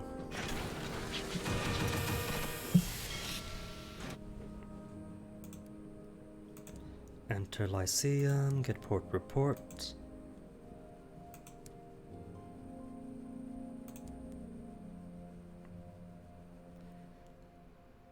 Consult the spirits of the Forge on creating the Clay Conductor's Companion. The spirits gather in the greatest and most central chambers of the Forge to hear your audience with the Sun's daughter. The White Minister, with her wings of canvas and white sapphires, is at the heart of the throng. As you finish, there's a susurrus among the gathered host. Excitement, anticipation, fear. At last, the White Minister steps forward in a robe of starlight on snow. It can be done, she tells you. The Clay Conductor grinds his teeth. Finally! You can now begin creating the Conductor's Companion at the Forge. Cool. What is needed to create this companion? The White Minister tells you that despite what the anatomists believe, the essential building blocks of a person are body, heart, a thought, and a voice. The last of those is the most important for this task, and so will be dealt with at the very end. She has a list of requirements for the rest, which she presents to you. The Clay Conductor grinds his teeth in frustration ever still, but nods his head. We will gather these immediately. He pauses and turns to you. At the captain's convenience, of course. Kinetic experiment, cage catch. And yet another moment's inspiration. Well, we tried. So fine then, provide a body. The White Minister has very specific requirements. Unfortunately, they do not naturally exist. The White Minister bends low, sheathing the silver blades in her forearm. She takes a condemned experiment from you. It rests in her arms like a child in a cradle. She promises she will give it purpose that was denied. The conductor nods in satisfaction. One step closer. Soon, the air will resound with our voices. Bleh. So now I need experiment. Not experiment. Wait, can I make inspiration? No, I can't. I can make crew and immaculate souls, and that's it.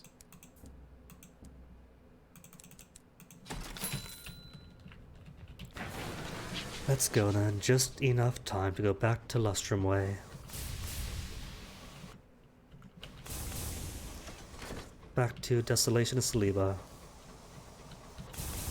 But wait, hold on. That was 4 moments inspiration. I got 4, don't I? No, just a 3. Visions of Heaven, I mean. To convert to the inspiration. But if I go to Avon first, and then I could go to the, whatchamacallit, admire the view, and get more Visions of Heaven that way. That'll be 4. And then all I have to do is find a ruin. But it has to be the right ruin. A Convert Visions ruin, and not a Terry ruin. And that was rude. Not even engaging, just slaps at me, turns around.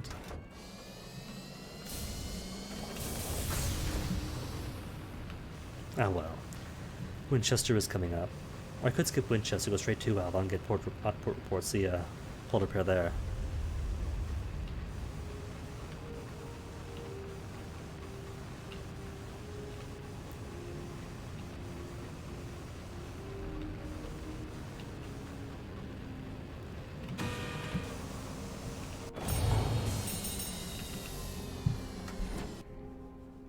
Okay, and back around. And I think I still have 3 otherworldly artifacts.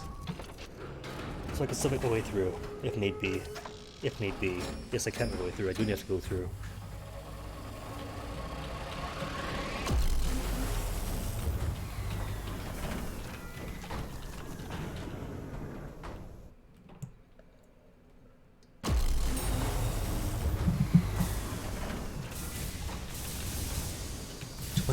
Minutes to get 1 more Vision of Heaven, convert them into a most inspiration, then back on around to complete this dude once and for all.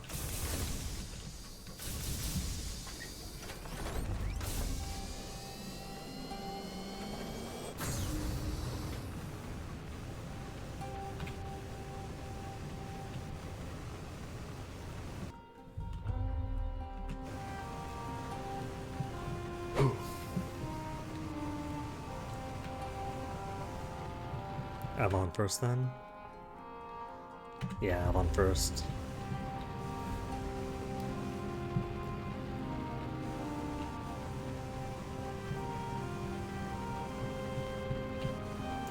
Quicker this way, I can heal there, refuel there, then straight to Saliba. And if I'm lucky, there might be a ruin nearby. Emphasis on might, but it's not within reason, or it's not outside reason. Discontent again, make a joke of her.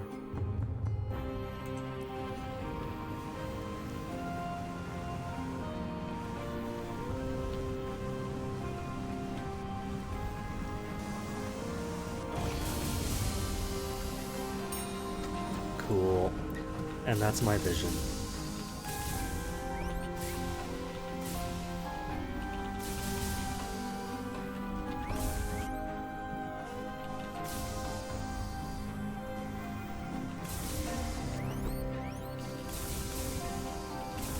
Wreck or ruin? What are you?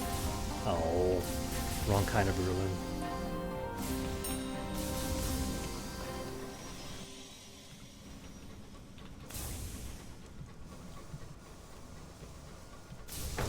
Oh well, Lustrum it is then.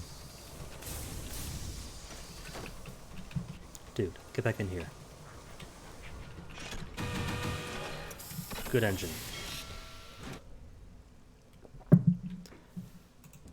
Is this my first time in Avon? It is. Funny that. Okay then, port report for you. Then slow day. 25 sovereigns for full repairs. Lovely.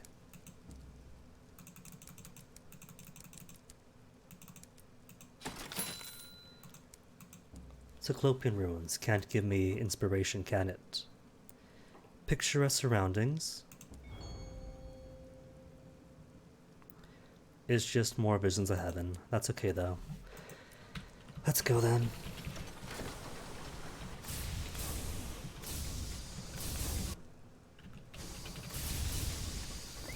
And nothing sadly on the map.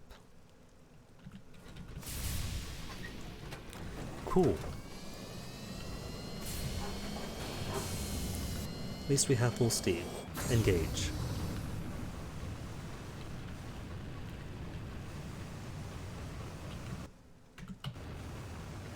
Full steam and a relatively straight path. A bit bumpy, but mostly straight.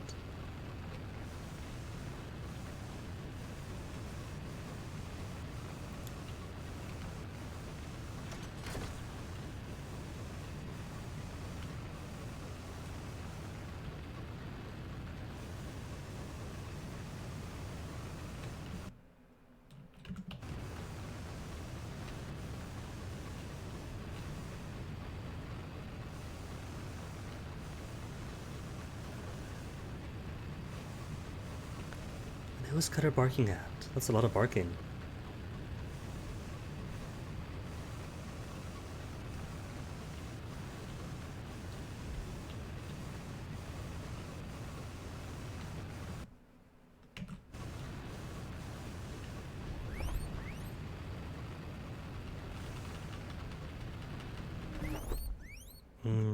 Luscious hives. Hives close to Titania, light better area.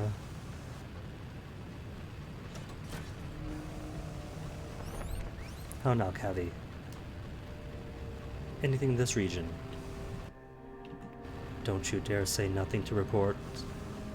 It's gotta be something out here. Discontent again?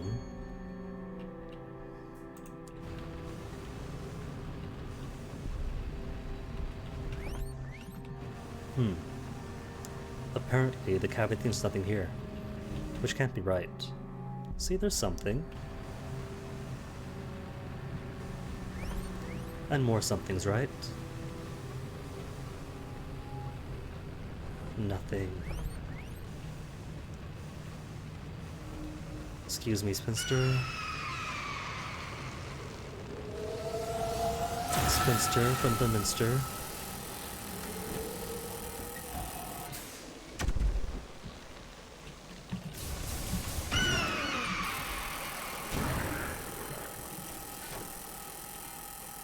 Good. Right type of rune, hopefully. Decipher inscriptions for the final bit of inspiration. Let's go then.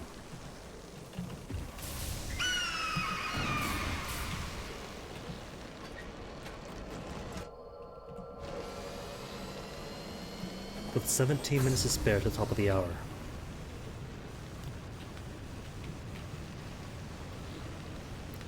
Plenty of time, I think. Spirit must be paid. You know what? He's earned it.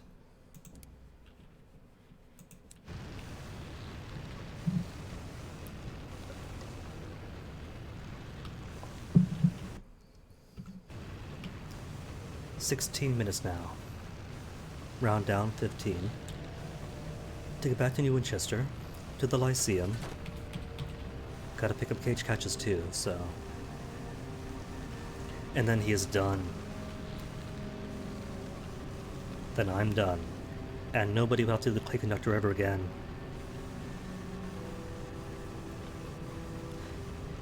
I forgot to get the Blemigan yet again too. Stop by Port Avon where the Blemigan is. That's alright though. Blemigan would always be there.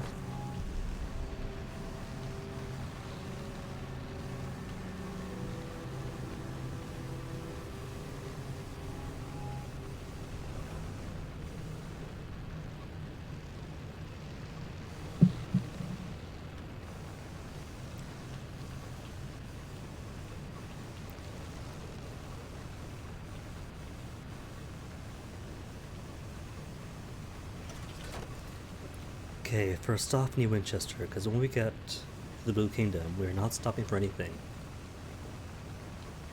Not for Sky Barnet, not for anything.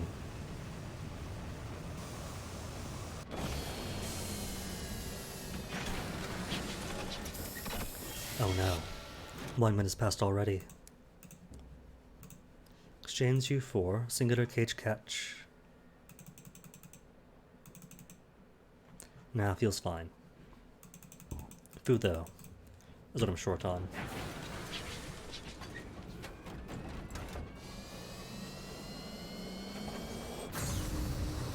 And by short on I mean nobody sells food in the Blue Kingdom. If there's cantankeries, you can harvest them.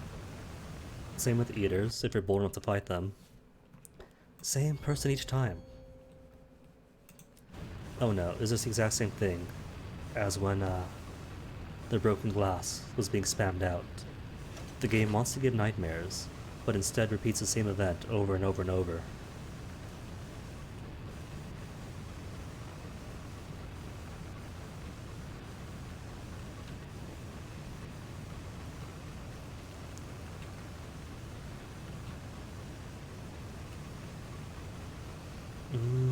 Don't hit. Cool.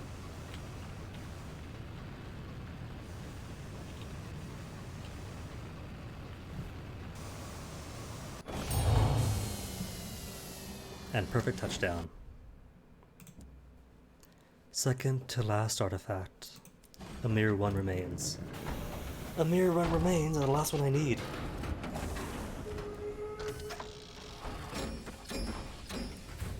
Well, at least for today. There'll be at least 2 more reasons to come to the Blue Kingdom for this ambition. Once for the Devil Didact, and again, since this time my friend is not getting saved, for revenge. For the death of a star. Spoilers.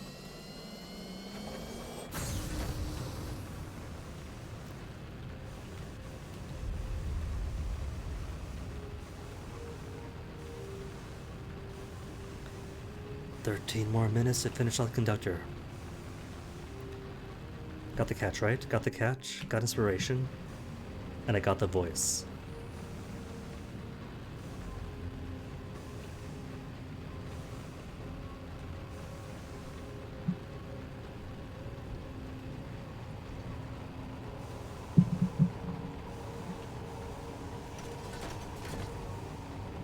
No hit logos, good.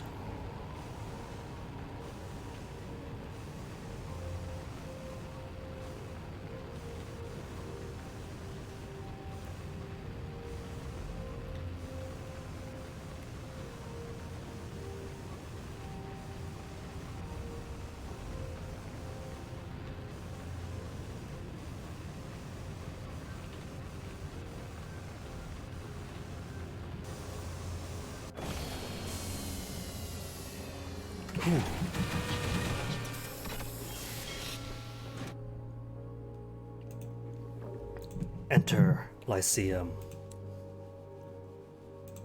Back to the forge. Provide a heart. The White Minister asked for something that was once wild, but is no longer. That new freedom, but is now trapped. The White Minister lifts the cage delicately, holding the beast within to see into her eye. With one hand, she unlocks the cage. With the other, she breaks the beast's neck at a single clean snap. She carries its corpse away in a stately procession. The clay conductor watches impassively. Soon my companion will have their voice. And a mind, a singer without inspiration, might become competent but never exceptional. The White Minister requires a thought to fill the companion with a fire. The White Minister leads you toward the slimmest of the towers, and bids you sit over a small furnace for 3 days and 3 nights. The air is damp, with steam and sweat, which the White Minister gathers in a small pot of iron, a small iron pot. At last you are free to go.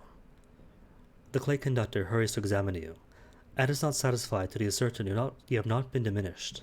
Oh, see, he cares about me. So likely,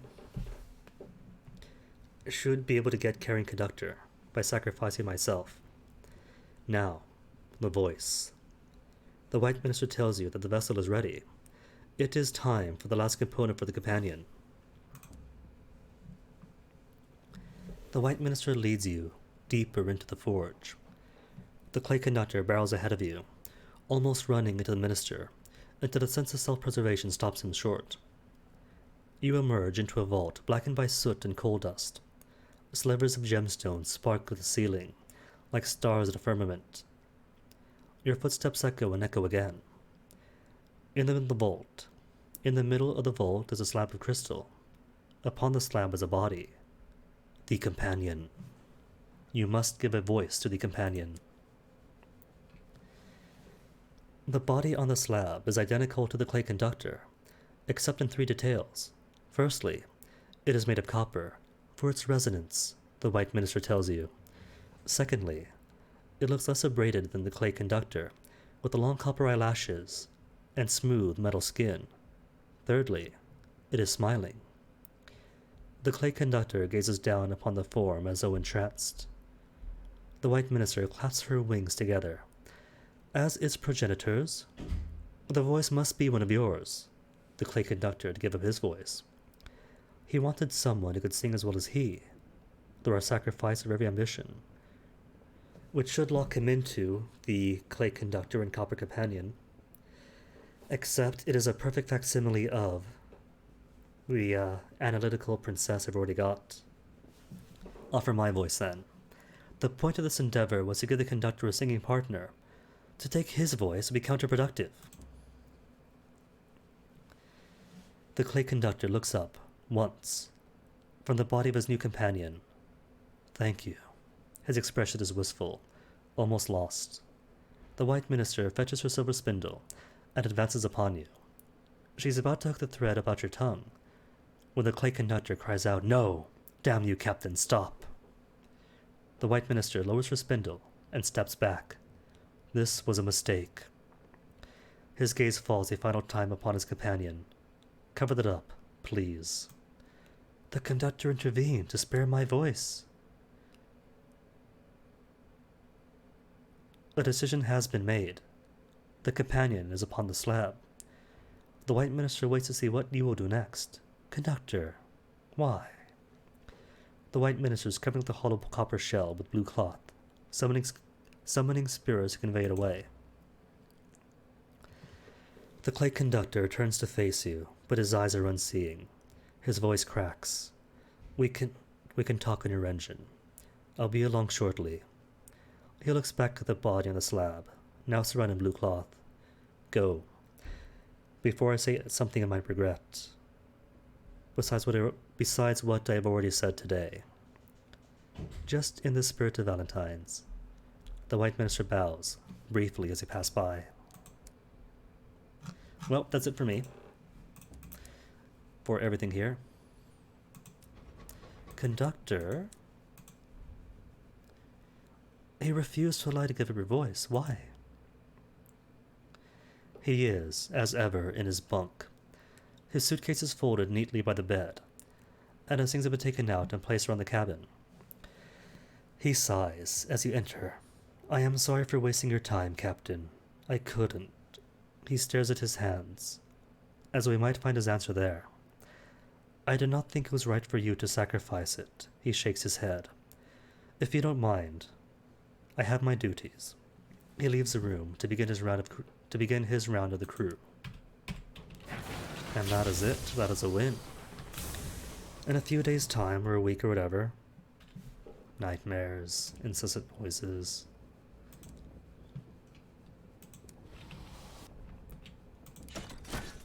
Failure for once, really? Cool. 1 fuel, 1 supply. In a few weeks' time or so, he'll pop up again to explain himself. And we have the choice to cast him out forever, or to accept him as he is, and become such a puppy dog that he promises to serve us forever, and becomes, henceforth, the caring conductor. So everything done but the conclusion.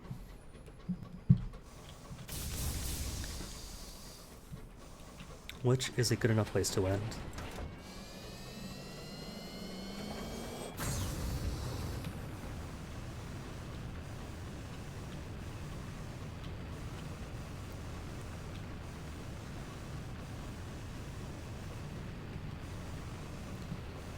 Tomorrow, then, is a Saturday. And as the wise man says, Saturdays are made for dads and dads' cars. Not me or mine. But that Twitter account does update. So on Monday, then, think first order business Magdalene's. Use my freebie. Get some more soul stains. Then, London. Still have one more Christmas card to deliver for the Calendar Council. And then who knows, we'll see. For tonight, though, we find somebody to raid.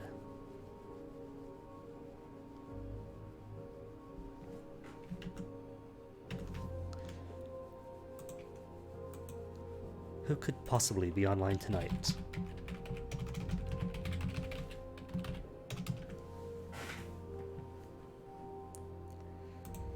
Chibi T, Eggman just chatting.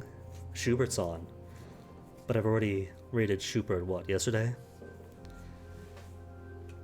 Enigma's just on. 3-year partnership anniversary. Let's go see Enigma, he's a cool guy. A raid of 2 viewers. On his massive pile of 501 viewers. It'll be fine, he's chill.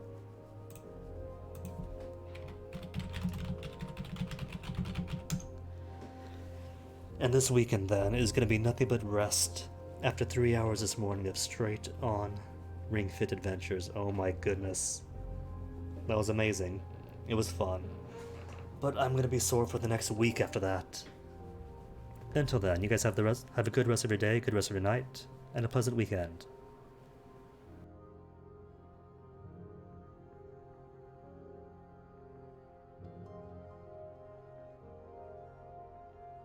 ASAP. This is not. I'm in Texas. Hi, Bowtie Touring. Thank you for the 100 bits. This is not something that I can put off. I've got to do it, like, as soon as I can. Obviously, if I'm speedrunning, I can't do it. 500,000 bus tickets